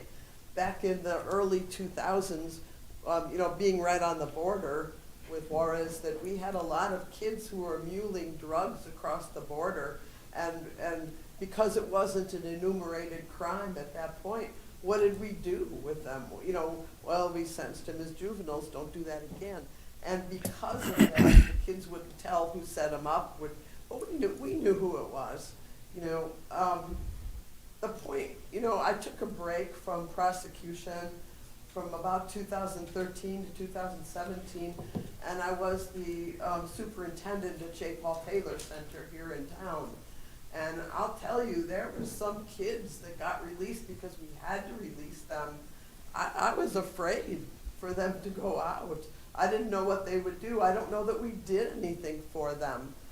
And my theory has always been, how can you rehabilitate a kid when they haven't been habilitated to begin with? They don't have these skills. They don't have that upbringing. They don't have that community resource. They don't have these things. They don't go to school. Nobody forces them to go. So what we're dealing with is kids when they get to the point where we're actually considering putting them in custody, that you've got to start from the beginning, because there's nothing to do but to build on what doesn't exist and plant those things. You know, I totally agree with the notion of mandatory minimums. You know, I have prosecuted cases with AK-47s and sawed-off shotguns, and here we have, and I hate to say it because I don't mean to be disrespectful, but some feeble statute that says, well, possession of a handgun by a person under 19, that's a misdemeanor. Well, for people under 18, it should be a full felony, and it should be one of those things that is on the enumerated list for YR offenses. You know, what we're picking up now is kids are selling guns and trading guns on Instagram and on Facebook, and they're making calls, and they're meeting, and they're gathering, and they're trading. And in the last year, we have seen a huge increase. And kid might not be doing anything with a firearm, but they've got it. And you've got to say, where did they get it? Why do they have it? And do their parents know? And those are the pieces that we are missing. And this is why I say we need to habilitate before we can rehabilitate. You know, I think, Madam Chair, what we need to see is, I'd like to see the next time we have one of these is a conversation between 2 juvies be more like, brother, and whatever explicit words they want to use, you don't want to do that, I'm done. I'm not getting out for a long, long time. Be more careful, watch what you're doing, rather than just saying, oh yeah, you're just gonna get away with this, that, and other. I'd like to see that conversation take place. And it sounds like, so you know, I guess you answered my questions, that they are being involved more in transporting drugs, firearms, trafficking. There's all kinds of stuff I'm sure that they're involved in. And I'm just kind of reading my little notes here. So what statutory change would give us our biggest, one change or number of changes, would you say, in a nutshell, that we would change this dramatically and turn it the other way if you could change 2, 3, 4 things? Some of the stuff is pretty simple for us to change. What would they be? I think, well, the starting point is that, as discussed, DA Bregman actually promulgated 35 changes for the last legislative session for the 60-day. Our top agenda items right now are just expanding the serious youthful offender and youthful offender statutes. For example, and it's a sore point for me, voluntary manslaughter carries the same penalty as shoplifting for a juvenile. The taking of a human life carries the same penalty. And we're not talking about being punitive, because we want all the resources that people have discussed in terms of juvenile having behavioral health systems and things to divert them from the system. Because I actually do not like prosecuting juveniles unless they're violent offenders, and then I have no problem doing so. And that's why we like the diversionary programs that are available through the JPO. But that's one of the things that we thought would be helpful, is having what I call another tool in our toolbox, is treating the most serious offenders like they are, serious violent offenders. And so we would expand the serious youthful offender statute to capture things like second-degree murder, voluntary manslaughter, criminal sexual penetration, armed robbery with a firearm, shooting out of from a motor vehicle resulting in great bodily harm or death, and shooting in a dwelling or occupied building resulting in great bodily harm or death. Those are all violent offenses. Only one crime in New Mexico now qualifies for serious youthful offender, and that's first-degree murder. That is it. Well, I want to leave time for my other colleagues, but I do want to say that, you know, when I talk to my kids and I explain to them sometimes why I say, hey, you're not, you know, I'm firm and I am a stern parent. I saw one of my kids run across the street one time without looking, and you can stop and you can say and really get on him and explain it to him, you know, harsh. You ever do that again? Whatever, however you want to do it, however it works. Each kid is a little different, but firm. Or you can be, you know, no, mijito, it's, you know, you got to be careful, and you give them all this little talk, and the next time you run across, they get hit and possibly killed. So, you know, we're not doing our youth any good by coddling them. All we're doing is perpetuating this. All that's happening is they're sharing amongst themselves, hey, buddy, we can get away with this, we can get away with that. It's just free reign for them. And they know it. For us to think that their minds aren't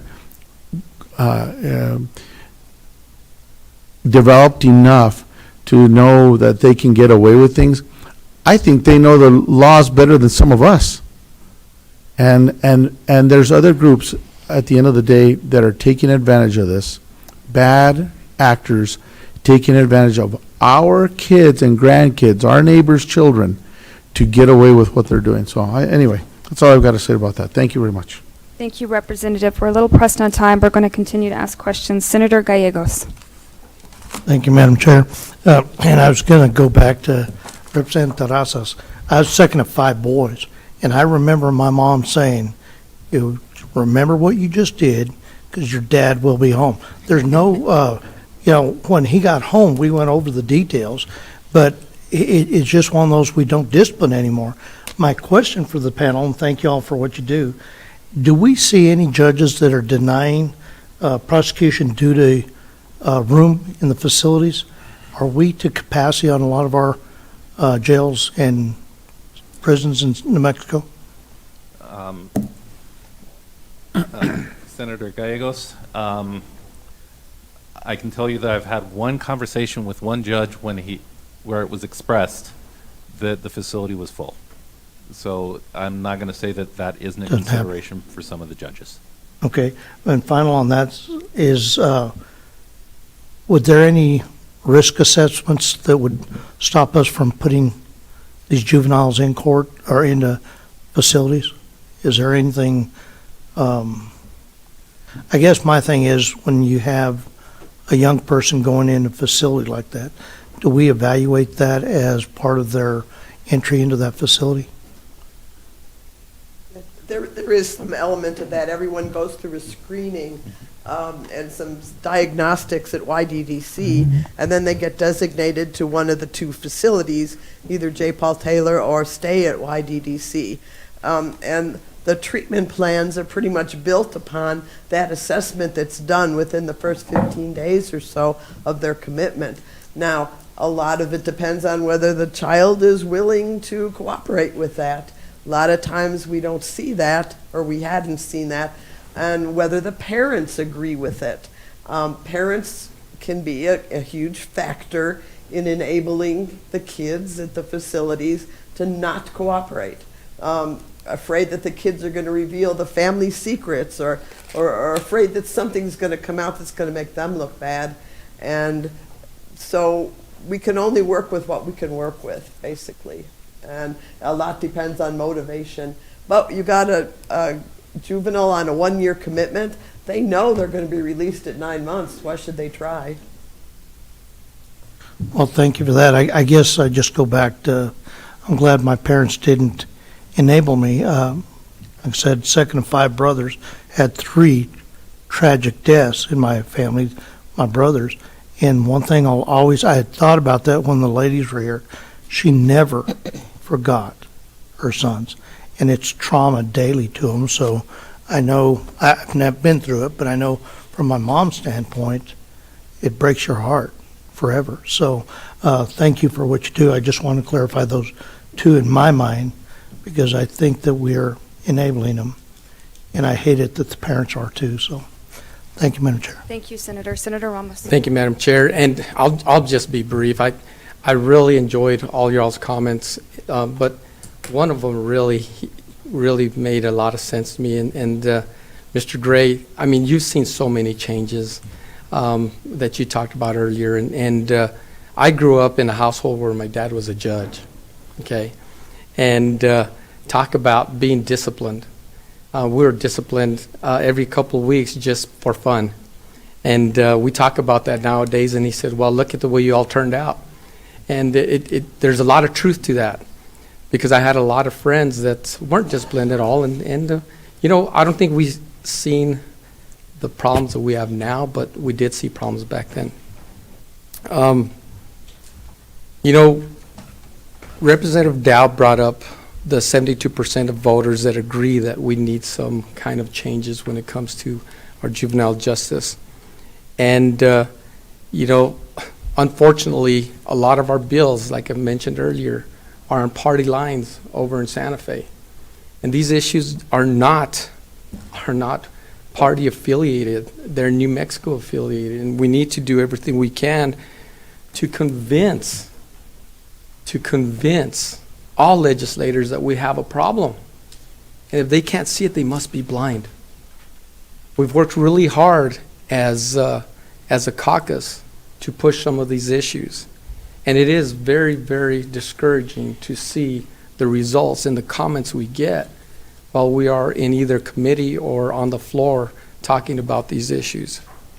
And I think it's time. I think it's time that we be strong and we start standing up and saying we do need to make these changes. And I do applaud D.A. Bregman and Macias for stepping up and doing what they can to put their names on the line and saying that we need change. You know, the governor and I don't agree on many, many issues. But I do applaud her for sending out the National Guard into some of these areas and sending out the state police in a lot of these special instructions in different areas, like in Albuquerque and Española and different areas that they've used that privilege to get out there and do something about crime.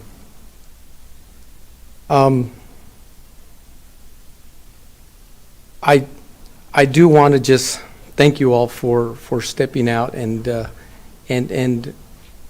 coming out and giving us your perspectives.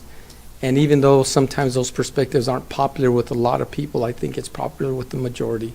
So thank you all for what you're doing, and I just want to thank everyone that's here and for all the different comments. Thank you so much.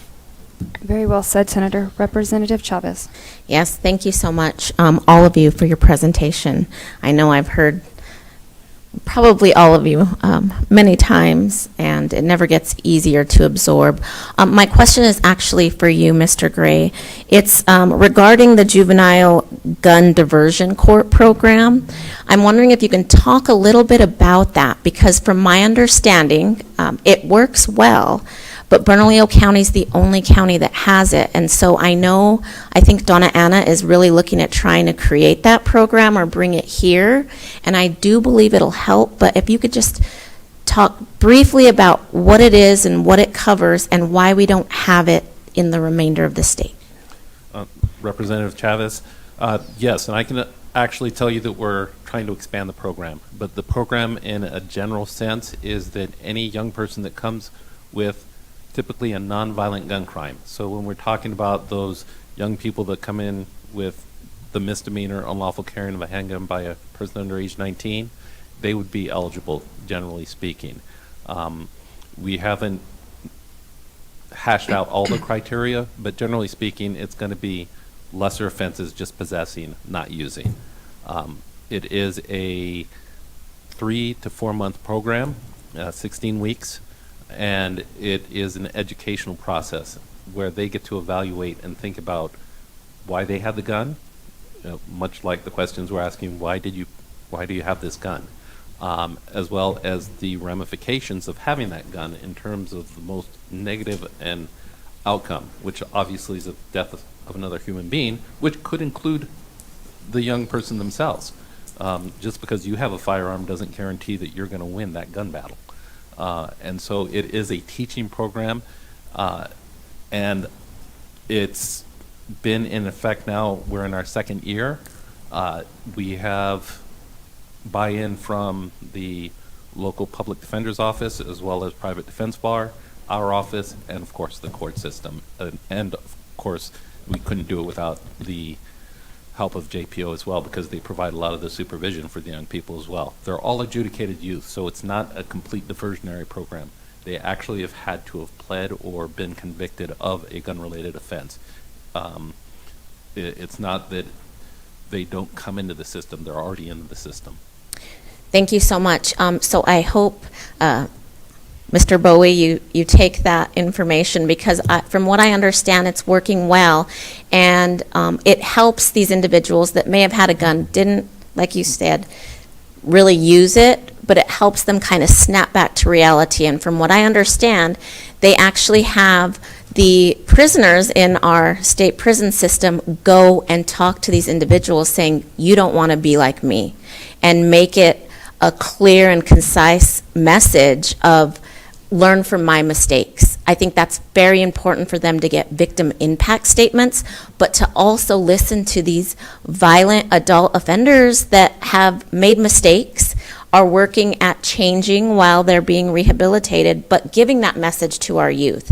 And so if we invest in that program before they take a life, before they become more violent, I really hope that we can learn from that program. So thank you for answering that question. Thank you guys. Thank you guys for being here today. I appreciate individually each of your leadership that you guys bring.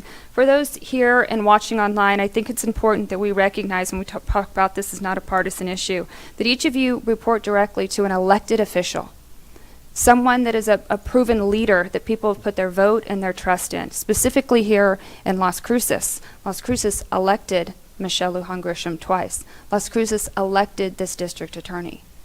And they have faith in those elected officials to bring their voice to Santa Fe. And I make this point because there's a number of lawmakers in Las Cruces who are not carrying the same voice forward. And so the point of legislative task force like this is so that everyone listening understands that what we're saying is, again, this is not a partisan issue. We are standing with our elected officials on the other side of the aisle, identifying priorities, and I want to thank you guys all. We have taken extensive notes on this. We're hearing the same asks again and again. Update the risk assessment tools to keep these guys behind bars. Expand the definition of serious youth offenders. We've been asked this year after year. Felon in possession. How many times are we going to try to fix that? We've refused to. And mandatory minimums. We'll carry these voices forward. These are direct asks that the legislative body can take action to fix. And so you have given us a mandate, and we hope to at least deliver on as much as we can. Thank you guys for being here so much. Safe travels, and we'll go ahead and switch this panel out. Thank you, Madam Chair. Thank you. Thank you so much. I think we are next going to talk about success stories. And this is, oh, no? We've got one more, efforts of prosecutors and judges. Yes, sorry. So the Honorable Grace Duran from the 3rd Judicial District. We have Troy Gray, who's already with us. And then the District Attorney from the 5th Judicial District, Diana Lucy.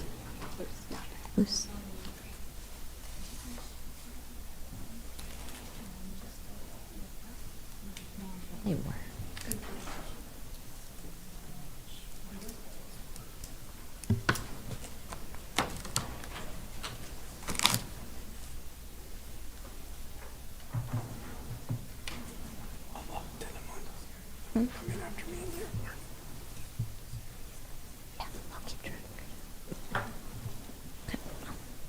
Okay, so let's get started. Who wants to go first? Good morning. Is it? We're having problems with that mic, so let's Okay. just make sure it's Can working. you hear me now? If I move closer, yes? There you go. Okay. All right. Madam Co-Chairs, members of the committee, I am District Attorney Diana Luce from the 5th Judicial District. Thank you for the invitation. I'm filling in for another district attorney that was asked to present. So let me talk to you first about a case briefly that was out of Chaves County, because Chaves, Eddy, and Lee are my counties, as you're all well aware, and especially Senator Gallegos. We refer to it sadly as the Cahoon Park shooting. The Cahoon Park shooting became really the focus of our office in Roswell for a couple of years. The Roswell Police Department did a huge amount of work to put that case together. 2 juveniles were murdered, Cameron Luna and Jorge Armendariz. Their photos may have been up on the PowerPoint earlier. I didn't see them come through, but I could have certainly just missed them. These 2 juveniles went to Cahoon Park in the afternoon on a sunny day, and they went there to trade a firearm. They had a handgun, a .40 caliber handgun they were going to trade. And they also had another gun with them in the car, but it never became a focus of what happened. They were trading through other individuals and apps that are out there that these juveniles use to trade firearms. And 3 juveniles showed up in a vehicle. These juveniles, these 5 juveniles, did not know each other. That only communicated either text or through apps. But they have one of our victims in the driver's seat, one in the back seat. And so the primary oldest of the 3, who's 15, of the 3 shooters that were later charged and convicted, gets in the front seat. It was never going to be a gun trade. It was always going to be a robbery. And that's why they went there. They had no intention of purchasing or trading a firearm. The 3 juveniles that showed up to make this trade or purchase intended to rob. And they did, in fact, take the firearm, but they killed both of the juveniles in the vehicle. All 3 that had been in the car that arrived shot and killed Cameron and Jorge. It was only because, luckily, a teacher was nearby the park with his own child riding a bicycle, and he heard the shots and was right there as where the exit of the little drive parked area of the park was. It saw the vehicle pull out and memorized the license plate. And then they had license plate, they had cameras in the area of houses, cameras on the street cameras in Roswell, and it was a lot of days, a lot of work. 2 of the juveniles we didn't actually charge for over a year after the incident happened. ATF and FBI did our testing because we weren't going to get the testing through the state lab in a timely manner for any of the firearm evidence. The firearms that were used, the 3 that were used to shoot and kill these young men, were never recovered. We were relying on the casings and DNA. DNA testing that our own state lab does not do anymore. And so we relied heavily on our federal partners to prosecute these 3 juveniles. 2 of the juveniles charged were 14. So the one that was 15 charged as a serious youthful offender, convicted, sentenced as an adult. As you just heard from the previous panel, all that time is discretionary, but our judge in the sentencing gave him the 2 life sentences, so serving 30 years on each one, plus all the other counts convicted: armed robbery, conspiracy to commit armed robbery, and unlawful possession of a firearm. The other 2 juveniles we tried together. They were both 14. They were both charged about a year later. We tried those together. And they're 14. So they don't fit as a serious youthful offender. So they were a youthful offender, right? But you can still sentence under the first degree statute, but you have to go through amenability.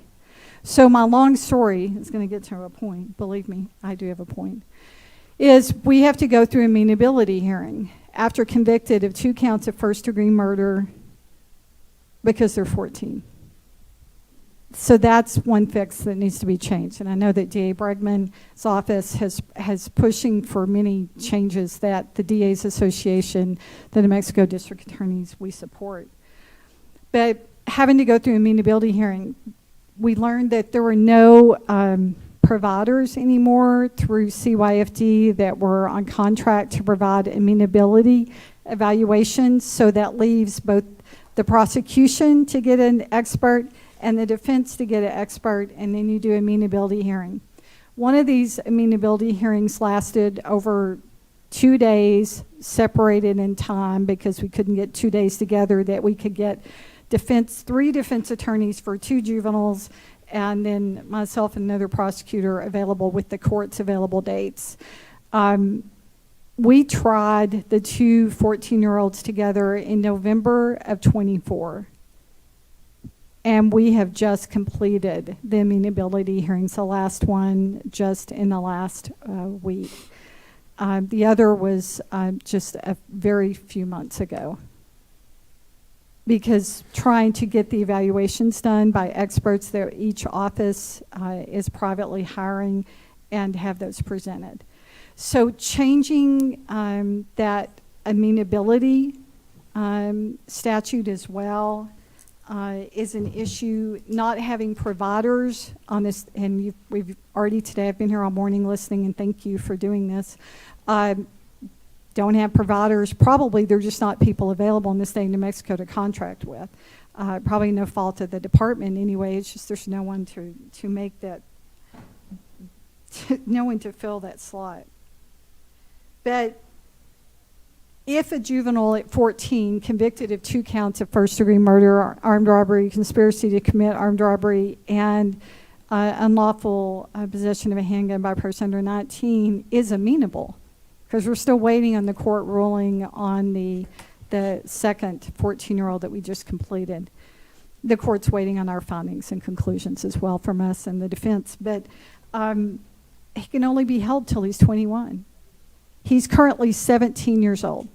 And so telling the parents of 2 young men, that granted their children were not necessarily in the right, they shouldn't have been there to trade a firearm, right? But they didn't go there expecting to die that day either.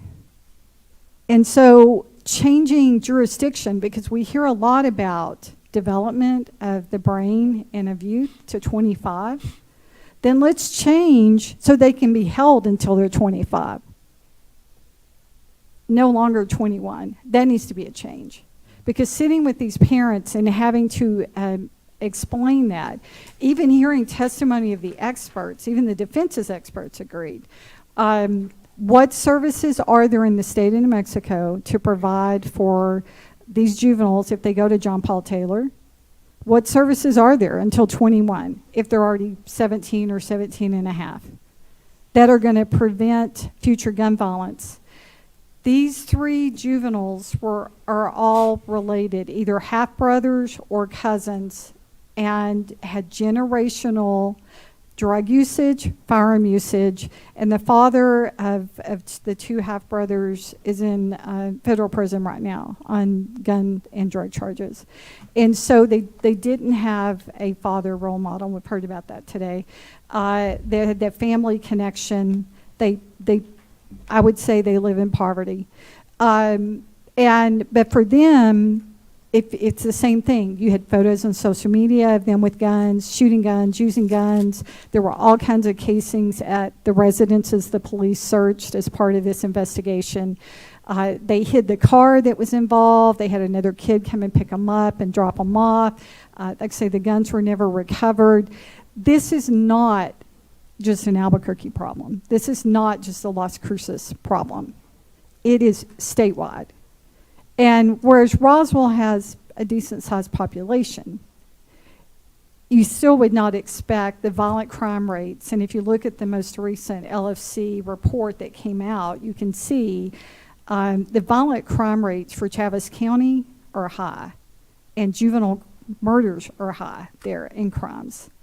And the lead detective on this investigation testified at the amenability hearing about how many juveniles are charged with gun crimes, and they're involved in the homicides that are occurring in that community. And so changes that we need certainly are the things we've already talked about today, but the other things are dealing with that age of 14 and dealing with extension of jurisdiction to 25. And these may very well also be in D.A. Bregman's proposed changes, but these are things that specifically I can point you to this particular case. We did the same thing in another case in out of Hobbs, a shooting at Walmart that many of you may have been familiar with, that was in the parking lot where the Walmart employee was on their lunch break at 2 a.m., came out to their vehicle and were shot and killed by a juvenile. That juvenile was convicted only of second-degree murder. The jury did not convict of first-degree murder, and we have to respect that decision. But once again, we were left in that amenability hearing situation with that juvenile who was 15. So, but we're back to that problem with the youthful offender and the list of crimes that are on there. So a few years ago, the legislature approved a change to the parole term for juveniles. That juveniles, depending on the level of first degree, they don't have, under a serious youthful offender, they don't have to go to that 30 years, right? And it's kind of a step down approach. I oppose that as district attorney. I opposed that as president of the District Attorneys Association while I was president. And I can tell you that that is a difficult change that happened, to have to explain to families why, if it's felony murder versus first-degree willful and deliberate, their parole term is different. And so I know that we fought that for a couple of years to keep that change from happening, and it happened, and I don't expect that there's the will of the legislature right now to move the needle back to where it was. But I do think that we don't always see, the public probably is impacted more of these small changes that people think, oh, we're benefiting a youth, they can be rehabilitated. We don't have rehabilitation. I asked about the program in Albuquerque for another case where a kid had brought a gun to school in Hobbs, about is there a way they can participate through that program in Albuquerque, maybe virtually, or do something to have some of those resources? And they said, unfortunately, no. But we don't have those statewide. Those should be statewide. That should be statewide. That should be something that CYFD and JPO, the governor, put the money there, and that should be something that we are seeing juveniles that have these guns. One of these young men that we convicted, Carlos Gallegos, went through informally that misdemeanor unlawful possession of a handgun. He had shot a firearm and was picked up with the firearm. Casings were collected. It's part of the evidence we used to prove his involvement in this murder. But he went through the informal, and he still took a life later. So we've got to look at what we're doing and why we're doing it. And I do appreciate being invited here and all of the work that you're doing. And I'm sure I spoke longer than you wanted. Thank you. Thank you so much for that. Mr. Gray? Yes, once again, Hubert Troy Gray with the 2nd Judicial District Attorney's Office, Division Supervisor. I don't have as compelling a story, but I can now explain to you why I felt particularly aggrieved of voluntary manslaughter. It was a case involving someone that actually was displayed on your roll of victims of homicide. Isaiah Villanueva.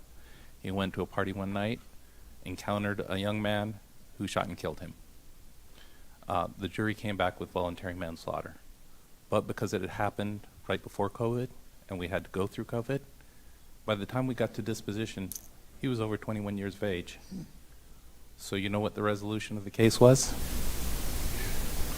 Suspended without condition, because there's no jurisdiction left on that case. So a young man lost his life, and his killer went free.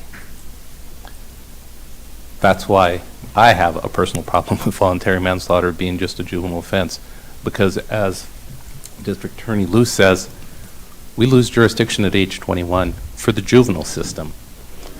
And he was strictly in the juvenile system because of the nature of the crime, voluntary manslaughter.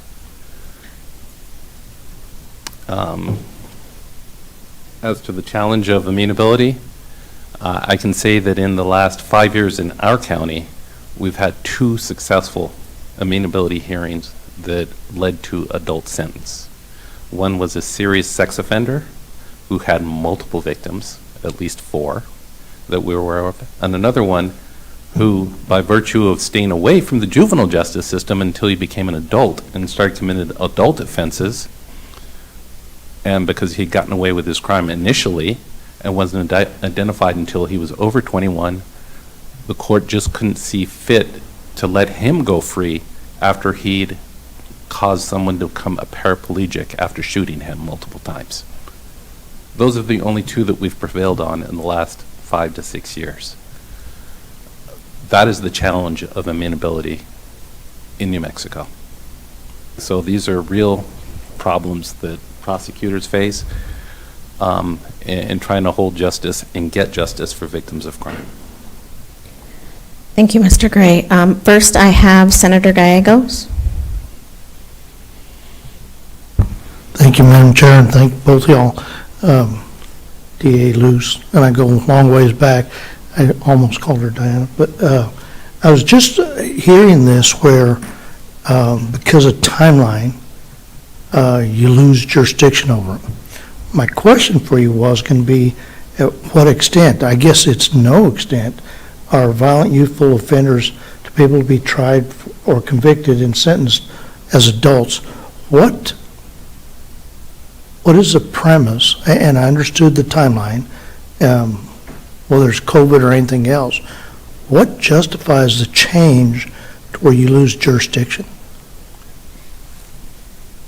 Madam Chairs, Senator Gallegos, when a child is amenable to treatment, meaning they're not sentenced as an adult, then the court only has jurisdiction to 21. So if a child is already at 21, the court can't do anything to them. I mean, they can't send them anywhere, that JPO can't supervise them, they can't be held at a facility, their case is done. And so that's why I would propose 25. But certainly we are seeking to find them not amenable for them to be sentenced as an adult. And that's what Mr. Gray was saying, that the second has only been able to have 2 in the last 5 years found not amenable to be sentenced as an adult.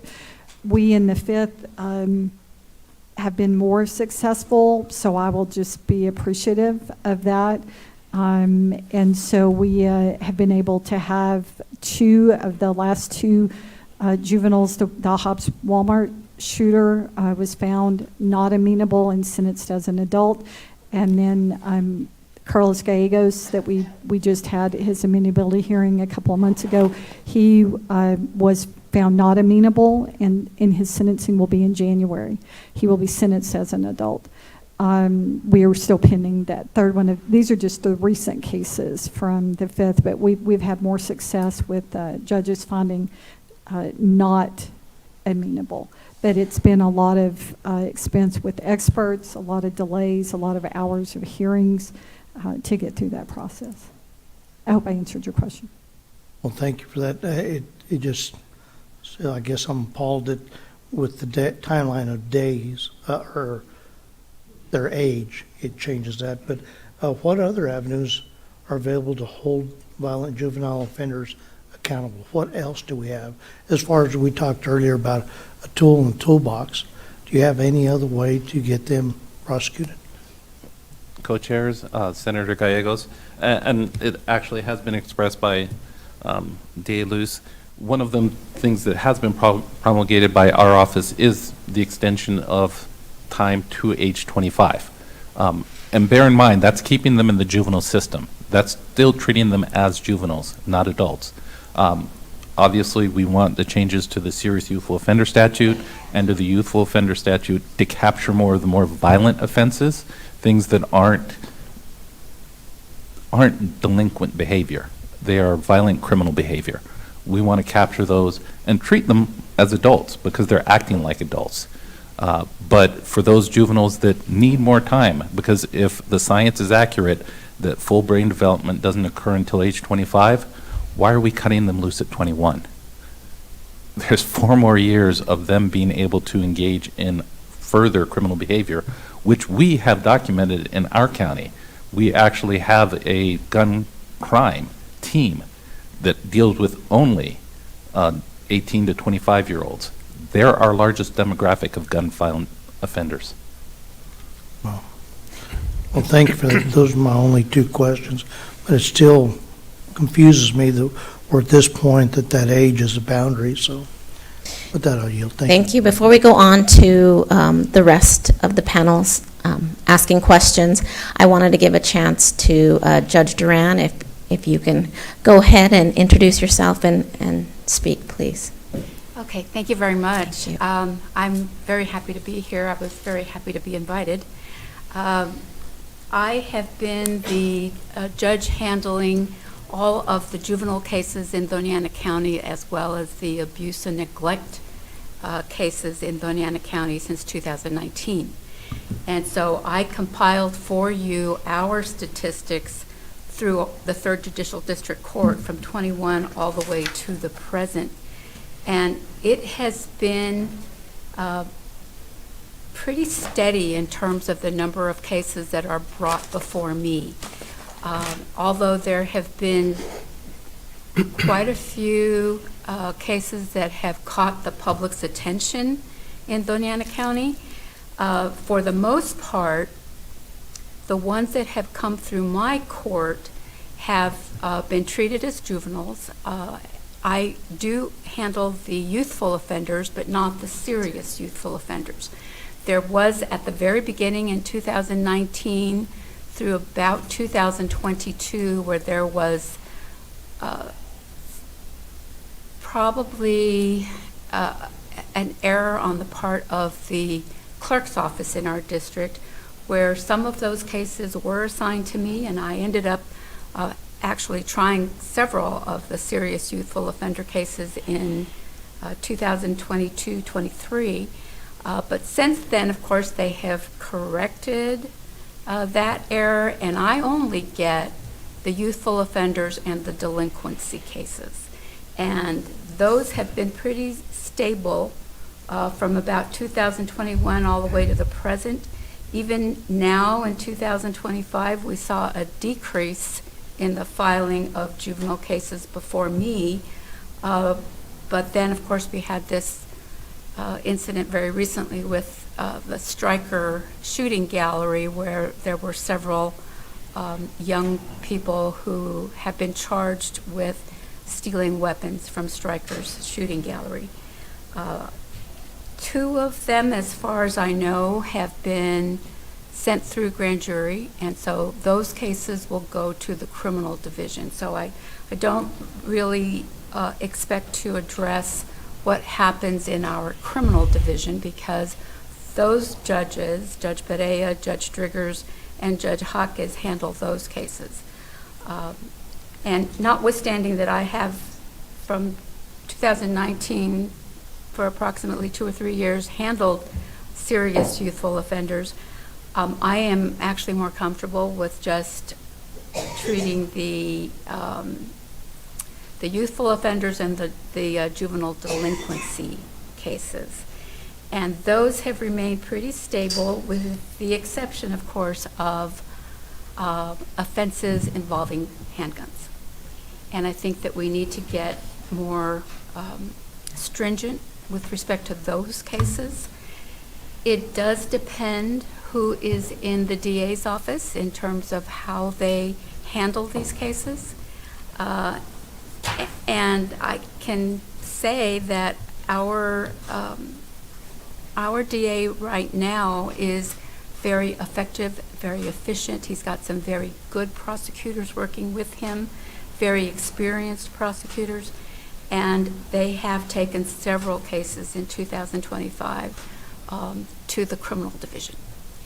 And I believe that's appropriate in some instances. Keep in mind that the focus in juvenile delinquency cases is rehabilitation, to some extent diversion, providing services so that we can assist these young people in turning their lives around. Where we find an intersection between what we call crossover youth, children who are in CYFD custody and who subsequently commit a delinquent act, those cases are a bit more problematic, and they're more problematic for me as well, because those children have suffered probably most of their lives from all of the array of problems that affect our community, from poverty to homelessness to hunger, and I think that those cases require more attention. They require, I believe, more services, and I've had 2 within the last 4 or 5 months where the children got charges placed against them because they were in CYFD custody in CYFD offices, which is highly inappropriate. I don't believe anyone can say that residing at a CYFD office is an appropriate home environment. It's not, and very little supervision, and so it's understandable, in my opinion, why there would have been some issues with respect to those crossover youth, and I really think that we need to pay more attention to them. We also need to provide more services for them, because typically they are not getting what they need.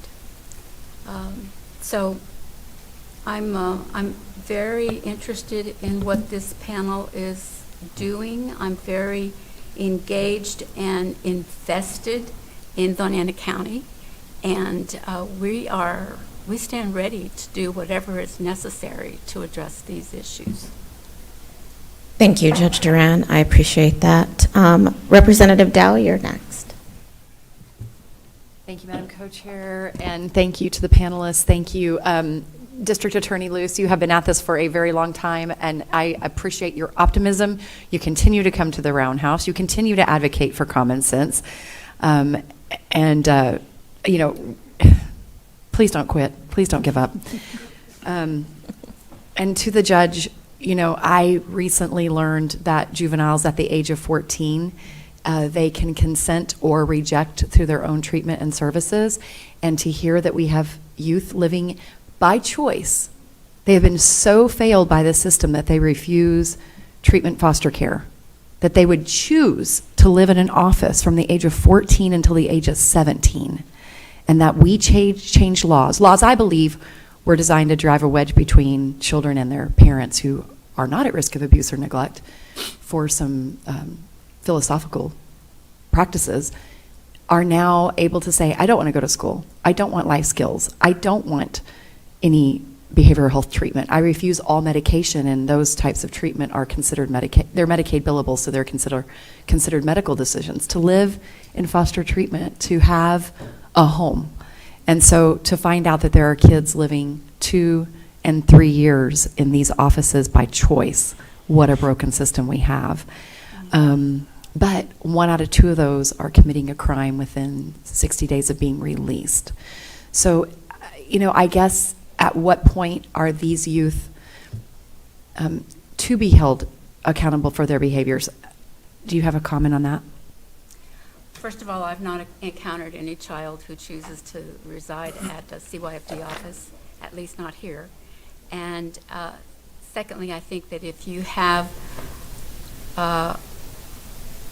workers, social workers, and juvenile probation officers who truly can make an impact on a child, they can certainly convince a 14-year-old what is best for them. And so I've not encountered, in all of the time that I've been doing this, I've not encountered a 14-year-old who says, I choose to live in a CYFD office.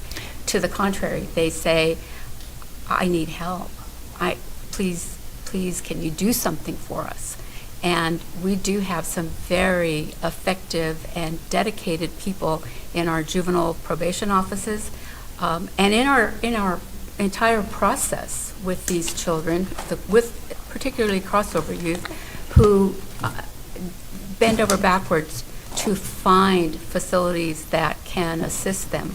The difficulty is that New Mexico doesn't have enough resources. We don't have, particularly here in Doña Ana County, our number of treatment foster care placements are limited, and we are looking at out-of-state facilities. We have to exhaust AMI kids, and we have to exhaust Sequoia before we're able to go out of state, and children get frustrated, and they're left to languish to do with what they have, which is very little. And so I think that we definitely need more resources. We definitely need more resources in the southern part of the state, because most people tend to forget that Doña Ana County is the second largest city in New Mexico. We should have more to be able to assist the clientele that we serve. And more often than not, I am told there is no placement. There is nothing that we can do outside of going to Utah or Texas or South Carolina, anywhere but New Mexico, and that's a tragedy, because then they're away from family and friends, and for extended periods of time during a very critical period in their development, and that's not good. Thank you, Madam Co-Chair, and thank you, Judge Duran. I appreciate your comments, and we hear loud and clear Doña Ana needs to have more services. And Senator Brantley and myself, who have parts of Doña Ana, are committed to that. We held this meeting here intentionally, so we hear that. For either one of the DAs, can you explain to me expunged versus sealed to the public? Are these records expunged when they become adults, or are they sealed to the public, and can they be reconsidered if they recommit as adults? Madam Co-Chairs and a representative, if it's a juvenile case, it's automatically sealed when it's completed. That doesn't mean sealed to the prosecutor's office or JPO, but it means it's sealed to the public. And so the problem with juveniles are the varying levels of if they remain a juvenile sealed, it's sealed automatically, so it's there. They then can apply for expungement, and if it falls on the adult sentencing side, then it falls under the same protocols as any other adult sentence for expungement. It's not sealed if it's an adult sentence. It would just be whether or not it qualifies for expungement. Doesn't mean they can't try, even if it doesn't fit the statute. We had someone that had a long list of felonies that they could not expunge. They still filed for expungement, and we still go through that process. DPS primarily takes the lead on that, and helping us with those expungements that are filed. Thank you. Thank you, committee. Representative Terrazas. Thank you, Madam Chair. So thank you very much for, again, the presentations you're expressing from your point of view how things are and work. One of my questions was, Madam Chair, do you guys in the district attorney's office have plenty of funds to hire your own expertise to offset the defense's expert process? So, Madam Co-Chairs, Representative Terrazas, it is a category in the district attorney's budget. We often ask the legislative finance committees to increase that category, and most of the time you will see, if you follow any of those budget presentations that we all just did in November, you heard from several district attorney districts that they were asking for supplemental funding or asking for an expansion in the budget that we're proposing for the new fiscal year to have that increased. The answer is usually no. There's not enough funds for expert witnesses. We oftentimes just simply borrow money from personnel because we have vacancies, maybe not the second, but most of the other DA districts have attorney vacancies. And so we move that money and we use it for experts. We use them as much for competency as we do for amenability, for OMI, for DNA, firearms. But the competency has brought a whole new level because we, in the Fifth at least, challenge the court expert when we have those people that you hear about that they're incompetent. We will pay for our own independent evaluation, and we have to motion the court to allow that to happen, have them evaluated, and then we seek to have a person found competent when we believe the court evaluator's report may not be completely accurate. And I should have been more specific, Madam Chair. It was competency that I was talking about. It seemed, can you share how much money one, I don't know, competency exchange or exam or whatever you call it, cost, and how much you have in your budget for that? If you didn't use those funds from your personnel vacancies, how much money do you really have? Madam Co-Chair, Representative Terrazas, it varies, but usually around $3,000 by the time they do the evaluation and they testify in court, and they're allowed to be remote. So there's not like travel, but that's what's coming out for each case for competency. And I couldn't tell you how much money I have in my budget earmarked just for experts because it's not just an expert category, it's an overall.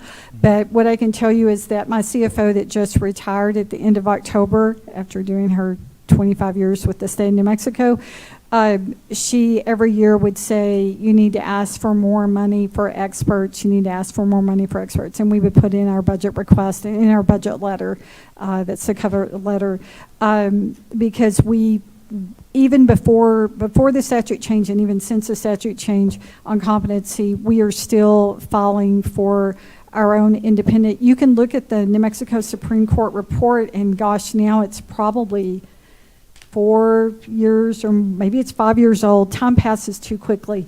Where the Supreme Court looked at how many people are found competent or incompetent by the contract evaluators. In the Fifth, we had one of the evaluators that 50% of the time found the individuals incompetent. And right now they're like the primary court evaluator. And so the judges kind of almost make little snarky, joking comments that they know we're going to file a motion and we're going to seek to have the person evaluated because of this is who they're appointing. And it's reality. We will challenge that. When we believe the person really is competent, we are going to challenge that. And I know competencies at the time of the evaluation, and they're all doing them remote. They're not all coming down doing them in person at our jail. But when you have two different evaluators evaluating the same person remotely and they come up with completely different findings, or they're incompetent, we do dangerousness hearing and then they go to BHI. And BHI within 3 days says they're competent and wants them sent back. They said it's not a good use of their resources. There's something wrong with the system and the process when that's what's happening. And I can say that as the elected district attorney. And so for all of you, I would say I didn't get a number from you of your increase that you guys needed in the budget. It just. Madam Co-Chair's representative, I don't think I gave you a number. I don't know if I could give you a number because right now the 5th district has the second highest case screenings in the state next to Albuquerque. We don't have the population for that, but we have the crime for it. And so every year we ask for a budget increase, and I think the pushback I get is that, like, well, you have all these vacancies, and so we can give you more money, but how are you going to spend it? So I right now have 8 attorney vacancies. I have 24 slots. 8 of those are vacant. So that money is being used. So that's why I can't really give you a real number, and I know the Finance Committee shares your struggle with me being able to give you an answer for that, but I can tell you it's $3,000 for every case, and we have a high rate of competency being raised in the 5th on cases. Well, I would just say that it seems like the LFC needs to take that into consideration, and being that we're a rich state, right, that have all this money, that we should be funding and increasing those budgets, most likely to save a life, because it seems like these are repeat offenders. My next question is do all of you, judge, attorneys, do you feel that the competency issue is being abused? Madam Co-Chairs, Representative Terrazas, I will say in the 5th that we do believe that it's raised too frequently. We'll have individuals that are convicted and on probation, and then they raise competency. In their probation officers are like, well, they don't even show up. So you see our struggle with that. For juveniles, the legislative fix that happened didn't apply to the juveniles. And so when juveniles are incompetent, then as we've heard earlier, they're just free to go. And to have to tell someone on a sex offense or a crime that doesn't fit under the gun crime quite the same way as what we're talking about today, those individuals are just let go free. And I had one recently where it was really horrific. There were multiple victims. It was a sex crime. And the individual was just like to go free, and the parents have filed for guardianship, so I hope that there will be no future victims, but certainly no service is being provided is the issue there. Judge, what are your feelings, Honorable? With respect to competency, Do you feel that it's being used more now and abused? Do you feel that? I don't believe it's being abused, but I do believe that the reports that are received are sometimes not accurate. Okay. And there are 2 young people in our county who basically terrorized Doniana and Sunland Park for months and months and months on end, and each time something happened and they were brought before us, the competency issue was raised, and invariably, because we already had 1 or 2 reports, it was consistently indicated that they were incompetent, and there was nothing I could do but to accept the noli and to release them. It wasn't until our federal office, our federal prosecutor, got involved with those 2, they were brothers, and the mother who was assisting in their criminal activity, that finally something got done. But as far as what we were able to do, we had to accept the report that was submitted because there was no other report that would show that they were competent. Of course, with these 2 little ones, their IQ was dangerously low. So, Honorable, do you believe that it's because the attorney's office didn't have their own assessment of competency? Was that even part of that whole process? And it seems like it's kind of frustrating, probably as a judge. It's extremely Because I'm frustrating. sure you're wanting to see justice and. Well, we did have, with respect to the older child, we did have 2 reports that finally got the ball rolling to provide some accountability, because they were actually terrorizing our community endlessly.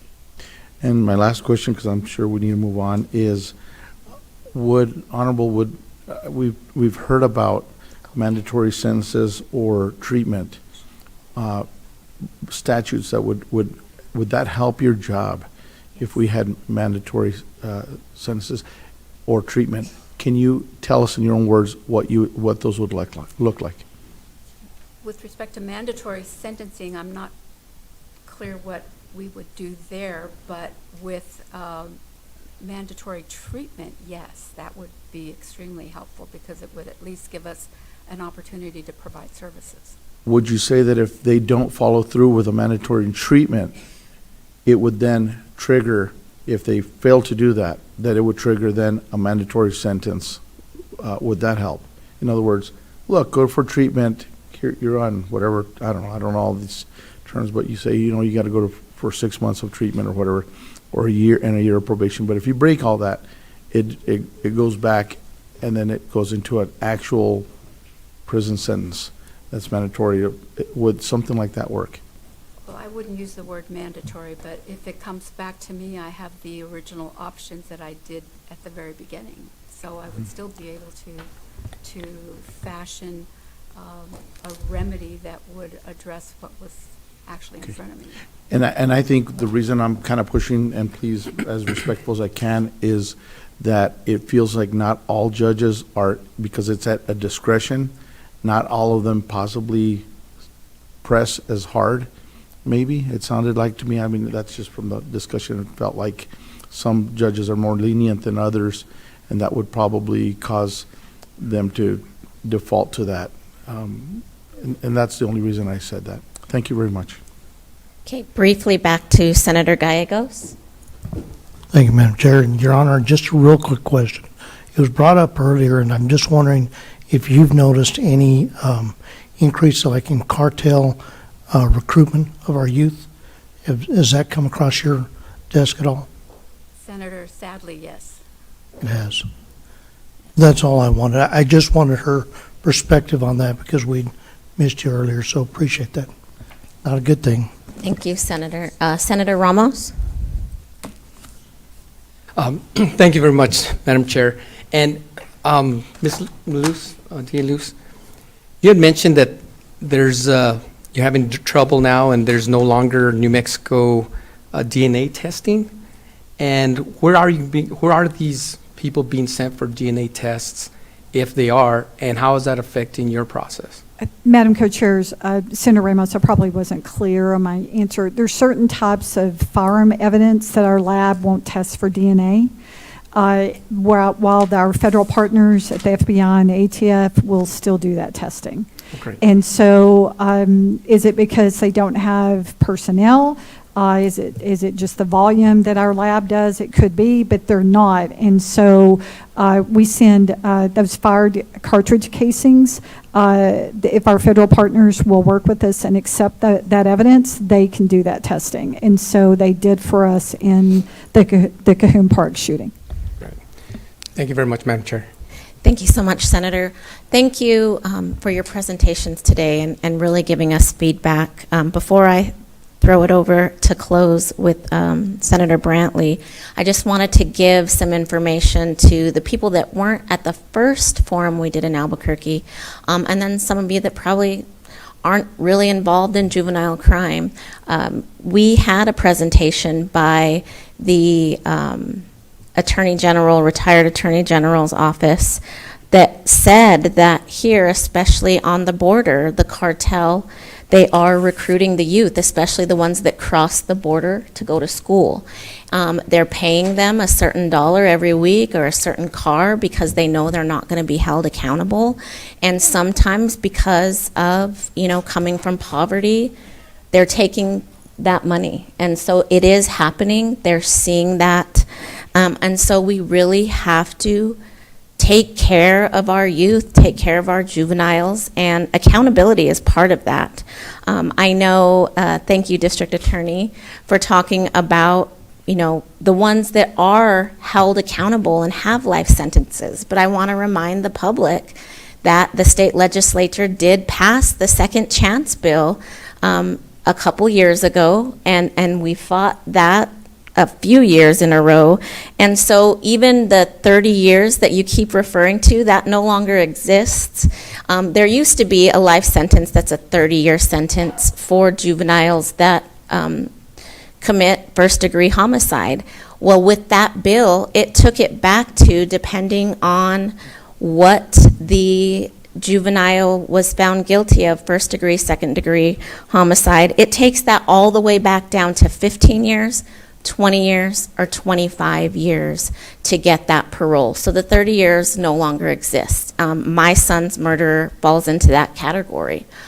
So unfortunately, we can't even look at the 30 years. They have that ability to get paroled as early as 15, depending on that. So I wanted to remind everybody of that. I mean, there's a clear message. The competency has issues, and we need to look at that. If the feds are able to have a better response rate and get a better outcome, then something's wrong with the way we're handling it in our state. District Attorney Gray, you brought up Isaiah's story. Unfortunately, I know his mother, Shaw, very well now because she has to stand in my shoes. He was serving as a sergeant in the Army when he went to a house party and was murdered by that juvenile that got out because it was during COVID and the years went away. It expired. He's 21. And he's out. And that is not justice. And they have to live with that pain for the rest of their lives. You know, we've talked about serious youthful offenders. I was a co-sponsor of that bill, trying to bring it down. Representative Reeb really fought that hard, and she is also a district attorney, retired, and is a prosecutor now, trying to drop that down to 14 years old for serious youthful offender, and it died in its first committee. Something's got to give. These juveniles are becoming more and more violent, and they're not being held accountable. And people are having to pay the price by burying their children or their loved ones. I find it very interesting that even when we do pass bills, they're not being utilized. So I'm going to look at you guys just real quick. In 2016, I fought as a mother and an advocate to fight for Jaden's Law. At the time, it was House Bill 336 by Representative Gentry. He carried it. It was a bill that passed. Governor Martinez signed it into law that would give judges access to juvenile records when deciding on sentencing and pre-trial and bail for adults. Have any of you ever seen that used, or did you even know it was in existence? Madam Co-Chair, yes, the judges in the Fifth do use that, and we do rely on that information for them. And so tragedy did bring forth something positive. Thank you. Thank you. Madam Co-Chair, it is used for sentencing. It is not used generally for pretrial services, particularly in the world of the pretrial detention motion, where the hearings have to be conducted within 5 days. We would have to still unseal a sealed juvenile record in order to be able to use it. And I've never seen, even when there was good cause to unseal juvenile records. For example, unfortunately, we've had a particularly aggressive CYFD in sealing records, including sealing records on serious youthful offenses, first-degree murder. They've sealed those cases. I've had to file motions to unseal them. The shortest amount of time that I've successfully gotten those unsealed is 15 to 30 days. So as you can see, the timelines just aren't effective in order to be able to use it for a pretrial detention motion, where, yes, a judge being well informed as to the history prior to this now adult appearing before them, I think would be very helpful. we're not able to provide that in many instances.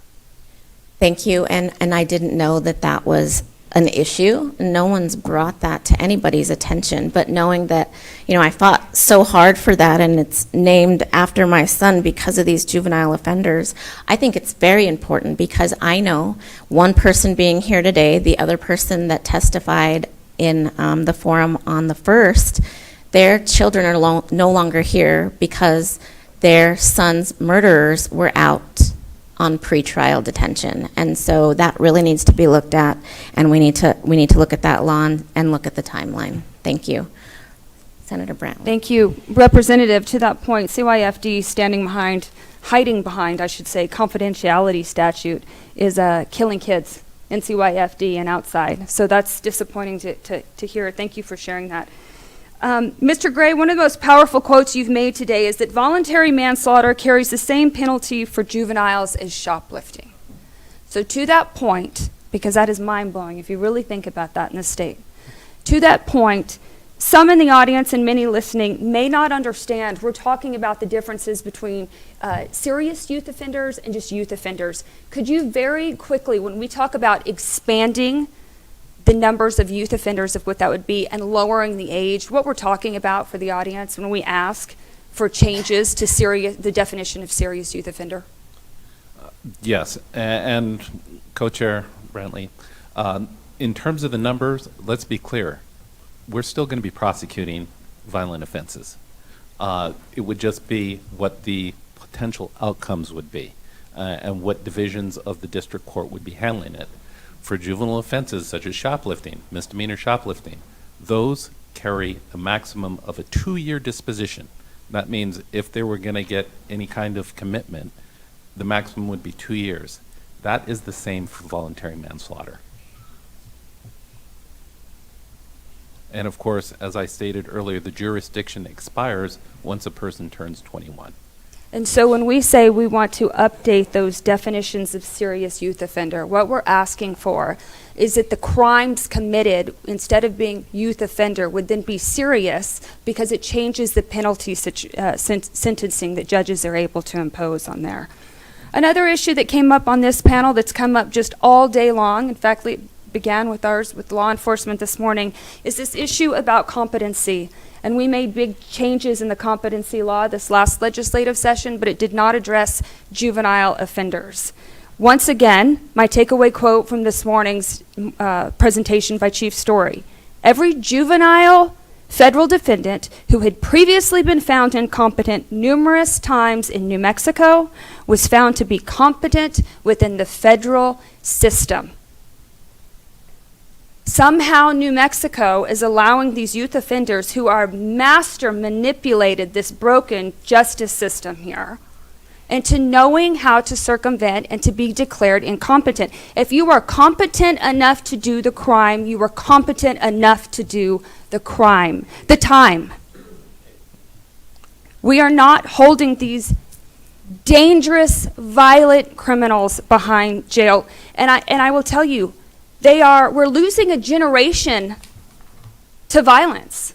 And we've heard it from you today. This is not an urban issue. You're correct. I represent many parts of Las Cruces, but for most of us in southern New Mexico, we represent rural New Mexico, and these stories are happening everywhere. And we are sick and tired of this. I do want to ask this. There's been a number of takeaways for us to address this legislative session. We talked about changing the risk assessment tool, expand definitions here, felon in possession. Many want to increase mandatory minimum sentences. I totally agree with that. There was a package that was brought forward by your office, DA Breckman's office, this last legislative session, and I believe it was 34 or 35 suggested changes. I don't want to put you on the spot, but if you have a list very briefly, could you quickly run down that list as to what the legislative changes were and requested by your office? Co-Chair Brantley, I've spoken to a couple of them, but our top priorities, as I've mentioned, I believe to Senator Ramos, was the serious youthful offender, changing those definitions, but also changing the one, and it was referenced by DA Luce as well, for unlawful carrying of a firearm by a minor, making that a felony offense instead of a misdemeanor. And then also including in that category, vehicular homicide, involuntary manslaughter, and leaving the scene of an accident causing great bodily harm or death. Once again, these are not juvenile offenses. These are serious harm to our community members. One of the other agenda items that we had was, as expressed, unsealing the juvenile records automatically for judges to be able to consider at detention hearings, instead of having to go through the motion practice and it being far too late to be useful. We've discussed previously the extending the jurisdiction for juvenile offenses to age 25. And once again, that's a benefit to these young people that may have problems, but are not the serious violent offenders that we're talking about, that we have more time to work with them and hopefully prevent them from becoming violent adults. And then we also discussed removing the risk assessment instrument.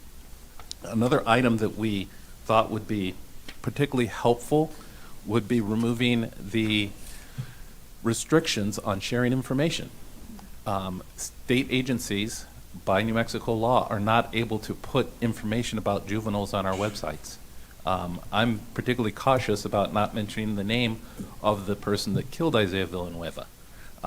Not only is his case adjudicated, it's actually now sealed. If someone were to ask me today, do you know who this person is? The most that I can answer is I can't confirm or deny that he ever had a juvenile case. That's statutory. So those are among some of the agenda items that we think are particularly important to address in this next legislative session. But as you indicated, there are 35 items that DA Bregman did bring and did ask for to be able to utilize. Mr. Gray, those 35 items were brought before legislators this last session and received strong bipartisan support. The hallways were flooded with judges, law enforcement, victims, advocacy groups, with strong support on there. Of the 35, how many of those passed this last session? Co-Chair Brentley, none. We did not make it out of our first committee. That's correct. It didn't make out of first committee with legislators. That was a huge collaboration that came through, bipartisan effort by the experts. They identified the way to reform juvenile justice system in New Mexico, and none of them received a hearing. We had a panel earlier this month in Albuquerque, and we focused on primarily crime in general, not specific to juvenile crime. We had a presentation by the Bernalillo sheriff there, who did a great job in really pressing us to take action. But unfortunately, he knew the political system in the hallways of Santa Fe very well, and suggested to us that we identify the areas of that 35, break it up, to identify the areas that we can agree on, to pass some of them, right? Some of them. And so I will leave with this message as you guys stand here, and I appreciate all the work that your office and our judges and every district attorney office has stood before in support of this. I think I speak on behalf of all of my colleagues to say, pick any of them, and we'll support them. We are ready to pass all 35 in this upcoming session, and to her credit, this governor is willing to put tough on crime bills forward, and we have a legislative branch that refuses to get them to her desk. So I will say this, thank you for your advocacy, thank you for your work, thank you all for what you do. We stand ready to get any of those, one or all 35, onto the governor's desk this legislative session. We look forward to working with you guys in Santa Fe. Thank you guys very much for your time. We're going to go ahead and move on to our next panel here. I sure wish that this was the longest one there is. This one is entitled Success Stories.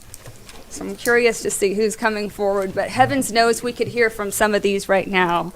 I'd like to invite Tina Cisneros to the table. She is the program director of the New Mexico National Guard Youth Challenge Academy. And accompanying her today are cadets Lily Davidson, Noah Gonzalez, and Aida Gomez Strong. Thank you guys and welcome.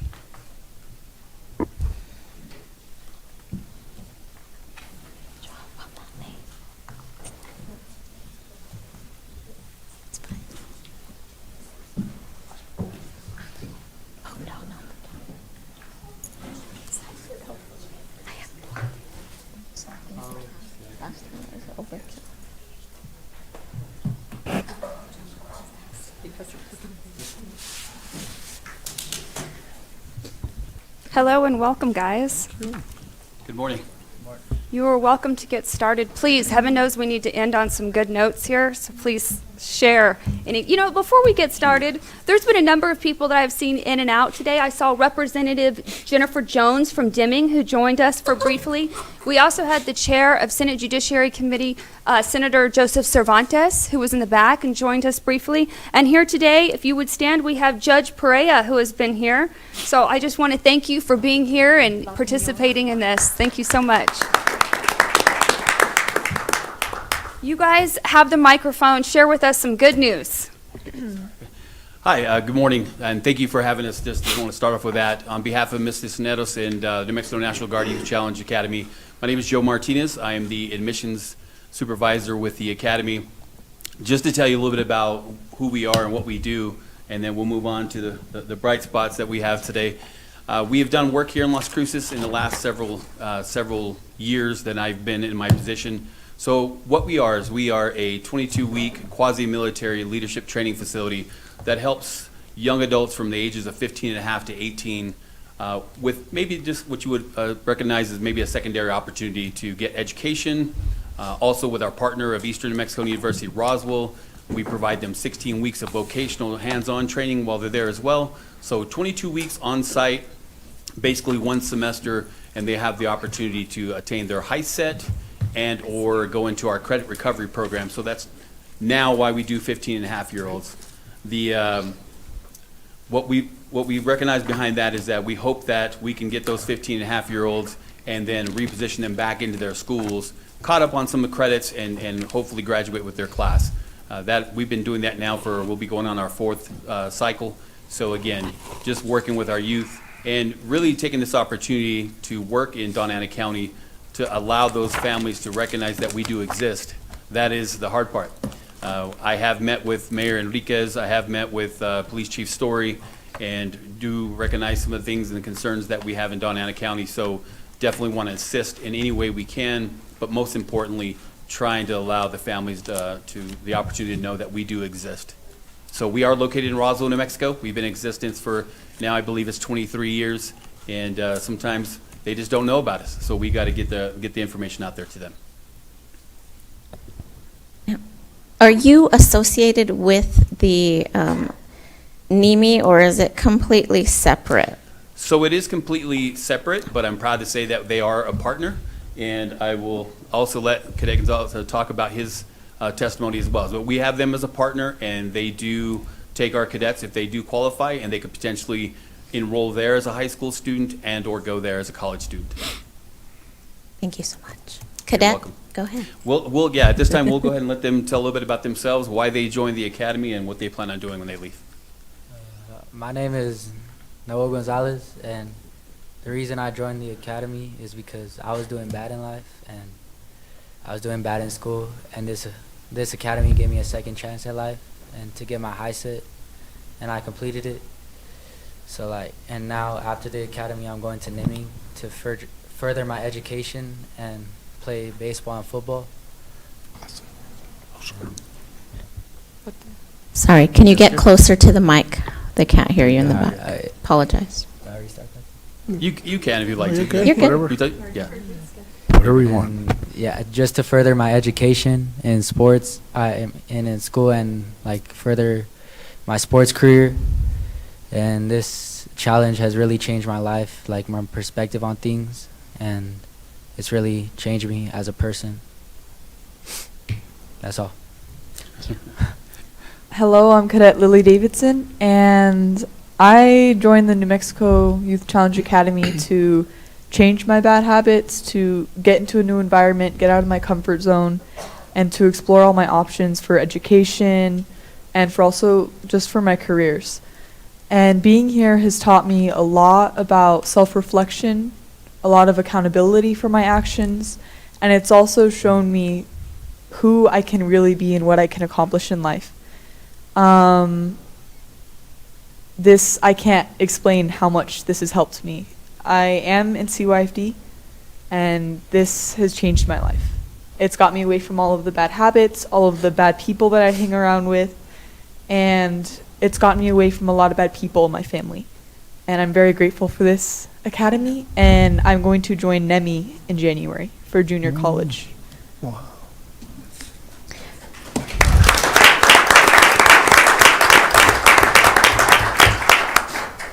Senator Ramos. First of all, thank you for managing this program. It's an awesome program, and thank you all for sharing with us today. I think it is just says so much about the character that you are rebuilding, but by just coming out here with us. You know, I have a little story about a good kid that about 5 or 6 years ago went through your academy. Troubled kid, great family, but they're just having trouble with this kid. He had a D1 scholarship to play basketball and football. And you might know who this kid is. But he has become such a good daddy. I'm a home inspector of one of my businesses, and I just inspected a home that he's purchasing himself. He's been successful working for the mines and worked over in Arizona. Now he's working back home at Freeport-McMoran. So I know this is a proven program, and I love to hear success. And making sure that our youth have an option, I think just says so much about your program. And just seeing that success in this gentleman, and he'll tell me, he said, Gabe, if it wouldn't have been for the academy, who knows where I'd be right now. And there are friends of his right now that are in jail. So he looks back and sees what he's done versus what they have. And I told him he has every right to be the proudest kid there is, proudest daddy, proudest husband, and a homeowner now. So that is just truly success. And I wish you all the best of luck and continued hopefully service in the military. And thank you all for sharing with us today. Thank you, Madam Chair. Thank you, Representative Dow. Thank you, Madam Chairs, and thank you guys for the presentation. We thank you for sending us the invitations to different events, graduations. I have not made it to one. I have toured the campus one time in Roswell when there's a detox center very close by. Anyway, so it was nice to tour and to see some of the youth, and I apologize. It just comes so late that it sort of gets into the holiday season and with events in our local community. But you guys, you have many people cheering you on. If you ever have a barrier, please get a hold of us. I would like to know, is the program, my questions are to the youth, is the program voluntary, and why did you choose to go? So it is voluntary, and I chose to go. I was having some issues with my biological family, and in CYFD there wasn't a lot of places for me to live or for me to go to. I didn't have a lot of options there, so I started exploring, and I knew I wanted to be in the military, and this would be a good foot in the door for me. So I decided to start researching, and then I found this in NEMI, and I found out also that they partner with NEMI, so after I graduate here, I can just go straight to NEMI.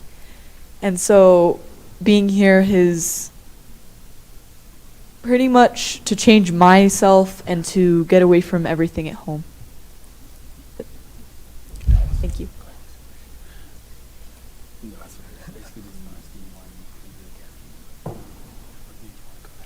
Was it voluntary?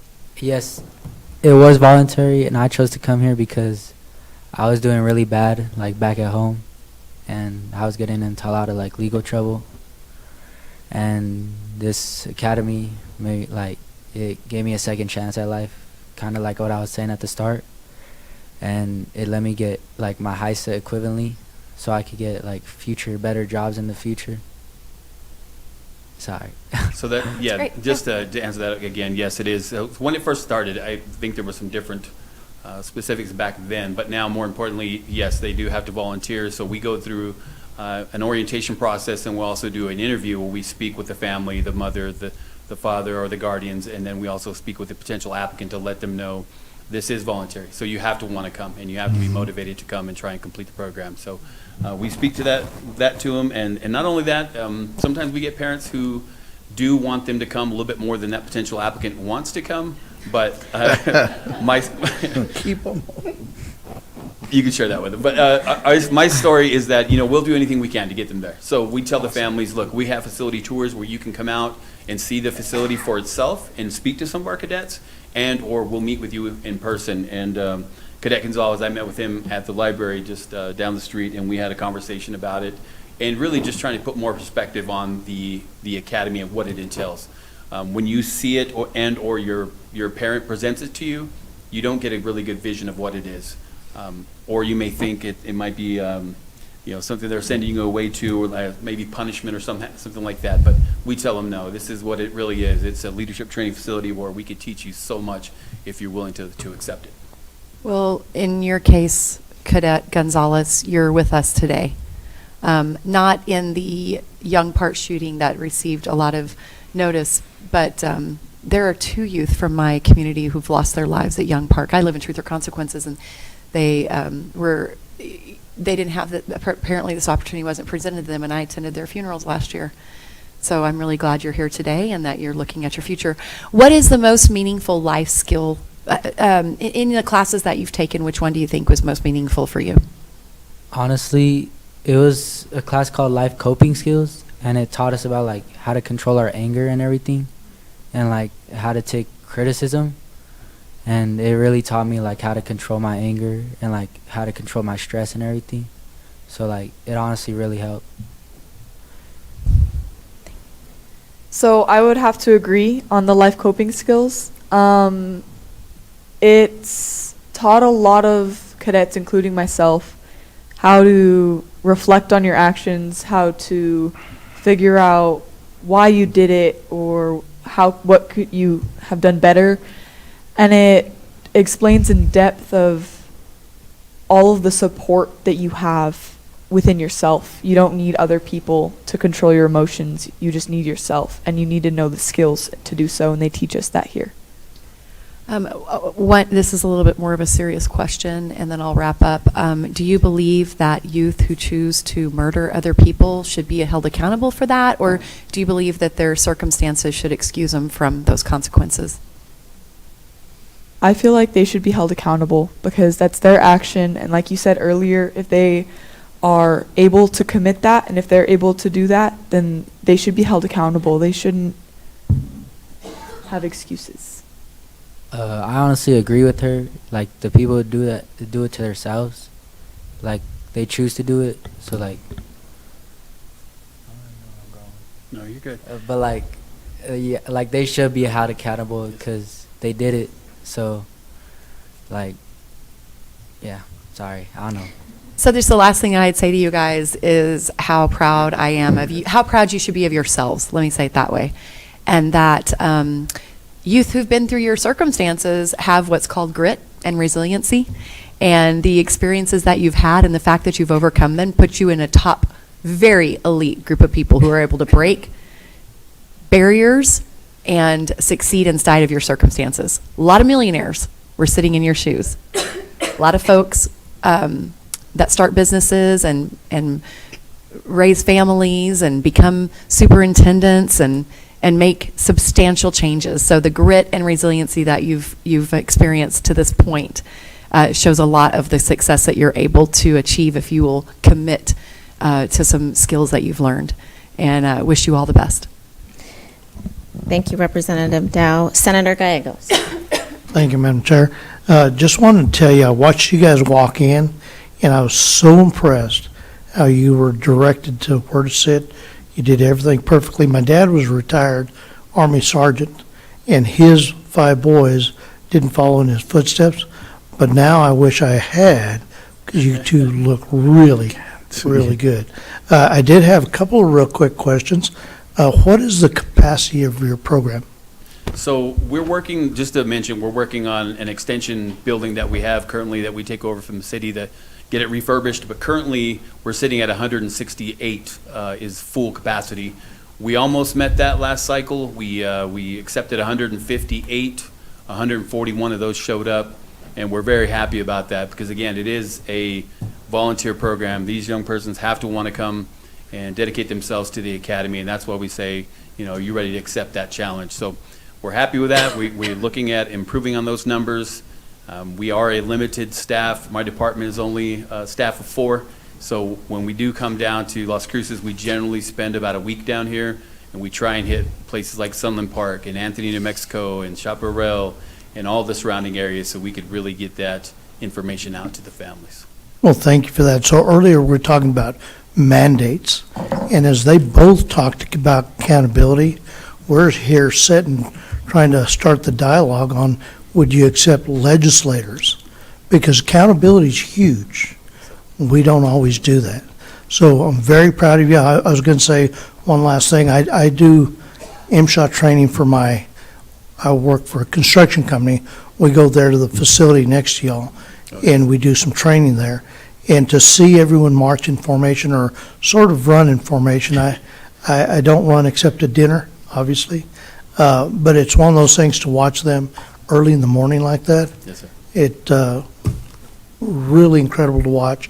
And for us today, after all the negative parts of what we've heard, to be able to see you guys, give you a great ending for our day, because truly something we can be proud of in New Mexico. And Rob's final question, the 2 cadets, where are you from, and will you go home eventually? So I'm from Las Cruces, so I'm here. I am planning to go home, yes. I'm going to stay with my biological mom for one of the first times ever, so I'm pretty excited. And yeah. I'm also from here, Las Cruces, and I'm planning to come back here. So. Well, and the only reason I ask that, to have you guys as examples back in your home community, I'm impressed. But how much more are your friends and your family going to be when they see you truly in your new persona? So thank you for coming. Thank you for being here. With that, I'll yield. Thank you, Senator. Representative Terrazas. Thank you, Madam Chair. Sorry about the straw thing. We got each other's drinks. Switch. Anyway, first of all, I want to thank you for being here and sharing your story with us. You know, it takes a lot of confidence to come out here and do that and express your story, you know. And I have a quick question for you, Mr. Martinez. I'm the ranking member on the House side for Veterans and Military Affairs Committee. So I've heard your briefings. Usually once a year we hear a briefing from you guys. It's wonderful to hear the stories in your work. How many, for the audience here and for my colleagues, how many openings do you have a year? Is there a limit? Can you, and I knew it was volunteer, but I don't know a little bit more about it because I've heard it a number of times. Correct. Can you share that with us? So we give some information. We do 2 cycles per year. So we are wrapping up our cycle, our fall cycle. They will graduate this Saturday. And then we are actively recruiting for the cycle that starts January 18th. So we run 2 cycles per year, January to June, and then we take about a month break, and then we run July to December. And again, those numbers at capacity is about 168 as far as bed space. We hope to exceed that. I mean, we're going to do everything we can to work in the communities. Now, just to give some information, we obviously recruit all over the state, but we have, in my work, have found that there is a real need here in Doña Ana County. So we are spending some time here, and we will be back. And our hope is that what better examples to send back is the graduates that we have in Doña Ana County and surrounding areas to go back. And we've challenged them to go back and talk to their friends, their siblings if they have them, and really promote the program, because that's really where it helps us out. Thank you, Mr. Martinez. For the cadets, has this program given you a sense of accomplishment? Can you share that with us? Yes, absolutely. So being at the academy, there's different, you can rank up. So you can go as high as company commander. And since I've been at the academy, I was the first cadet, first sergeant, and the first company commander. And I held that position for a while, and it was at the very beginning of the cycle, which is pretty rare. And it has given me a sense of accomplishment, and I'm very proud of myself. And I'm very thankful for everyone who's pushed me to get that far and who's believed in me for that. Yourself, sir? I've also felt accomplished at this program because, like she was saying, like you climb up in the ranks. I obviously didn't get that far, but I got platoon sergeant where I had to like lead a company, and like it honestly felt like I was proud of myself because I completed that. And then I was proud of myself when I graduated to a cadet in this academy, because you have to go through like an acclimation phase where a lot of people don't make it through that. And I made it through that, so I really felt like accomplished for like once in my life. Well, I thank you for telling me that. I believe that God made each and every one of us for a purpose, and it's for a purpose of positive, to support your family, your community, your you know, the world. And so sometimes these young individuals are just, because they're always smart. A lot of them are very smart. They're just projecting it in the wrong way, and they're doing it in the wrong way. So if you can just redirect that you know, what they're doing in a positive way, I think it's good. The other question that I have is, how has this changed you with your relationship with your families? Because I think I heard your story, and I don't know how yours was, but I heard yours from then till now. So for me, I don't have a relationship with my biological father anymore. But for my biological mother, I had certain circumstances with my dad whenever I was living with him. This happened about, let's say, 1.5 years ago, that I wasn't allowed to see my mom because he was a little controlling. And since I've been here, I've been able to talk to my mom, open up to her, and she's now able to fully trust me, and we're moving along really well. I got to stay with her for furlough, so for Thanksgiving, she let me stay in her home. I got to meet my stepbrother and my stepdad, and just we're building our relationship slowly but surely, but I'm very happy that I came here for that.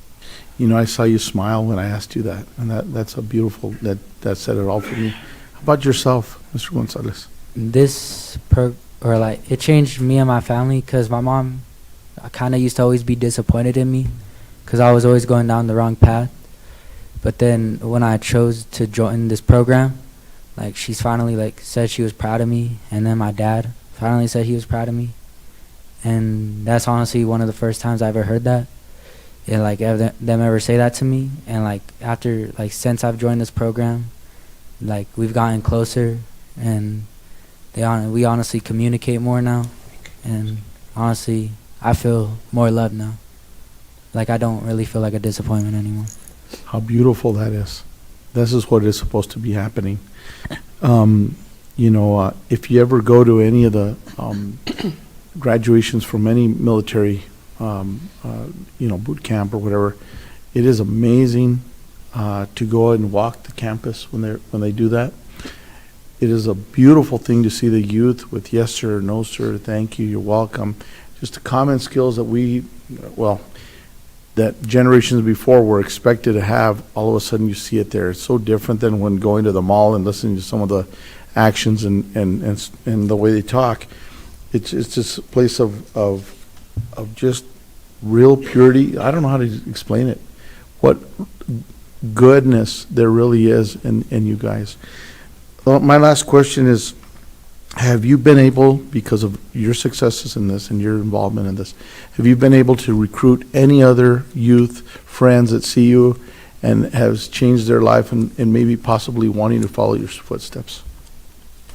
Yes, so I volunteer at my church with my mom now, and I've been talking to a couple of the youth over there, and there's a lot of people that are interested in it. They want to know more. They're like, oh my gosh, like, can you tell me about your stories? Like, I want to hear it. Mm-hmm. And I would tell them, and I will say there is one female who I'm pretty sure will come either next cycle or the cycle after.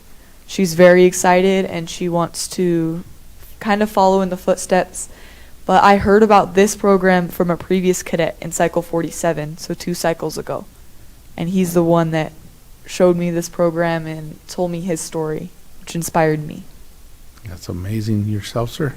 I've honestly tried to get my friends to go here. Like, I've been pushing one of my closest friends to try to go here, but it's just not working. Like, but because they go down the wrong path too, and I'm just trying to push them to go here too so they could change their life around and have a better future for themselves. And I'm still trying to work on that today. Keep working hard, keep proving yourself, sir, and pray for them. But keep working in that direction. And we all, as a community, all have to pray for these people. It's not just, I really truly believe that. God intervenes, our Blessed Mother, in praying for these individuals to move forward in a positive, godly way. Okay? Thank you for sharing your stories. Thank you very much for all your work, sir. You're welcome. Thank you. Thank you so much for your brave testimony, and thank you, Mr. Martinez, for going over the program. I know you didn't go over it completely. Right. This is the first time I've heard about it, actually, so I just have a few questions.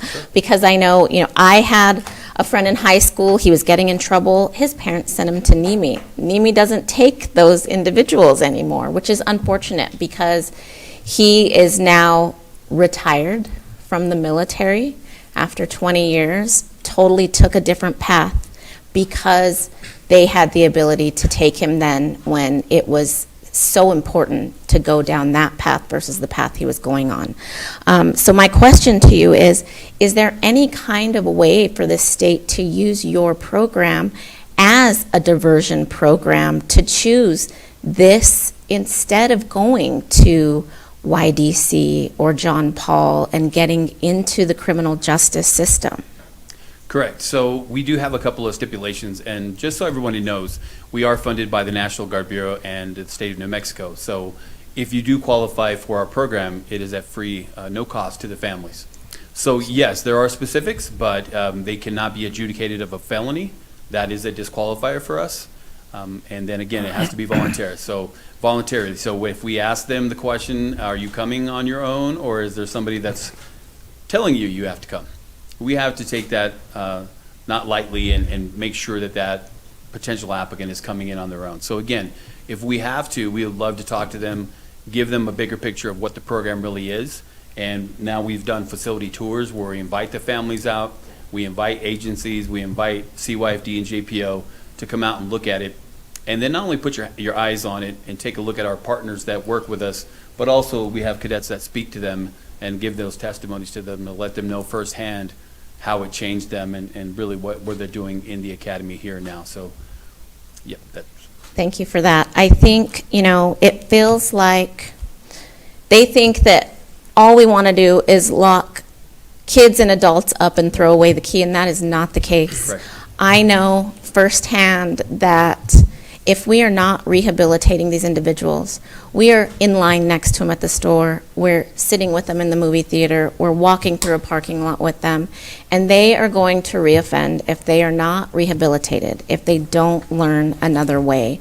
And so I feel like we are losing some of these dangerous juveniles and even adults in the adults facility, because right now I know for the programs in the prisons for adults, we don't allow violent felons to get those programs to learn skilled work.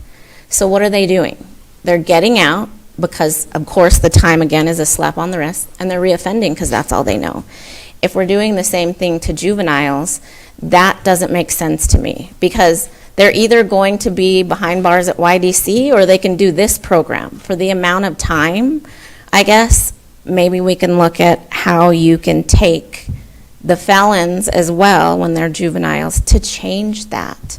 I'm going to be honest with you, Mr. Gonzalez, your voice sounds a lot like one of my son's murderers, and he broke my heart. I've had conversations with him, and his last name's Gonzalez as well, and he really saw a different way. We had a conversation, but I asked him, how can we have changed the avenue that you went on before pulling the trigger and my son was murdered? And he said, honestly, ma'am, it was being at YDC, the supervisors there, the people that helped me. I got my GED, I'm going to enroll in college. It was seeing hope. It was seeing another way, and I didn't have that at home. And he was only there a little over a year when he was released. And unfortunately, he went right back to, you know, that family, and he started reoffending as adults. And so I guess I want to ask you, what would it take for us, you know, creating these laws? What could we do to help your friends, to help maybe family that are going down that wrong path? What would it take? Because clearly something changed in you to want to go down this different path so that you don't see your friends behind bars, or you don't have to be at one of their funerals going forward. Honestly, what it would take is like just forcing. Honestly, I kind of was forced, but then I wasn't at the end. Like, my mom gave me an option, and I chose to go here. And I realized, like, I'm going to end up dead or in prison. And I chose this challenge. And honestly, I don't know what it would take. Like, people always have a different, like, perspective on life. Like, people are going to do what they want to do at the end of the day. And it just is really hard to, like, get people to, like, come to a challenge like this because they just want to do all that gangbanging stuff and everything. And they just want to be their own person and not realize what their future, like, is going to become. So I honestly really don't know what it would take. Thank you so much. And I hope that legislators that are listening, and when we talk about mandatory minimums or keeping especially our juveniles maybe in facilities longer because they are learning skills, they're learning trade work, they're getting education. I wish they would open their ears to that versus we want to penalize them and hold them there behind bars. That's not what we want to do.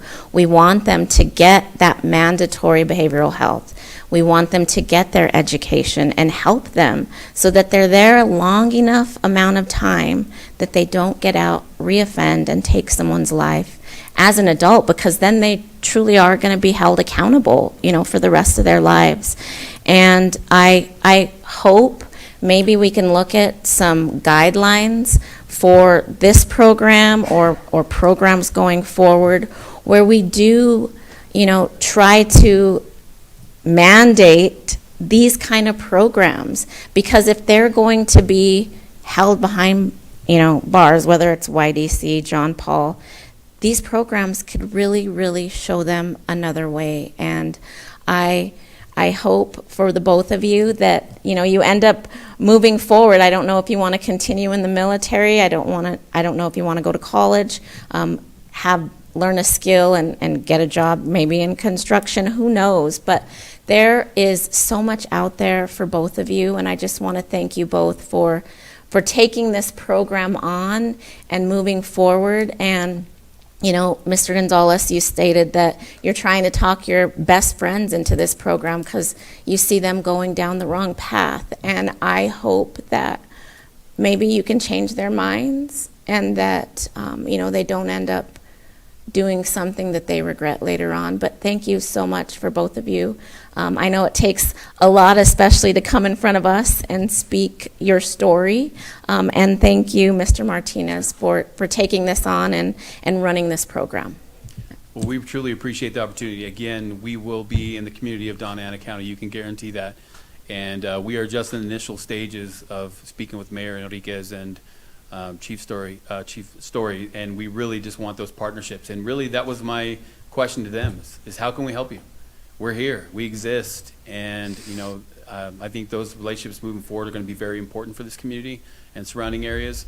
And we are here to do anything we can to educate people about what we have to offer, and not only that is really talk to them. I think that's something with Cadet Gonzalez, that we had a personal conversation with each other and really open up his eyes to what the community has, or what the academy has to offer, and not what you see on paper or what you see on a website. Because I'd imagine at 15 or 16 it can be pretty intimidating. So we want to educate them and talk to them, so I'm hoping maybe I can meet his buddy and we'll talk. Thank you, guys. Mr. Martinez, I want you to expand a little bit on the details of this program for people who may not have ever heard about it. How long is the academy program itself? So it's 22 weeks long. So it is on site, so they will live on campus. They are not allowed to go on furlough, but once per that 22 weeks. they will be allowed 2 visits with their families, and we usually do that around week 8 and about week 12. So it's really intensive. In the mornings, they wake up and they do PT every day. We start our days off with some extra exercise, stimulate the brain and the body, and get going. And then they go off and they eat. They get ready for school. They do school for the morning duration of their education portion, and then they usually generally do lunch. And then later on that evening, they go and they do the vocational hands-on training. Again, that's provided by Eastern New Mexico University Roswell. They can learn to do anything from automotive to welding to construction, emergency medical responder, and fire science. Those are the 5 opportunities that they have while they're there. So again, it is one time, 22 weeks.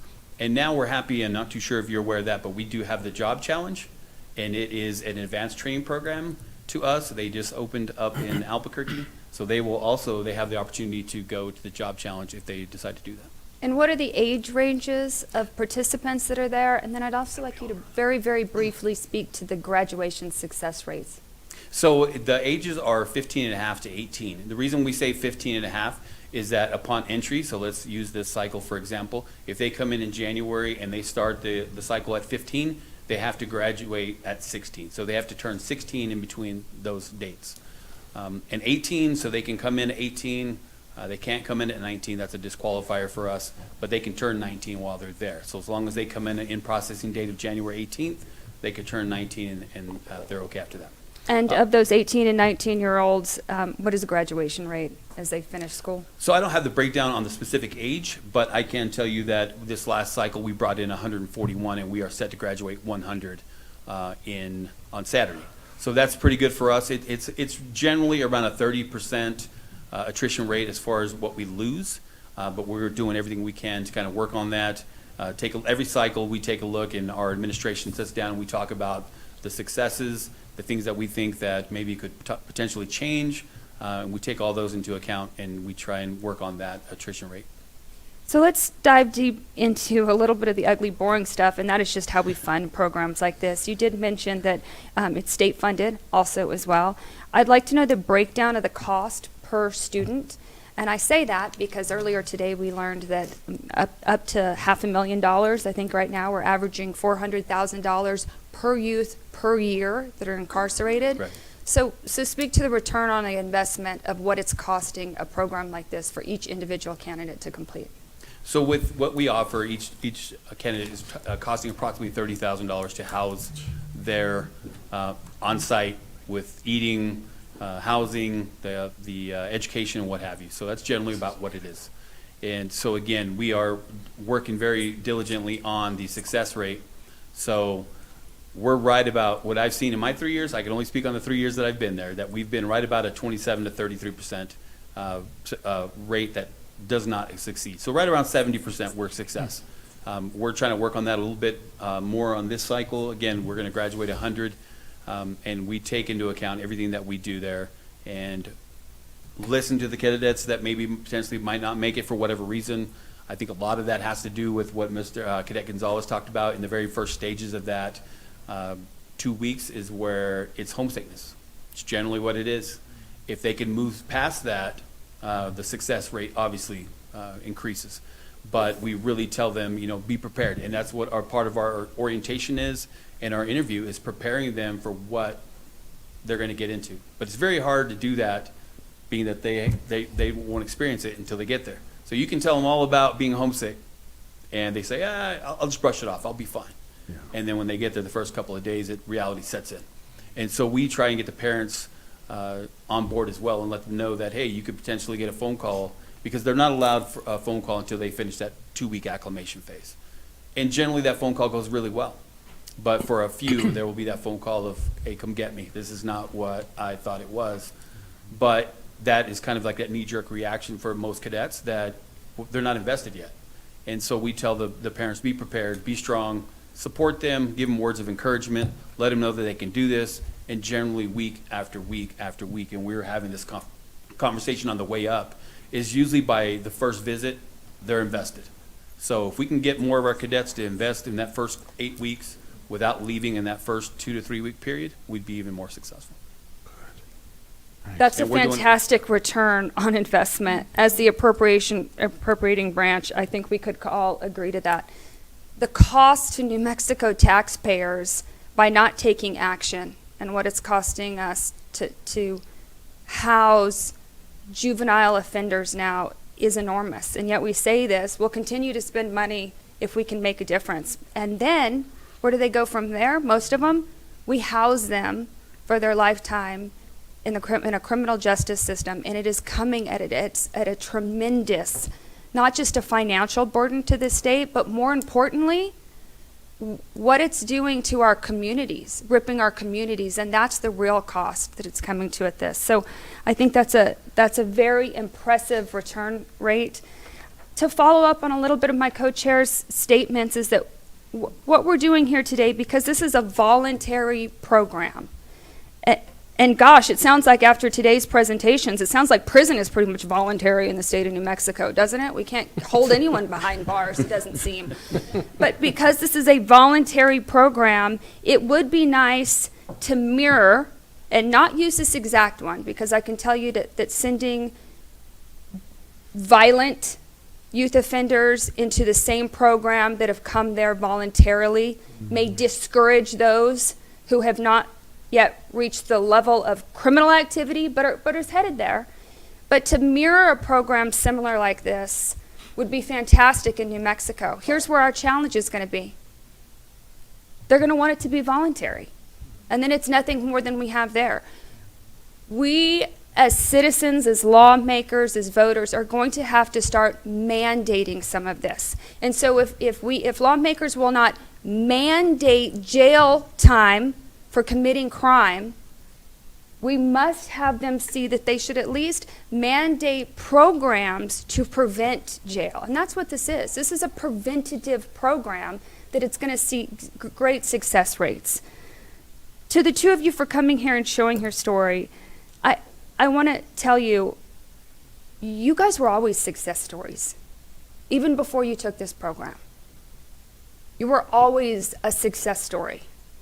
And your darkest darks and lowest lows, because there's something that exists in you that is not often found in others. And that is a determination to want to do better. You had enough self-respect and self-awareness of where your life was taking you that you either chose to go or you chose to stay. You're always going to be a success story because you have that in you. And to Rebecca Dow's point here, Representative Dow, we are proud of you, and I'm sure your families are proud of you, and the people here are proud of you. Who cares? I hope you're proud of yourself. That's what matters. You guys have made a meaningful difference in your life. And we are here trying to come in with real solutions as to how we interject ourselves early. The problem is we don't have kids who are willing to go. And so that's the difference between this successful program, which I will tell you, we are here to support 100%. For the population of youth who recognize that they are on the wrong track, we are here to make sure that this program exists and expands, to your point. Bring it to Las Cruces, bring it to Truth or Consequences, absolutely. But thank you for sharing this model, because this model is going to have to be a mandated model for others who do not have the self-awareness and the discipline that these two have. And you know what? At the end of it, it's just like anything. At the end of it, it's the only way we're going to be able to save them. Because if they won't save themselves, we've got to step in and save them. Thank you guys so much for being here, for sharing this story with us. We'll continue to support you in Santa Fe in any way. We encourage you guys both to come Madam up Chair? here. Yes, go ahead. Point of privilege. Absolutely, Can we Senator. have the privilege of taking a picture with these cadets? And it'd be our pleasure. Thank you. I would be honored, absolutely. You guys come on up. We'll take And a just so photograph. you guys He know, rose it today. Sorry, Co-Chair Brentley. Just so you guys know, we are actively taking applications right now up until January 18th. We are not currently full, so if you know anybody, please recommend them to us, and we will certainly do an interview. Thank you. Sure.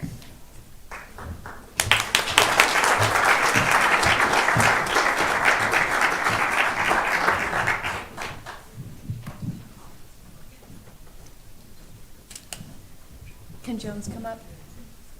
Jones, come join us, Representative Jones.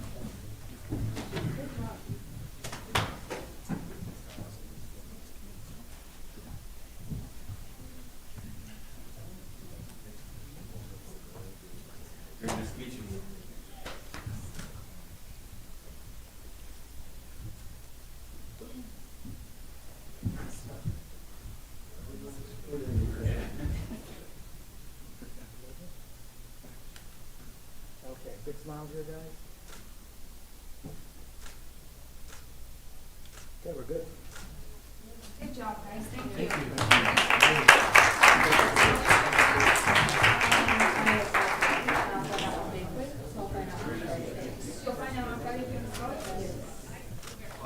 I've been talking for days, believe me,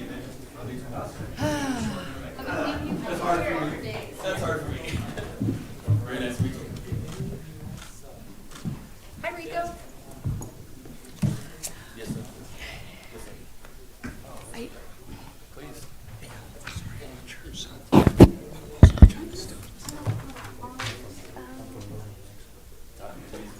Appreciate it. Thanks so much. You get a card.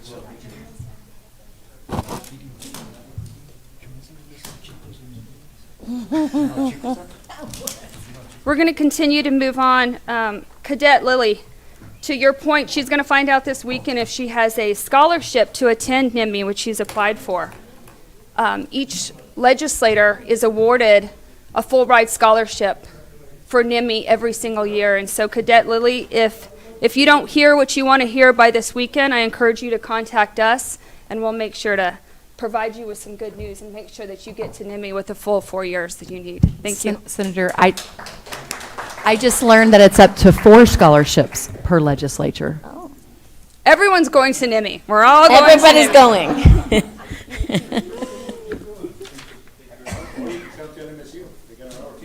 going. That's right, a good one too.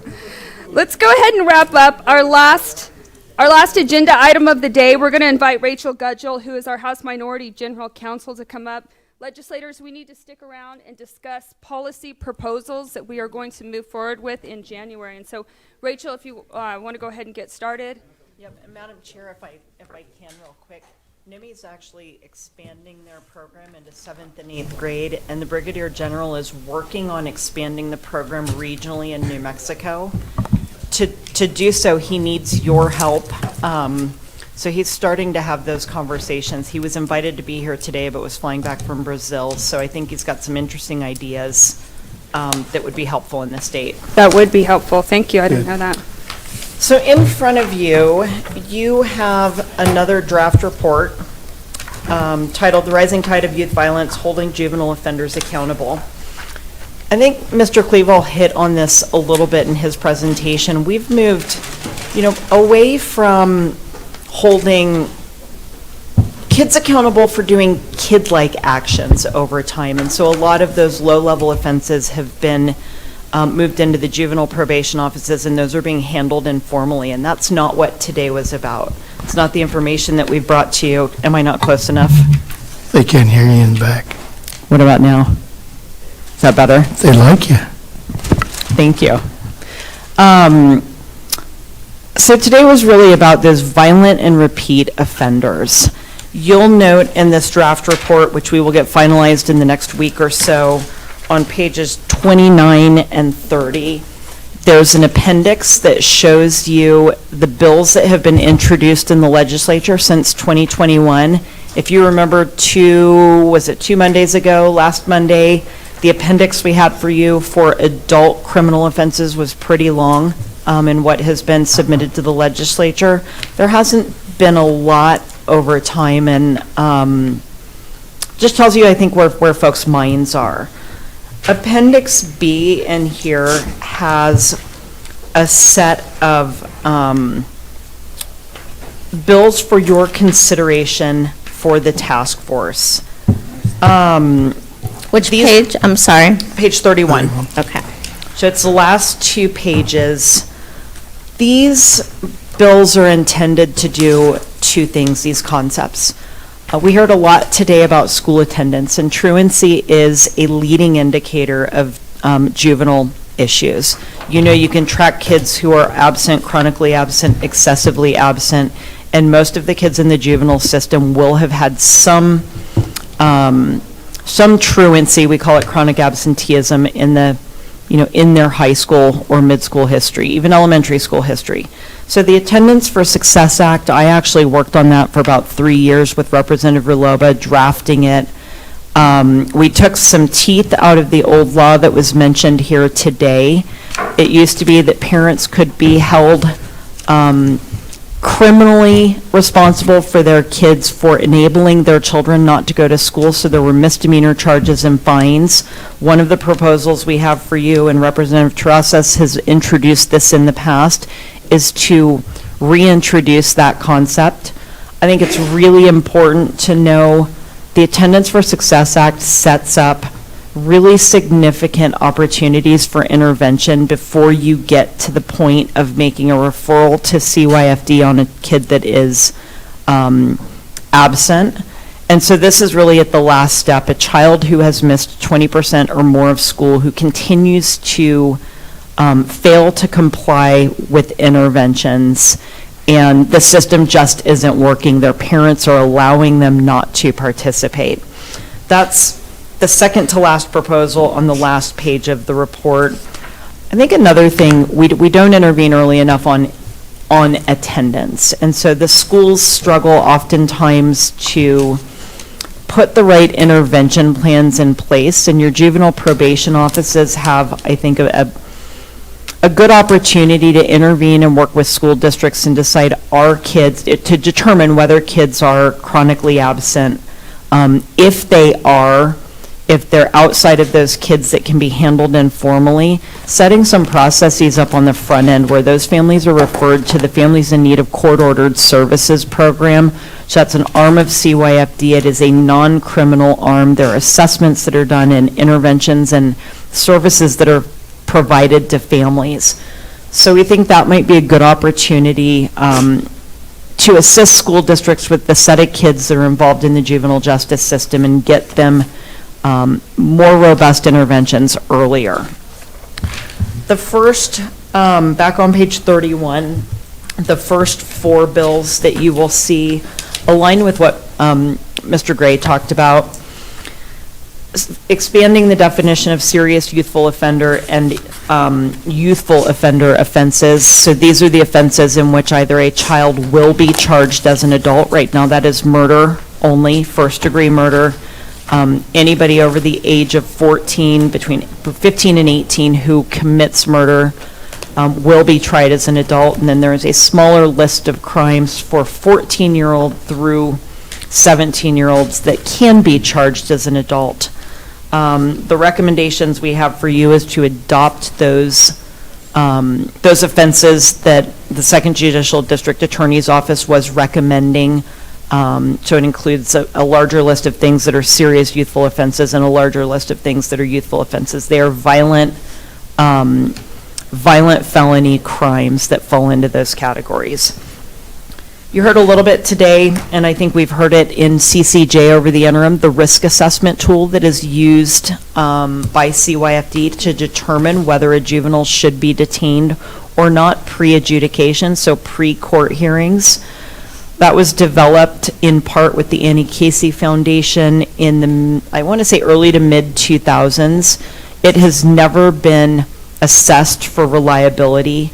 So we would recommend you put some language in statute that says that tool is valid and reliable. So when we do assessments for kids in the K-12 system, they are psychometricians get in, they look at the criteria that you've put in, they align it with the population that's taking the exams, and they will make a determination of whether these are valid and reliable. Some of the data in the report will show you that the recommendations coming from that tool aren't well aligned with the decisions that are being made. 26% of kids that are recommended to be released are actually overridden and kids are held. And then in about 50% of the cases in which kids are recommended to be held, they are not held. So I think we could get the tool better aligned to the criteria that we should be looking at to make determinations whether kids should be held or not. Note, it's a a part of the determination. It is not what the whole determination is based on. So there's a fair amount of personal decision-making on district attorneys, public defenders, and judges in their conversations. So Rachel, before you go on, I want you to elaborate a little bit on this because our district attorneys asked us to look at that tool. But based on what you just said, I want to be clear. The discretion comes down to the judge. And so the statistics you just gave us is concerning. Yep. Because not only is the tool broken, but in cases where it may have worked, judges are overriding the decision anyway. So do we need a tool or do we just need some more common sense judges? I'm going to take a pass on answering that. I think there could be value for a tool that has been validated, that there is a scientific backing that says these are the things you should be looking at, these are the criteria, these are the weighting and the scale points you should assign to things. You still are going to have individual decision making in this. I think you've got to have both. Okay. I think you're right. And then I think that maybe not as lawmakers, but I think that the general public, once we get the tool fixed, it should be very public record when judges choose to ignore results of accuracy, right? We need an accurate tool. And then I think it needs to be public information when a judge chooses not to make decisions or to make decisions with complete disregard to a matrix that would indicate that this is a violent offender and will likely repeat again. Yeah. And so there's two problems there. There's a problem with the tool, and then there's a problem with the judges completely ignoring the tool anyway. Yeah. And so maybe you have to mandate, I don't know, use of it, I don't know. Yeah, I think you have a data access problem. You guys have heard that, I think, all interim long with juvenile case data. The Sentencing Commission just released their first report on violent juvenile crime. I think it's their first report on juvenile crime in 9 or 10 years. So they released it maybe a week and a half, 2 weeks ago. They're starting to put a focus back on this. They had a bill 2 years ago.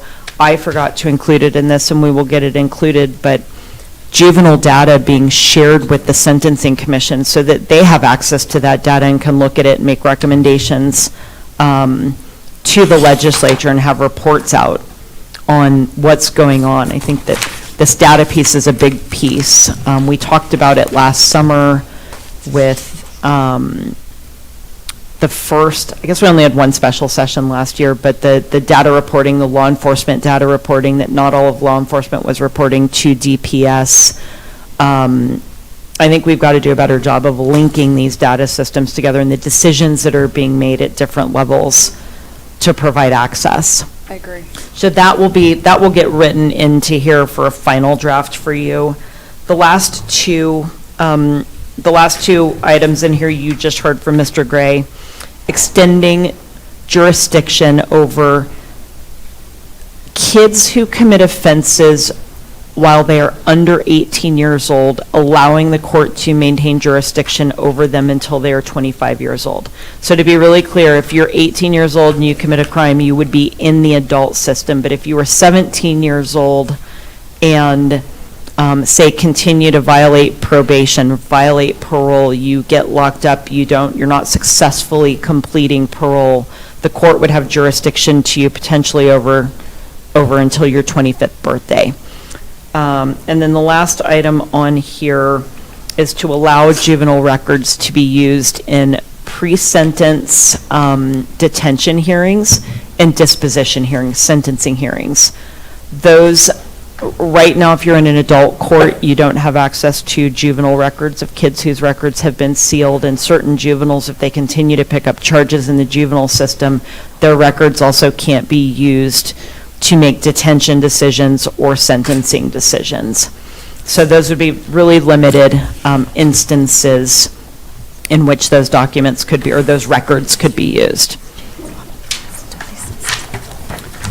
So with that, I think, Madam Chair, our intent would be to do one last look over this report. We would like you guys, like last time, to approve this subject to editing. It sounds like, I need to get a data piece in here and then look back at the language we have for you on the tool and include that in the data piece as well. Madam Co-Chairs, I so move. Second. Okay, it's been properly moved and seconded that we adopt this. For the public listening today, this is the third legislative task force. This is the second one specific on crime. This one's kind of really narrowed down with a focus on juvenile justice. What we've done this interim, we've made a collective of all of the policies that we are ready to pass. And the reason why is out of frustration, we go into legislative session and nothing gets done. In a 60-day session, nothing got done. And we got a call about the Young Park murder on the last night after nothing was done. And so we are giving this to our colleagues on the other side of the aisle. We are sharing this with the executive office.